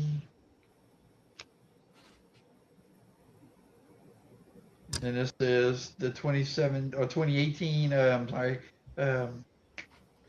35th anniversary. the insert. Oh, I've got that one, but that's not a true base set rookie Yeah. card. So No, that's it's not a base rookie card. So basically, I'm just looking at anything that's got the rookie stamp on it. You know, everything released in 2018 that's got his picture on it. Yeah, I mean, I'm a little old school when it comes to what a rookie card is, I suppose. Yeah.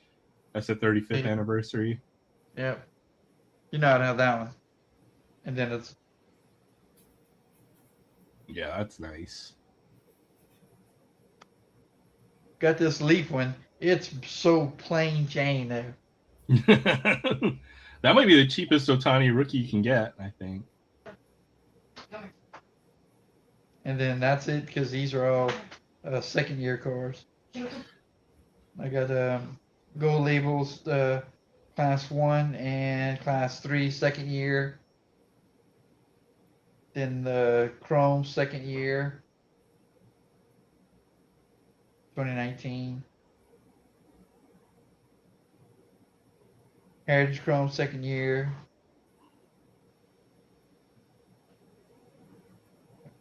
But again, it would be to try to trade out, trade to go ahead and get the with set or something you really want, maybe you could turn that into big vintage card or several of those into something like a really big vintage card that you want. Well, and remember that's what Adam did. Adam went ahead, so he has like multiple Otani autographs, and he sold a couple of them to go ahead to put some money toward his Robinson rookie. Finding this Otani card, this is a big Otani card too now. So, oh yeah, Green Wave. I saw the comp on this card. It's pretty stupid. If this can grade a 10, then this is going to be worth a lot more than his rookie cards since it's a second year Topps Chrome. So. That was just sitting in my binder. You ever thought about sending your dual auto in to get graded? Maybe. Maybe? What do you mean, maybe? I wouldn't want to put that in the mail, right? Just like to put in the mail, and then the other thing is, if you grade through PSA, that would probably be like the maximum grading fee. So it probably costs a few $100s to grade. So probably should, but still, it's just. Well, you got it one touch. Not going anywhere. What was that? I'm sure you got it at the very least one touched. No, it's still in the with the sleeve that it came from Topps. Yeah, with the top sticker on top. That's the redemption. Hey guys, I gotta get going. I gotta go get ready. Oh, you gotta go to work? Yeah, I gotta work tonight. Want to open a car real quick, or you gotta head out? Oh, you got time? You don't have time. Unfortunately, I ran it too tight already. So, all right. Check for the next time. All right, sounds good. Sounds good. Take care. Have a great Drive weekend. safe, Don't have work fun, too have fun hard. at work. Ha ha Yeah, fun. That's not the F Yeah. word I would use. ha. Yeah, exactly. Alrighty. Later, All right. man. See you. Good Take night. care, man. All right. Well, since me and you want to open a car? Yeah, I want to open a car. Do a car. Let's see. 1, 2, 3, 4, 5, 6, 7, 8. 4, 5, 7, 8. Pick a number from 1 to 8. 3. 1, 2, 3. Got mine. All right. Well, let's do it. I can't see the chat. How many people we got in the chat? Like 8 people. 8. Cool. All right. Hi, this is Troy over at Troy's Cars and Comics 2, and I'm with Aaron over at Sports Cards and Things on his show, Aloha Friday, Aloha to all. We're going to do a little segment we call Free It Friday, where we open a die-cast car off the car, out the blister, roll it around the table, step on it a couple times, bend the axles, whatever it takes. So I'm going to go ahead and start us off tonight. Aaron picked my car. I've got a few cars that I've been lining up, waiting to open. This is the 1988 Porsche 911 Turbo Slant Nose from the Matchbox Collectors series. Sweet. So they're all Porsches, huh? Since I know you said you want to open a Porsche tonight, so. Yep. I've got 1, 2, 3 more Porsches, and then some other miscellaneous cars.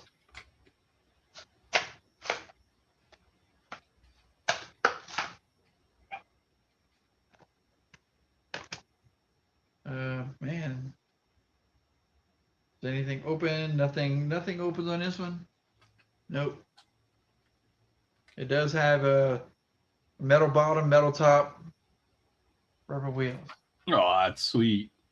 Now, the one thing it did have that I thought was it's got that slant nose. It's got a more of a diving slant front. It looks similar to what the 82 to 83 Super looked like. Yeah, it looks like they just took a bunch. Look, like there's a bunch off the front, but Yeah, they can do that with the Porsche because the engine's in the back. So it definitely gives it a more roundy, slanted look to it. I like it. It does look like, it screams Super in the front. It reminds me of my Super so much. Mm. Yeah, it does. It does. The 80s cars, they have that angular, low profile look that you don't really get anymore. Yep. And then they went from this to what, somewhere around 86, 87, 88 to kind of a bubbly round look. Still, if I had the money to burn, I would get an 86.5 to 89 Supra. Yeah. Twin turbo 7 MGE. I think it was only it might have been a 6-speed, but I think it was a 5-speed. That's my car. Those cars got expensive too now, so Yeah. it's tough to find one. So that's my car for tonight. That's nice. I like it. Black on Yes. black. All right, you get to pick a number, 1 or 2. I'm gonna go with 2. All right, number 2 it is. So I have yeeted myself off the. So I have a Hot Wheel. I have a K car. I love K cars. And I've seen them on the road here, so people are importing them here to Hawaii to drive them around. So Oh my goodness. I've seen a bunch of them on the road. They're so cute, the tiny little, and it's not scale, right? If it's in a full blister like that. So yeah, tonight we're doing a K car. This is the Are K they really Swamp. that much smaller? They're tiny. Look how small these wheels are, right? They're like the wheels from a Ford Festiva. Or you remember those? They have like almost like lawnmower wheels. Yeah, that's what I was about to say. It looks like those oh golly, the little carts that run on the side of the road that deliver stuff. Yeah. So they have to. These fit through all kinds of narrow alleyways and stuff. They're very maneuverable, but people are trying to import them and drive them on the freeway. And I think they top out around 60 miles an hour. So yeah, they kind of putter around. But these are nice. I like the little K car. I wouldn't mind getting one of these, but you can import them. Look at the engine just sticks out of the back of this thing. So it's gasoline driven. It's not electric. Yeah, these are typically 3-cylinder, and they have a limit on the displacement of what a K car can have as far as engine. It's something like 60 horsepower, and it's like 700 cc or something stupid low. 3-cylinder. They have a limit on them on what these cars are allowed to have. I'll look it up real quick. Well, Deutz makes a 3-cylinder diesel that you could probably run in there, but I don't think it's got any kind of top end horsepower. It's made to like drive welding machines and stuff. All right, so the engine limit size for a K car is set at 660 cc. My motorcycle's got more CCs. Yeah. So they're very small displacement. They're typically 3-cylinder engines. The engine output is capped at 63 horsepower. But these things can still move. They're very well at 660 cc's running 63 horsepower. That's awesome as far as performance goes. Oh yeah, for sure. There's actually a couple of really good videos on the engineering of the K car, which I thought was really fascinating. So you might want to check that out when you have a little time. But they're specifically designed, so you can drive in urban, tight, narrow alleyways and stuff like that. Like, well, they're experimenting with those slant tires where you can roll them. If you roll one clockwise and one counterclockwise, the car can actually parallel park straight. Oh yeah, some kind of weird like differential or something like that. It's the tires. The tires have some kind of they'll rotate like weird traction, and they're like, instead of being a single belt that goes this way, they're made out of multiple belts that are slanted. So when they turn them certain ways, okay, I've seen that. Yeah, they self-park and you don't have to parallel; they just go sideways, right? Yeah, just go sideways. I was like, what? Yeah, sorcery. Yeah, exactly, sorcery. I think I've seen that. I know what you're talking about. Yeah. It was the biggest joke when I was a kid. Why do you want to reinvent the wheel? Well, that's why. That's why, right? So you don't have to learn how to parallel park, or you don't have any of that issues. So that's cool. Engineering. Yeah. So I didn't realize that K car was that. It was all that. I saw that casting and I didn't realize it was all that. And I have to do some looking into that now. There's really cool videos on the engineering of the K car. Let's see if I can find what they look like, but it's like the most practical car like built to literally do what it's supposed to do, right? Which is move goods or look how small it is. I mean, that's like 1.5 seats wide. I'm gonna get a better picture of this thing. See, and I've seen some little trucks like that and everything. I didn't think there was anything special about them other than it being a little truck. Like they're small. These are like 10-inch wheels. Yeah. But you can buy them now that they're over 25 years old. You can import them and then drive them on the road. They're really cool cars. But that wouldn't do me any good. I live out in the country, and for me to get into work, it's 45-minute drive. Oh, this is urban only, right? I mean, the speed limit on these, it'd probably top out at like something like 70 miles an hour. So there's no way Plus, I'm up and down. Hell, my Volkswagen, which is maybe 55 horse, going uphill, I got to go down to third gear, and it's straining. Yeah. I mean, that's like top speed too, right? So you really have to push that to get that. Yep.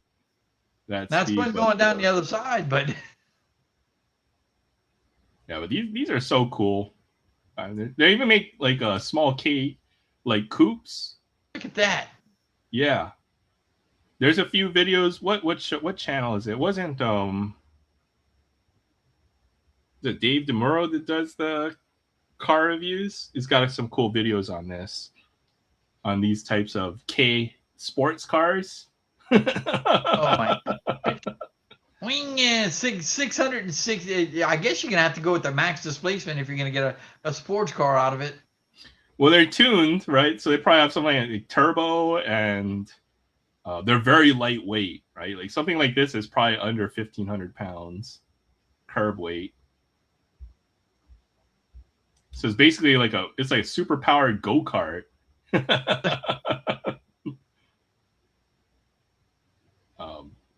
But yeah, the truck. Oh, this is. See, That I've almost seen looks one like of those before. Yeah, it looks like. Look how narrow they are. They're literally about the width of two. Like they would be like taking out the middle seat, and that's about how wide these cars are. So there's a whole culture around these cars. So they're very cool. That's like a newer. And people are importing those from what, China, Japan. Yeah, because they're perfectly fine in an urban environment. You know, you don't got to go more than 30, 35 miles an hour. So I could take that and take my garbage out to the road with it. yeah, well, they're very practical, right? They don't use that much gasoline, and they're built very well. So these trucks are made to last.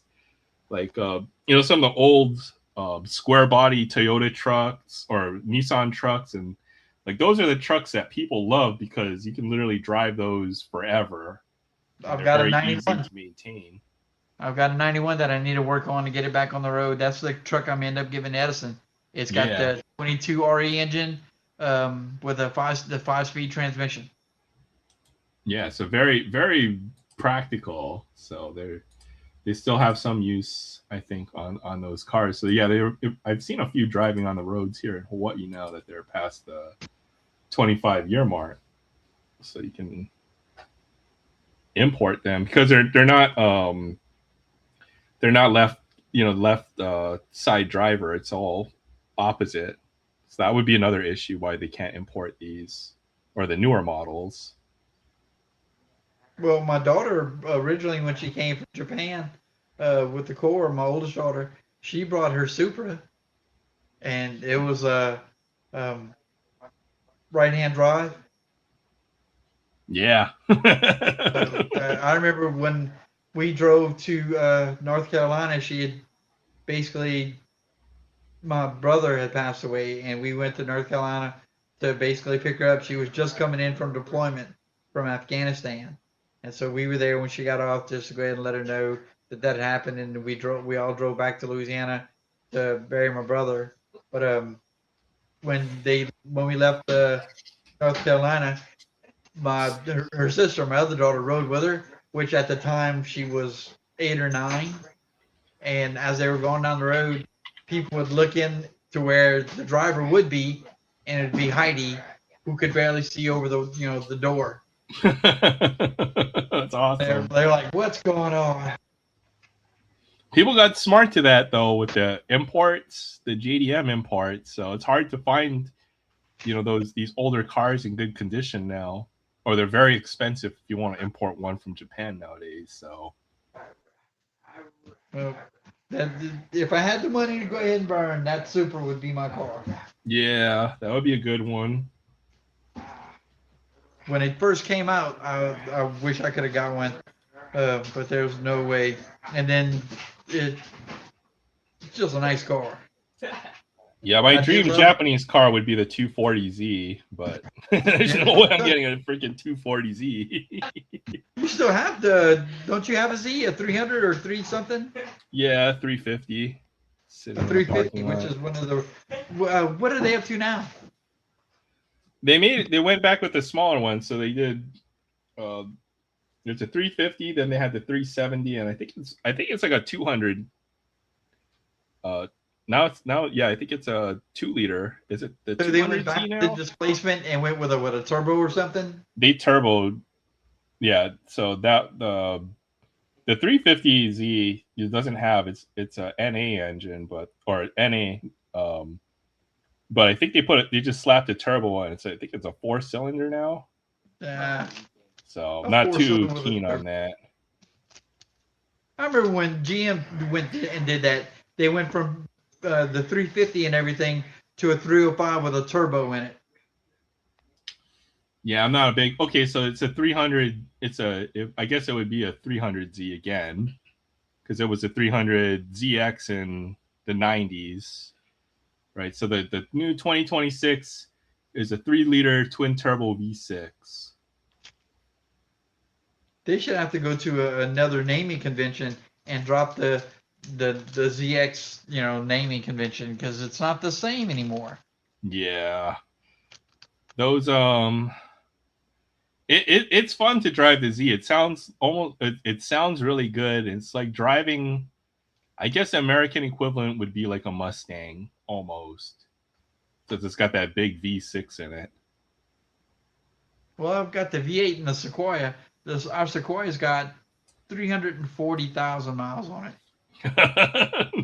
You don't want to get rid of that those old Toyota the big SUVs or 4Runner or anything like that. So that's right now the 4Runner is my daily driver. Really? And also, what year is your 4Runner? I think it's 2006. My 4Runner's a 95. Yeah, you don't want to get rid of that one. That's they take those and they that's like a war vehicle, right? In certain parts of the world. So It's got 350, but then I started having some problems with it, and I parked it, and it's got rats. It's parked in the woods. The rats are living in it. The starter's bad, but then I've got a lifetime warranty. What you call it? The AutoZone starter. All I got to do is drop it, bring it into AutoZone, and I'll get a brand new one to stick it on there. nice. So okay, so I did have some problems with the 4Runner the other week. So I went to the show on Sunday, it was a Sunday, and I parked it on the 3rd floor of a parking structure, right? And I start her up, and the freaking gear shaft slipped off the. Oh, that's what you were saying. Now Yeah. It doesn't have the little thing you pop off to put the key in it. Well, that's the whole shifter knob slipped off the wire, so it was basically disconnected. Oh my goodness. So I had to get towed, and then I got the replacement part. I can put it back in, but I just have to. Yeah, I took the whole center console off, which was easy. Like you can get into that center console. It only takes like you just need a 10mm socket, and it took me like less than 5 minutes to take everything off, which is crazy. So probably 2 on the front of each side, then 2 down here, maybe 2 on the back here, and then it would just click and pull off probably. So I haven't put the replacement part in. Toyotas. I haven't put the replacement part in, right? But Sam told me that you could put a zip tie to hold the cable in place. Well, that's what I would have figured out some kind of way to drive that car. I mean, I carry tools, and like the Sequoia, I carry all the tools I need in the back of it. I will in the future, right? So now that I know that could be fixed, you can even go on the bottom and you can manually change the transmission, right? But I don't want to mess with the car, and I didn't know all that. I know it now, right? So if I ever run into that problem again, I'll be able to drive off. But that was fun. I was like, whoa, because the shifter knob would move, right? And it's like, oh look, it's not shifting out apart because it's disconnected, but from the cable, right? So that's changing the gears in the transmission. So right, just go ahead and lock the emergency brake and move the arm, so you don't get rolled over, or you get somebody else to get up, crawl up under there and do it while you hold the brake. Yeah, well, that was the problem. Is I was in this tight parking lot, and the tow truck driver's like, "Yeah, I'm not even supposed to be up here." My freaking, my huge giant tow truck that weighs whatever over the weight limit of the structure.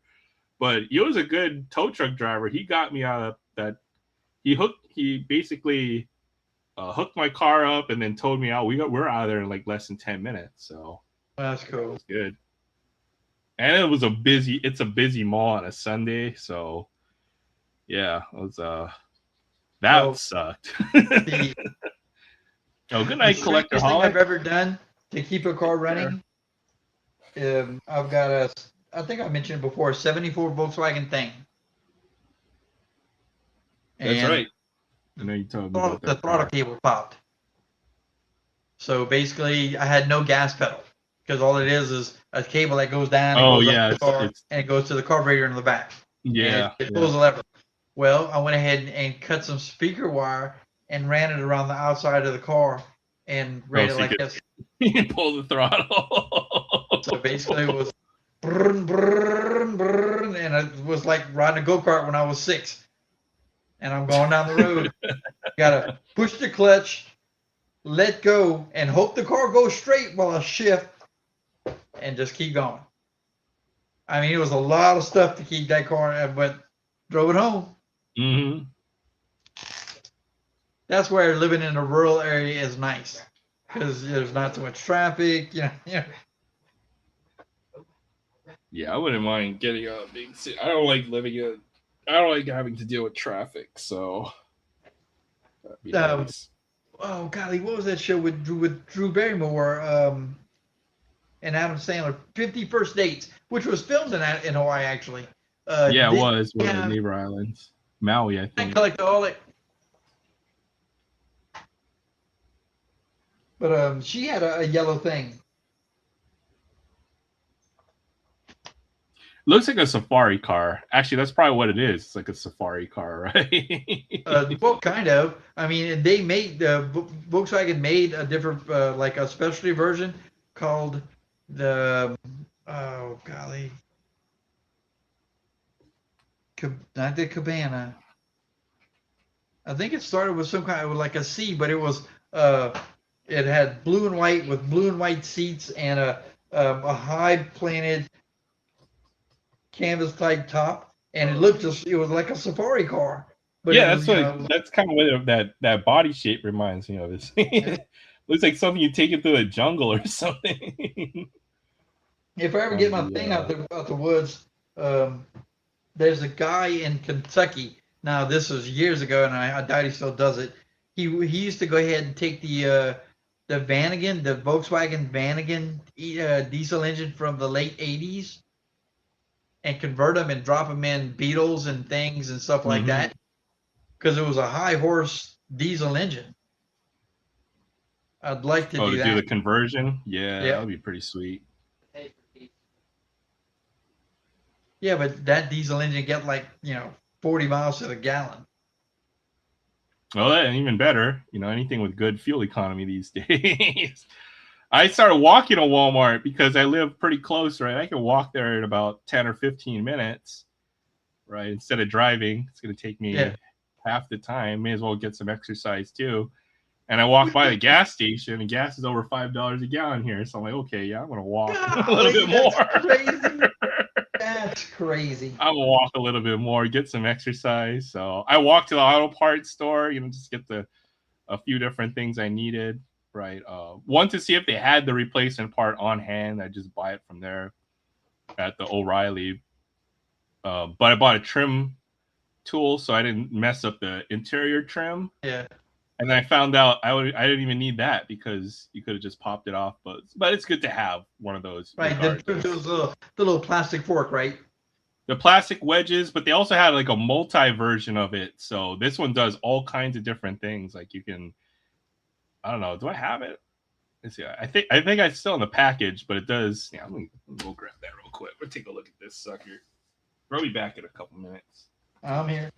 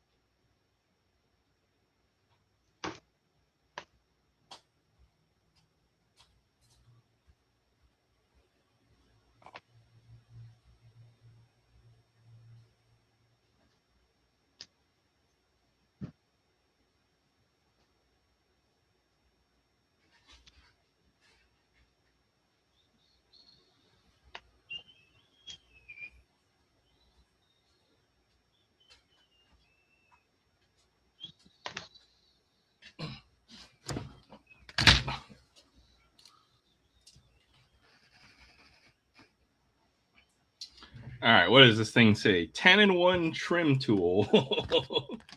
So this one has a few other widgets but sorry, it pretty much does everything. All right, it's got all kinds of different little bits or whatever to be able to get like literally just about everything. Pop everything off. Pop. Yeah. Yeah, it's got little, like There's little, all right. That's what I was talking about. The little fork looking. yeah, this is probably That's the kind of- important part. Yeah, but You this put does. that underneath the trim pins, the trim rivets to pop Yeah, off. because trim I've rivets. popped it off by hand and I've snapped those before, so I don't want to do that this time around.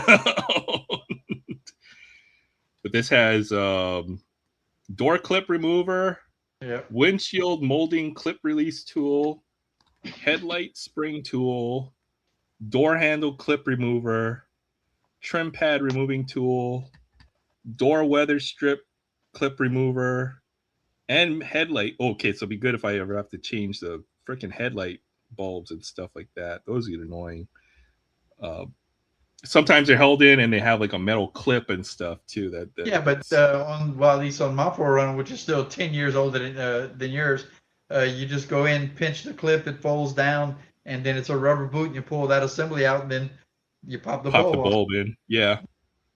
I messed up my Z, the bulb, because I messed it. So this will be a little easier. Does your Z have pop-up lights? No, it does not. Cars don't have those anymore. They like did away with that.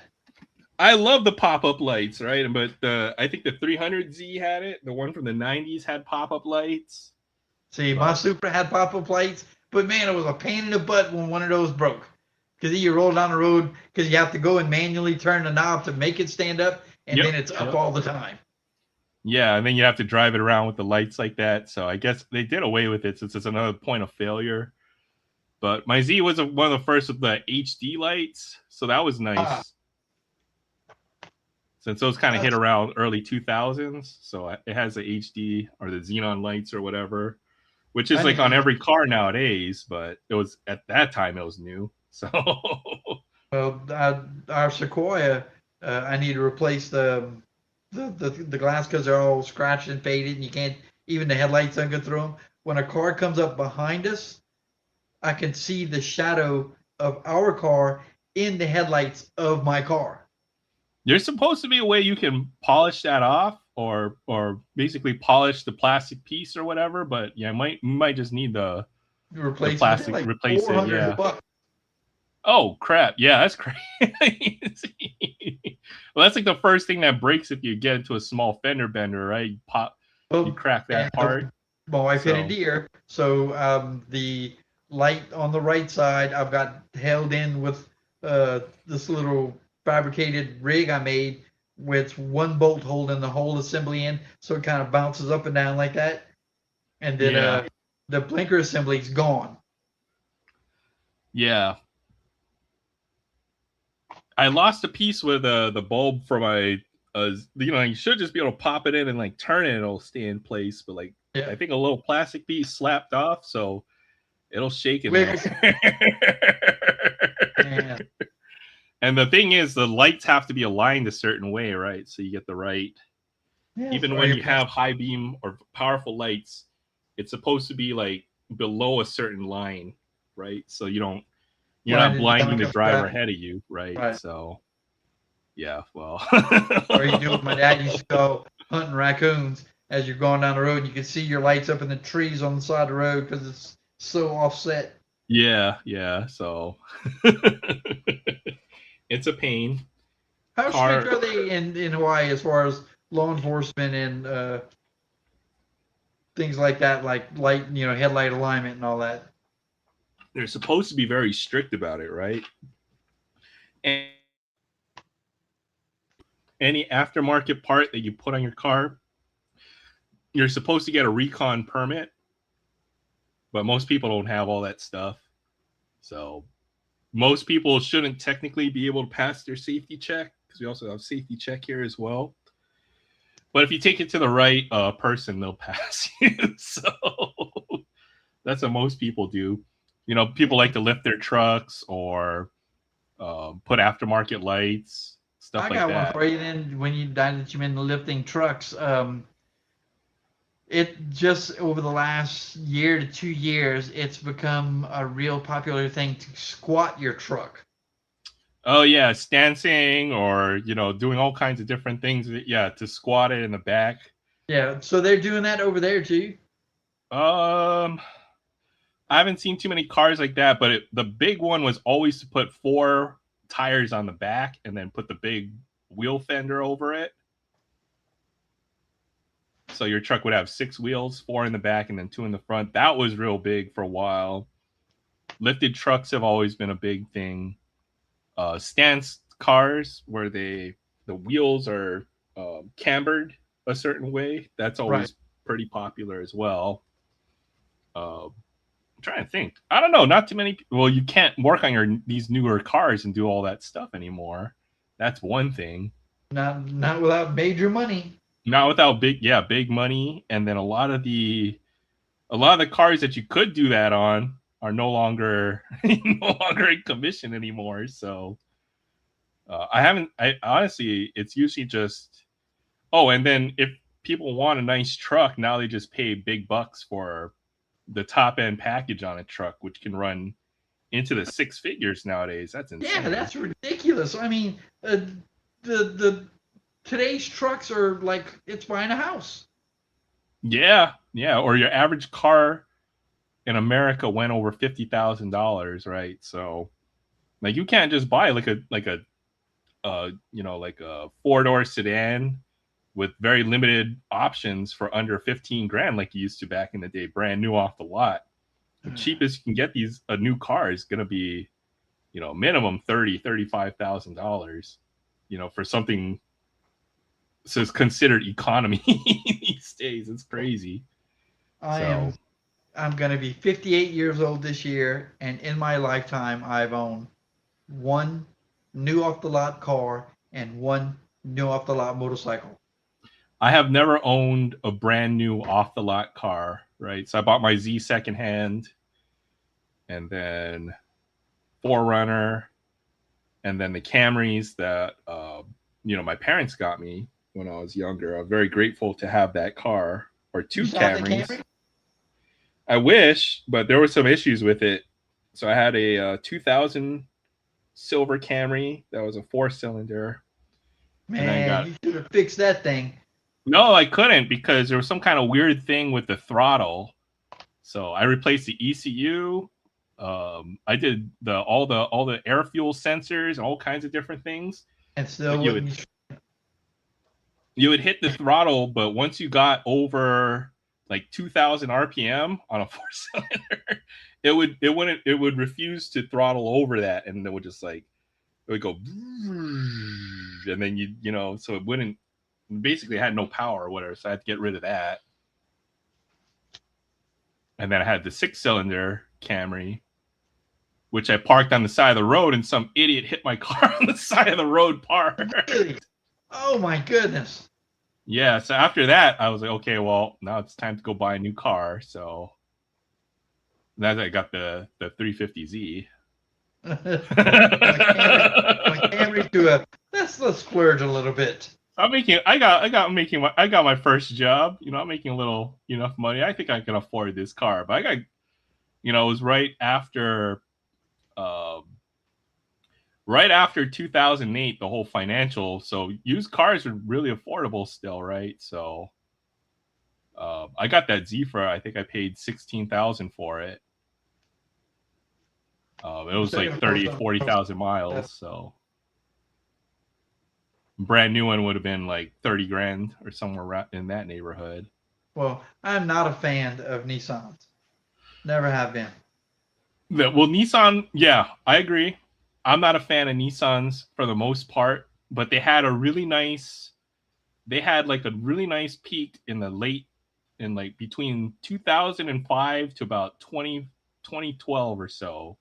Nissan made some great cars, right? They had the Altimas that were really popular. Sentras, they made some really good cars for. And before that, Nissans are trash. Right, all the new Nissans, I wouldn't own a new Nissan. That's for sure. Even Toyota's gone downhill in the last few all years. the Toyotas today are stinking BMWs. Too much electronics on all these, and too many points of failure. Well, that's on all the all way these around. cars. I understand that the cars are running. You're running cleaner, better emission, better gas mileage when the car and all the sensors are running. But as soon as one of those sensors goes out, you're dead in the water. You're hosed. You Yeah. gotta get. You don't have the diagnostics, and you need all kinds of electronic diagnostics to figure out what is wrong. Then you But replace when you it. bring it to, depending on what sensor went out, when you bring it to the dealership, they're going to run it and it's going to throw a code on blah, blah, blah. And if that sensor is affecting other functions on an automobile, you're screwed because all they're going to spend time doing, and I've had this, I paid the money for this, they're going to be sensor swapping. There's sensor swap. They won't, and they got to replace. Like they have the whole process. It's not just going to be one sensor. They have to replace the whole package, or they have to replace the whole assembly, right? Or and then it's still a gamble like on if the car's going to run again. Yeah, exactly. So I don't like the newer cars with all the I don't need Wi-Fi in my car. I don't need freaking. I just need a CD player. Yeah, well, or something like that. Even motorcycles, they on a motorcycle it's called fly-by-wire or fly-by-Wi-Fi. Your throttle, there's no more throttle cables that go to a carburetor or throttle it's all electronic now, huh? Yeah, I don't need that. I need analog. I need wires. I need cables. I need dials. I need electronic. I need like freaking magnets and stuff like that in my car because those don't break. So even working on a car, I mean, working on anything after like 1982, forget it. Yeah. Well, yeah, that's kind of when they have it's all the new regulations, safety regulations, like you have to have cameras, sensors, and all that stuff can break. Well, the newest car we have is the Sequoia is I think the Sequoia is the newest car we have in 05. Yeah. Those are still good. It's anything in the last 10 years or so when it really started replacing everything. I've got a Ford Expedition. The Expedition is an 04. The oil pump went out on it, so it's parked in the driveway. I need to go ahead and tear the front down and replace the oil pump.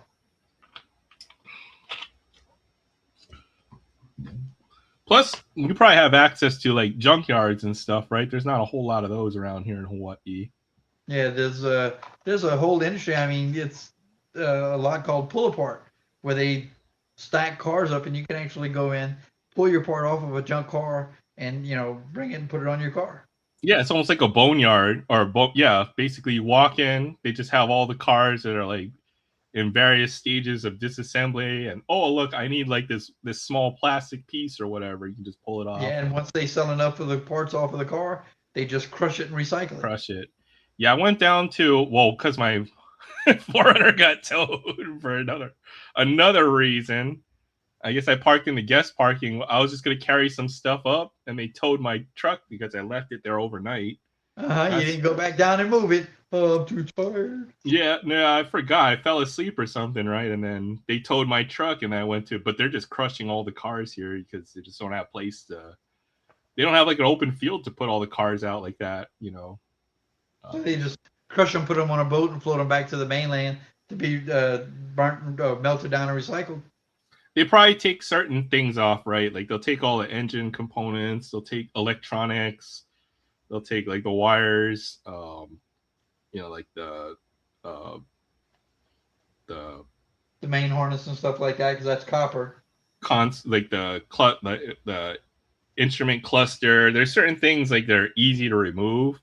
Yeah. But once all that's gone, then they just crush everything else up, right? So. Like if I wanted, like for my Z, they didn't put the fuel gauge sensor in correctly, right? So if I wanted to get a replacement fuel gauge sensor, I'd have to go buy a brand new assembly and all that. That's expensive, OEM parts and all that. With something like that, you could probably salvage from if they had it available. So it would be nice. Tempted to take this card and tear it up. What was that? It is it's not that old. It's only a 1980 Larry Boa. Oh yeah, that's in pretty rough shape. I'm like that where I have difficulty getting rid of cards, but once it's at that point, it's not like you're destroying history or anything like that. If it had been prior to 1970, I'd have probably kept it. I probably would have too, right? Because anything, yeah. So because then it's a little bit too old, and the likelihood that another one's gonna be easy to get pretty slim. Mm-hmm. All right. Well, There's at least not a for whole lot me of to those. get another one for me to get is pretty slim because they I'm already wasting too much money on a lot of this stuff anyway. Vintage commons aren't all that cheap these days either, right? So if that was like a high number of common or something like that, you couldn't throw that away. That's a $5 to $8 card. I mean, yeah, you think $5 to $8 doesn't sound like a whole lot, but well, when you do like the when a set is like 600 cards, you're buying each card at like $4, $5, $6 each, then yeah, it'll adds get up expensive real quick. Yeah, it'll add up real quick. Oh, I heard a knife go across some cardboard. Yeah, I had one more of these celebrations boxes. So it's if Sam didn't connive me into opening that perfect door TP. But he got me. He got me good. He said that if you wanted to hold it. Come on, I wasn't gonna say no. I can't turn that challenge down. I wasn't gonna take that one lying down. He already crushed me. There's no way else. Well, it would have been very slim. I think 3 cards would have been more valuable than what he had. So, but I did have one of these, and it was going to get opened either tonight or probably like tomorrow or something if I was bored. So I've been buying this is the best way to do Series 1 if you can get these celebrations boxes. Because half the packs would be what you would get in a blaster, and these are crazy. They have 3 or 4 insert cards per pack. So, oh, there goes Troy. Let's see if he comes back. See if his battery died out. Oh, there he is. Welcome back, Troy. Yep, I don't know what happened. It crashed. I think it just crashed. Yeah, it's been. So I guess I ordered a few of these. Hopefully they'll come in the mail. So this is the best way to do Series 1, though. So like this, you get like 5 insert. Ooh. That Mookie, wait. There's purple in there. Yeah, they have 3. They have 4 different insert sets in here that are the celebrations only. So there's Mookie Betts. Game Day Drip. Game Day Drip. And then the mascots. That's something. That's the barrel for the Brewers. And there's Paul Skeens. This is the Stars of the MLB set. It's this year. And then I have purple O'Neal Cruz. That's numbered. He's had a good start to the year. Well, except for the opening day game. There's Churrio. And then there's a numbered O'Neal Cruz to 250. That's nice. Yeah, so these one, you probably get just as many cards as if you ever buy 2 blasters of Series 1, it's the same price, and then it seems like you have a good chance to pull numbered cards. You get all of the opening day inserts or celebrations inserts. So this is the best way to do Series 1 if you see these. All right. And I actually like the rookie class this year for Series 1. It's actually really good. Logan Webb. It's at Braves. Reed Detmers. Will Vest. Kyle Freeland. There's a lot of Rockies right there. William Contreras. Nolan McLean, he's a good rookie pitcher. Well, the Mets have lost like 9 in a row now, so Hey, maybe we not. got some of that. Yeah. We Shane attributed Smith. to that. Oh, there's a Diamondback parallel. Pavin Smith. Pavin? Pavin Smith. Yeah, he's on the IL. I mean, we got so many guys rotating on the IL right now.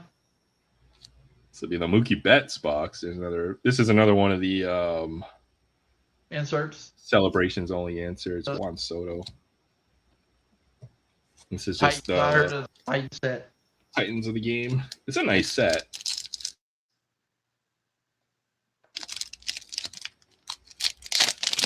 Yeah, I'll see if I have a few extra celebrations inserts. I know I'm probably pretty close to making the sets on these. Manzardo,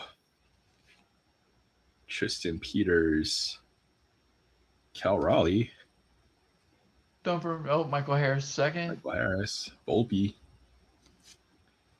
It's not Volpe, it's Ben Rice is killing it on the Yankees this year. First baseman.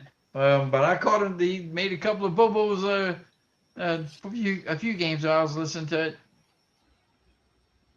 Mizorowski. Oh, there's an Aaron Judge.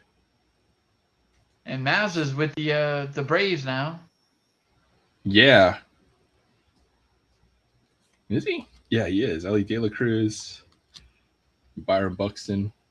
This guy ever stayed healthy? He's always hurt though. Yeah, Buxton lit him up a couple games ago. He's whatever's in the water in Minnesota. I don't know. They always seem to have injury problems every year. All right, what do we got here? Warming Bernabel, Troy Melton, Matthew Boyd. I think he's out for hurt as well. Spencer Horwitz, Cole Young. Mariners can't hit though this year. Mason Miller. This guy's killing it too. They traded from the A's for him. San Diego just got sold. Yeah, for like $1 billion or multiple billions of dollars, right? So Wally the Green Monster. And Frankie Lindor. Another Byron Buxton. Will Banfield. And I saw this is actually a really good rookie back here. Samuel Basallo for the Orioles. Oh, yeah. Diamondbacks came across the O's not long ago, too. Yeah, so these boxes, and they have celebration. They have like I guess a certain parallel. You usually get like, I guess, 8 to 10 per box, it seems. So they're nicer than the seasonal parallels, the Easter ones, and all the other stuff they have as well. So, not Otani. All right, what do we got here? Stephenson, Bailey, Kyle Backus from Diamondbacks. Any idea who this guy is? No, I don't. All right, let's see. All right, 32 games, 25 innings. So I'm guessing reliever. 142 whip, 4.62 ERA. He's definitely a reliever. He's not a closer right now. Paul Sewald's closing because Justin Martinez is still out hurt, and he's not part of the rotation. So, but I haven't seen him come in to pitch. He's probably like a low leverage middle reliever, I'm guessing, or a specialist. Maybe he's like a lefty specialist or something. Yeah, I was about to say come in and throw lefties or something like that. Chase Burns, I think, was a number 2 pick after Skeens or somewhere in that draft. So that's another good rookie to keep track of. And we have Harper and Schwarber. And Yusei Kikuchi, Sean Burke, Jack Leiter, Mizorowski on the insert. So the Series 1 rookie class actually is pretty solid, I think. Alex Friedland, Kyle Tucker, and Jack Caglinone. No, I still don't know how to pronounce that dude's name. I've heard it a bunch of times. I still don't get it right. I heard the announcer say it. Tailon, Tyone. Yeah, Calianoni or whatever. I don't know. Oh, I know. Yeah, I know what you're talking about. Sosa, Perkins, Royce Lewis, Spencer Schwellenbach. Yeah, there's another long name. Yeah, got to see him play. Drew Gilbert, another San Francisco prospect, supposed to be a pretty highly touted prospect. Riley Green. All right, Jazz Chisholm, Bernie Brewer, Mizorowski again, Jose Berrios, and a future stars of Marcelo Mayer. So this is like an opening date. There's so many parallels now. It's just stupid. It's shiny now, I guess. Master set builders. No. There's no way. Even the non-numbered parallels, there's got 15 different variations or retail parallels. And before it was easy, right? You just had like silver and that was it. Now it's ridiculous. Mizorowski,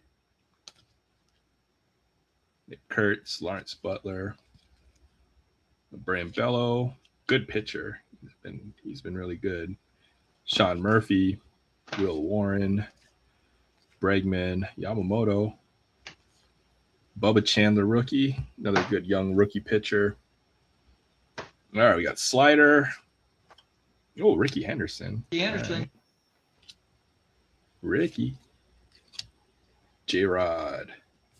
Oh, Jeff Bagwell.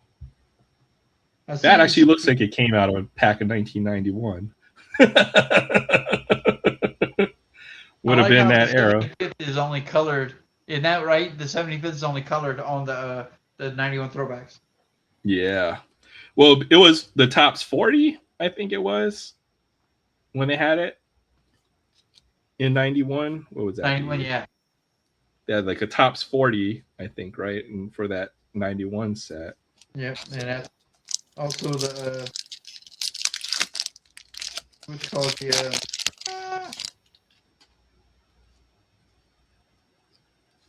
Uh-oh. Desert Shield. The Desert Shield set's 91. That's right, the Desert Shield set. I know someone who's got a really nice Desert Shield card lying around somewhere. I like that card. That's a sweet card. It's a hard to get one. I think it's if you're a Griffey collector, then for sure that would be on the bucket list or something pretty high to try to get. The hardest one is the is it the Chipper rookie? Yeah, that's probably the biggest card in the set if I had to guess. Rangers captain, PCA. Oh, Mr. Corbin Carroll. There you go.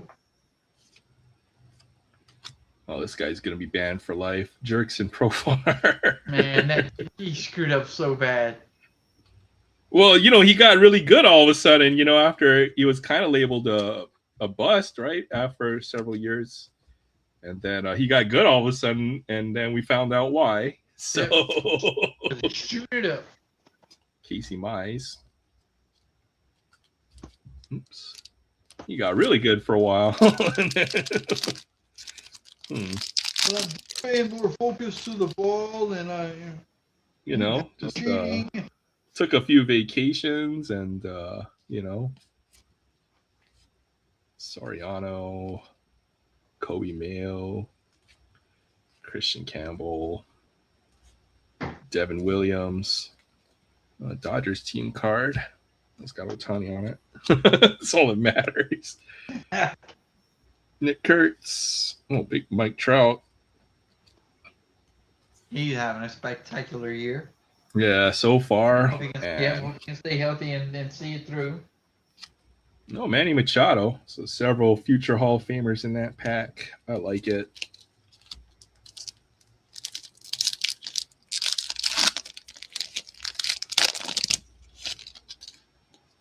All right. Lazaro Estrada. Gavin Williams. There's another Ohtani. on the home run leaders. Scooble, Lawrence Butler, Brett Beatty, Dylan Cruz, Corey Seager. All right, Tatis, freaking Fred Bird, J Ram, Royals team card, Bobby Witt Jr. I'm guessing that is a Jack Keg whatever. Yeah, Caglione. Caglione. Yeah.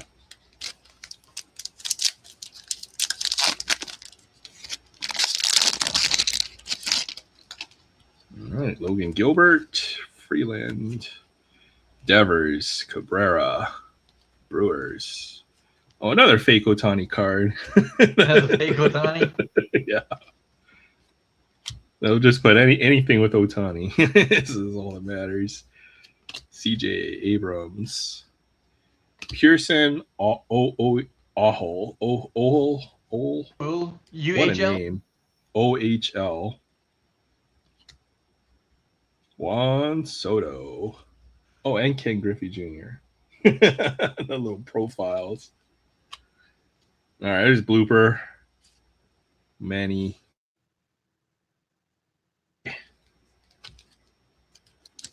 Yeah, just the number of inserts is ridiculous in this. I already got a huge, big old pile.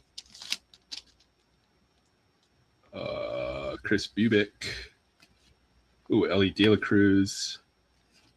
Barshow. Cam Schlittler, another good rookie pitcher. Benintendi, Yu Darvish, PCA on the horizontal. Oh, that's nice. That'd be nice to get parallel that. Zach McKinstry, Kyle Schwarber, super short print, Jose Altuve. Altuve. It's relatively, always have to zoom in really close to get them on that card. Or zoom out, right? So that it looks about the same proportion. There's Lindor. Hayden Birdsong, Future Stars. I always like the Future Stars because it kind of tells you what players you should be looking at. They're usually big name prospects, or yeah, it's typically the case. So cool one there. All right, I got 2 more packs. Yeah, I love this celebrations though. This has been fun. Every other format of Series 1 has been, I've gotten some good pulls, I'm not gonna lie, but this one feels You always get good pulls, dude. sometimes lucky. Tuve, Clayton Kershaw, Jimmy Crooks is another pretty good rookie card as well. And the Cardinals aren't half bad this year either. They got Weatherholt, they got Jimmy Crooks, they got Mason Wynn. They got a lot of young players on that team. Jordan. That's right. He's killing it this year. There's Aaron Judge. Jordan Walker, yeah. Yep. I think he's leading the league in home runs. He's got like 8 or 9 home runs. Matt McLean. I got to watch Jordan play with the Redbirds. Yeah. And then I'm hoping to go in June to St. Louis to see the Diamondbacks play in St. Louis, and it'll be stadium number 11. That's cool. So is that your goal to get to every stadium, or? It wasn't until when last year when we went to the National and we went to Kansas City. We went eat before going to the game, and the place where we went eat, people were coming in wearing all kind of jerseys, and basically it's people that were going to the National passing through catching the game. Well, I know a lot of people that went to the National went to go catch the game when it was in town. So well, we ended up talking to this one couple with Padres jerseys, and that game in Kansas City was their 30th. That's cool. So that's after talking to them, and that was like, it's doable. I can do this. So I mean, I'm 10 already. you could knock out 5 in a weekend in the Northeast. Oh yeah, just because they're all so close together. Yeah. If you could find the schedule and you timed it right. Day game, afternoon game, evening game, day game, afternoon game on a Sunday. Done. Shamanaya. That would be crazy. You know, I haven't been to one major league game. I've never seen a big league team play in person. Yeah, but you're in Hawaii, man. Yeah, it's it makes it kind of tough. I agree. But this is like 1 megabox worth of inserts. It's kind of crazy. All right, I got some Pokemon questions for you. All right, I'll try. I'm not the expert on Pokemon. I think I know just enough to be dangerous when it comes to Pokemon. All right, I have a Pokemon Go card, but it's got a silver star on the bottom.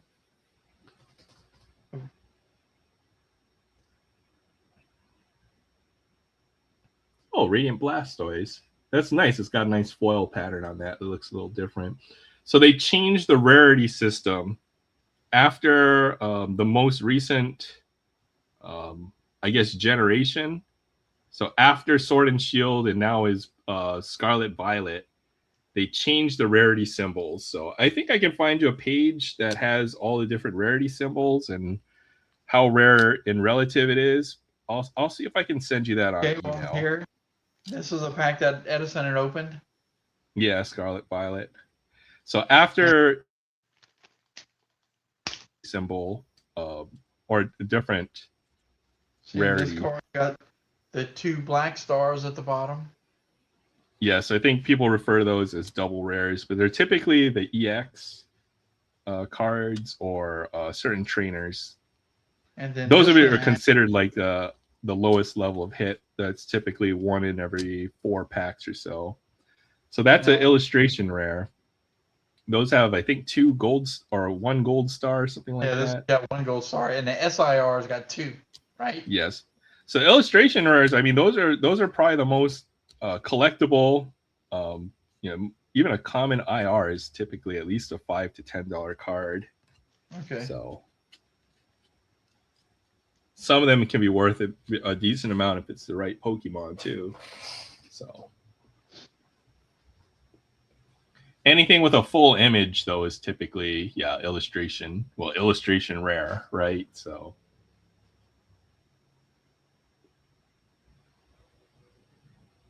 what Pokemon was that? An Electrike. Electrike.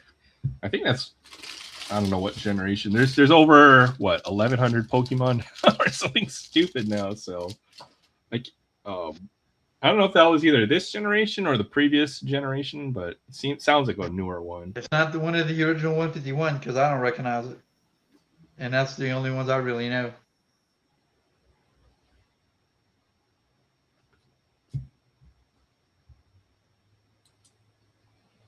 Yeah, my nephew came across, I guess,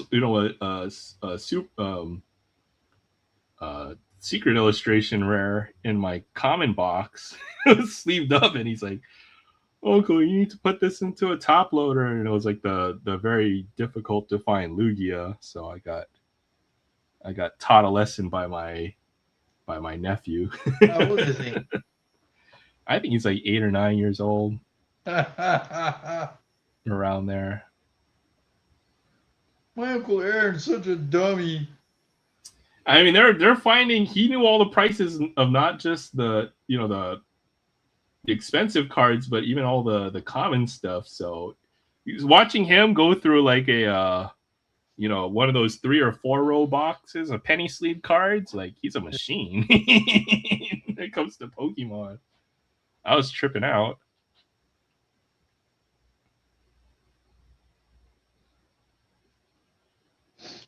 White dot, black diamond.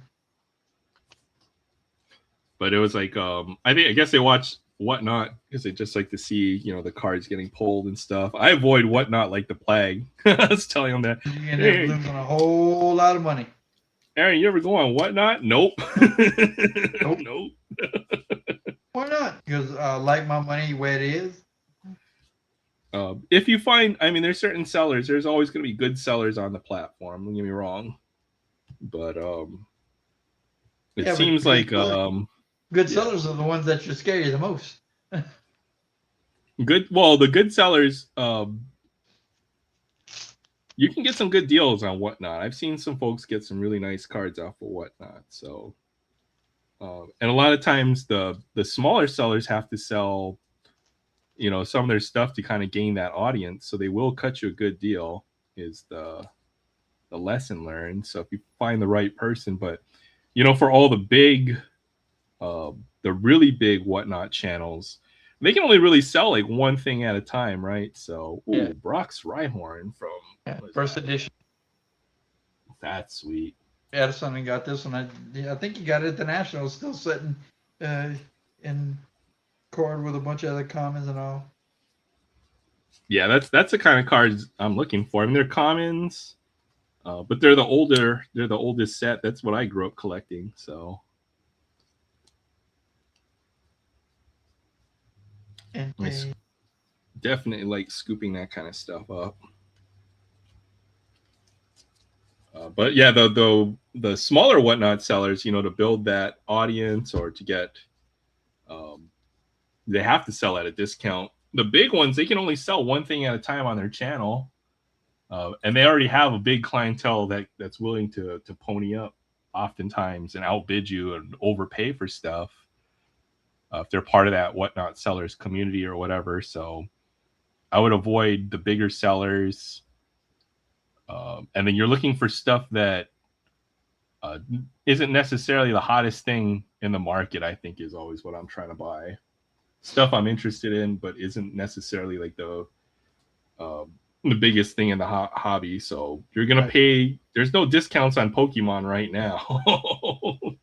Any of the newer Pokemon cards, the cards that are hyped up right now. So. all right. Goal is to buy high and sell low. They say you don't make your money selling it, you make your money buying it. Yeah, exactly. So buy high, sell low. It's the opposite, right? So there might be a card that you're going to see everywhere on videos or is talked about a lot. I tend to avoid those type of cards or chasing those cards, just because they're at the peak of the amount of interest that card is getting. So you're not going to get a good discount on that card. And it could possibly very, very well at the top of its pricing, right? If the market moves on to something else and decides something else is cooler. So, okay, Entei. Entei's our original legendary Pokemon, right? Yeah. And it's got just a regular one black star, so that's just a regular rare. Yeah. Yep. And it's the shiny border and all. So that's something they started doing with this new Scarlet Violet, is to make the borders foil as well. So they've blinged up the cards up a lot in this generation. Before, it was just like the portrait would have a little bit of foiling on it, but that's not the case anymore. Even on you get it where the regular whole card shiny, just the border shiny, just the picture shiny.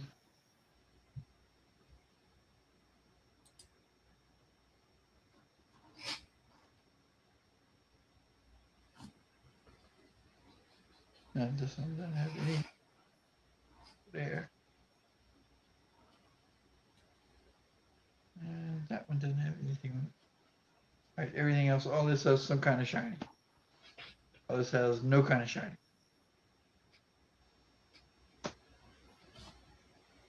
Oh yeah. Where did that pile of Pokemon that I already kind of sort. Well, you know what? Usually the fastest way I find is you just to fan out your card just a little bit and then tilt it in the light. This is the way I find refractors too, by the way. I know you said that you can't tell the difference. I still have trouble finding the refractors. Here, oh, you know what? That's I mean, not I'll the flip best. that sucker all kind of way to finally see where it's got. Oh, I can see the blue and purple and crap, and oh my goodness. I'm gonna teach you my technique. All right, this is the easiest way to find a refractor in a pile of cards. All right, so if you have a stack of chrome base like this is some WWE I opened. These are just all chrome cards, right? If you fan it out just a little bit like that and you tilt it in the light, you see that? That one greenish card right in the Yeah, middle. there's your one refractor in the pile. So you fan it out just enough so you can see the edge of every card, and then you tilt it in the light. You can tell which one is a refractor just by doing that. That's how I pull all the refractors out of the pile of chrome cards, anyhow. So that's the easiest way. And I put this anywhere in the pile. You'll be able to see it like that too. You just have to make it so you can see just about every edge of the card. And then you'll see, if you tilt it right, you'll see just that one card has a bit of a shimmer on it. And you can tell exactly where that refractor is in the pile. So that's the easiest way. All right.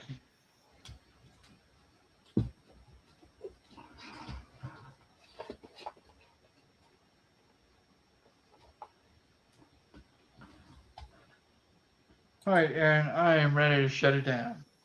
All right, yeah, let's close it down. It was a good stream. Oh wow, we went 5 hours. So we haven't done 5 in a minute. Well, I haven't done 5 in a minute because I've been off. Yeah, it was good. I got a lot to get done. We got the soccer tournament this weekend. 2 games tomorrow. 1 game, I think. 1 game Sunday, maybe 2. I don't remember. My little girl, my second daughter, she makes 28 today. Technically, the 18th, she makes 28. Oh wow! Congratulations. But I'm not going to get to see her. We have the soccer tournament, so I'm not going to get to see her.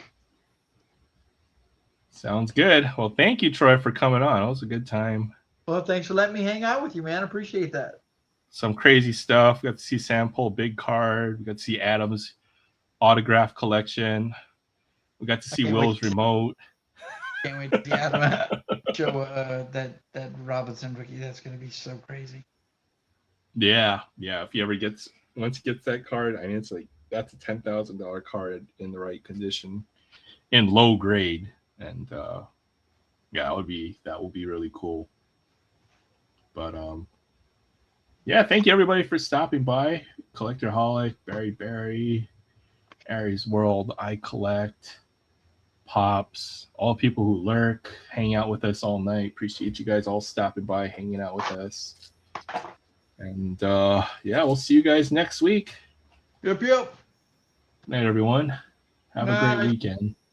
Later, man.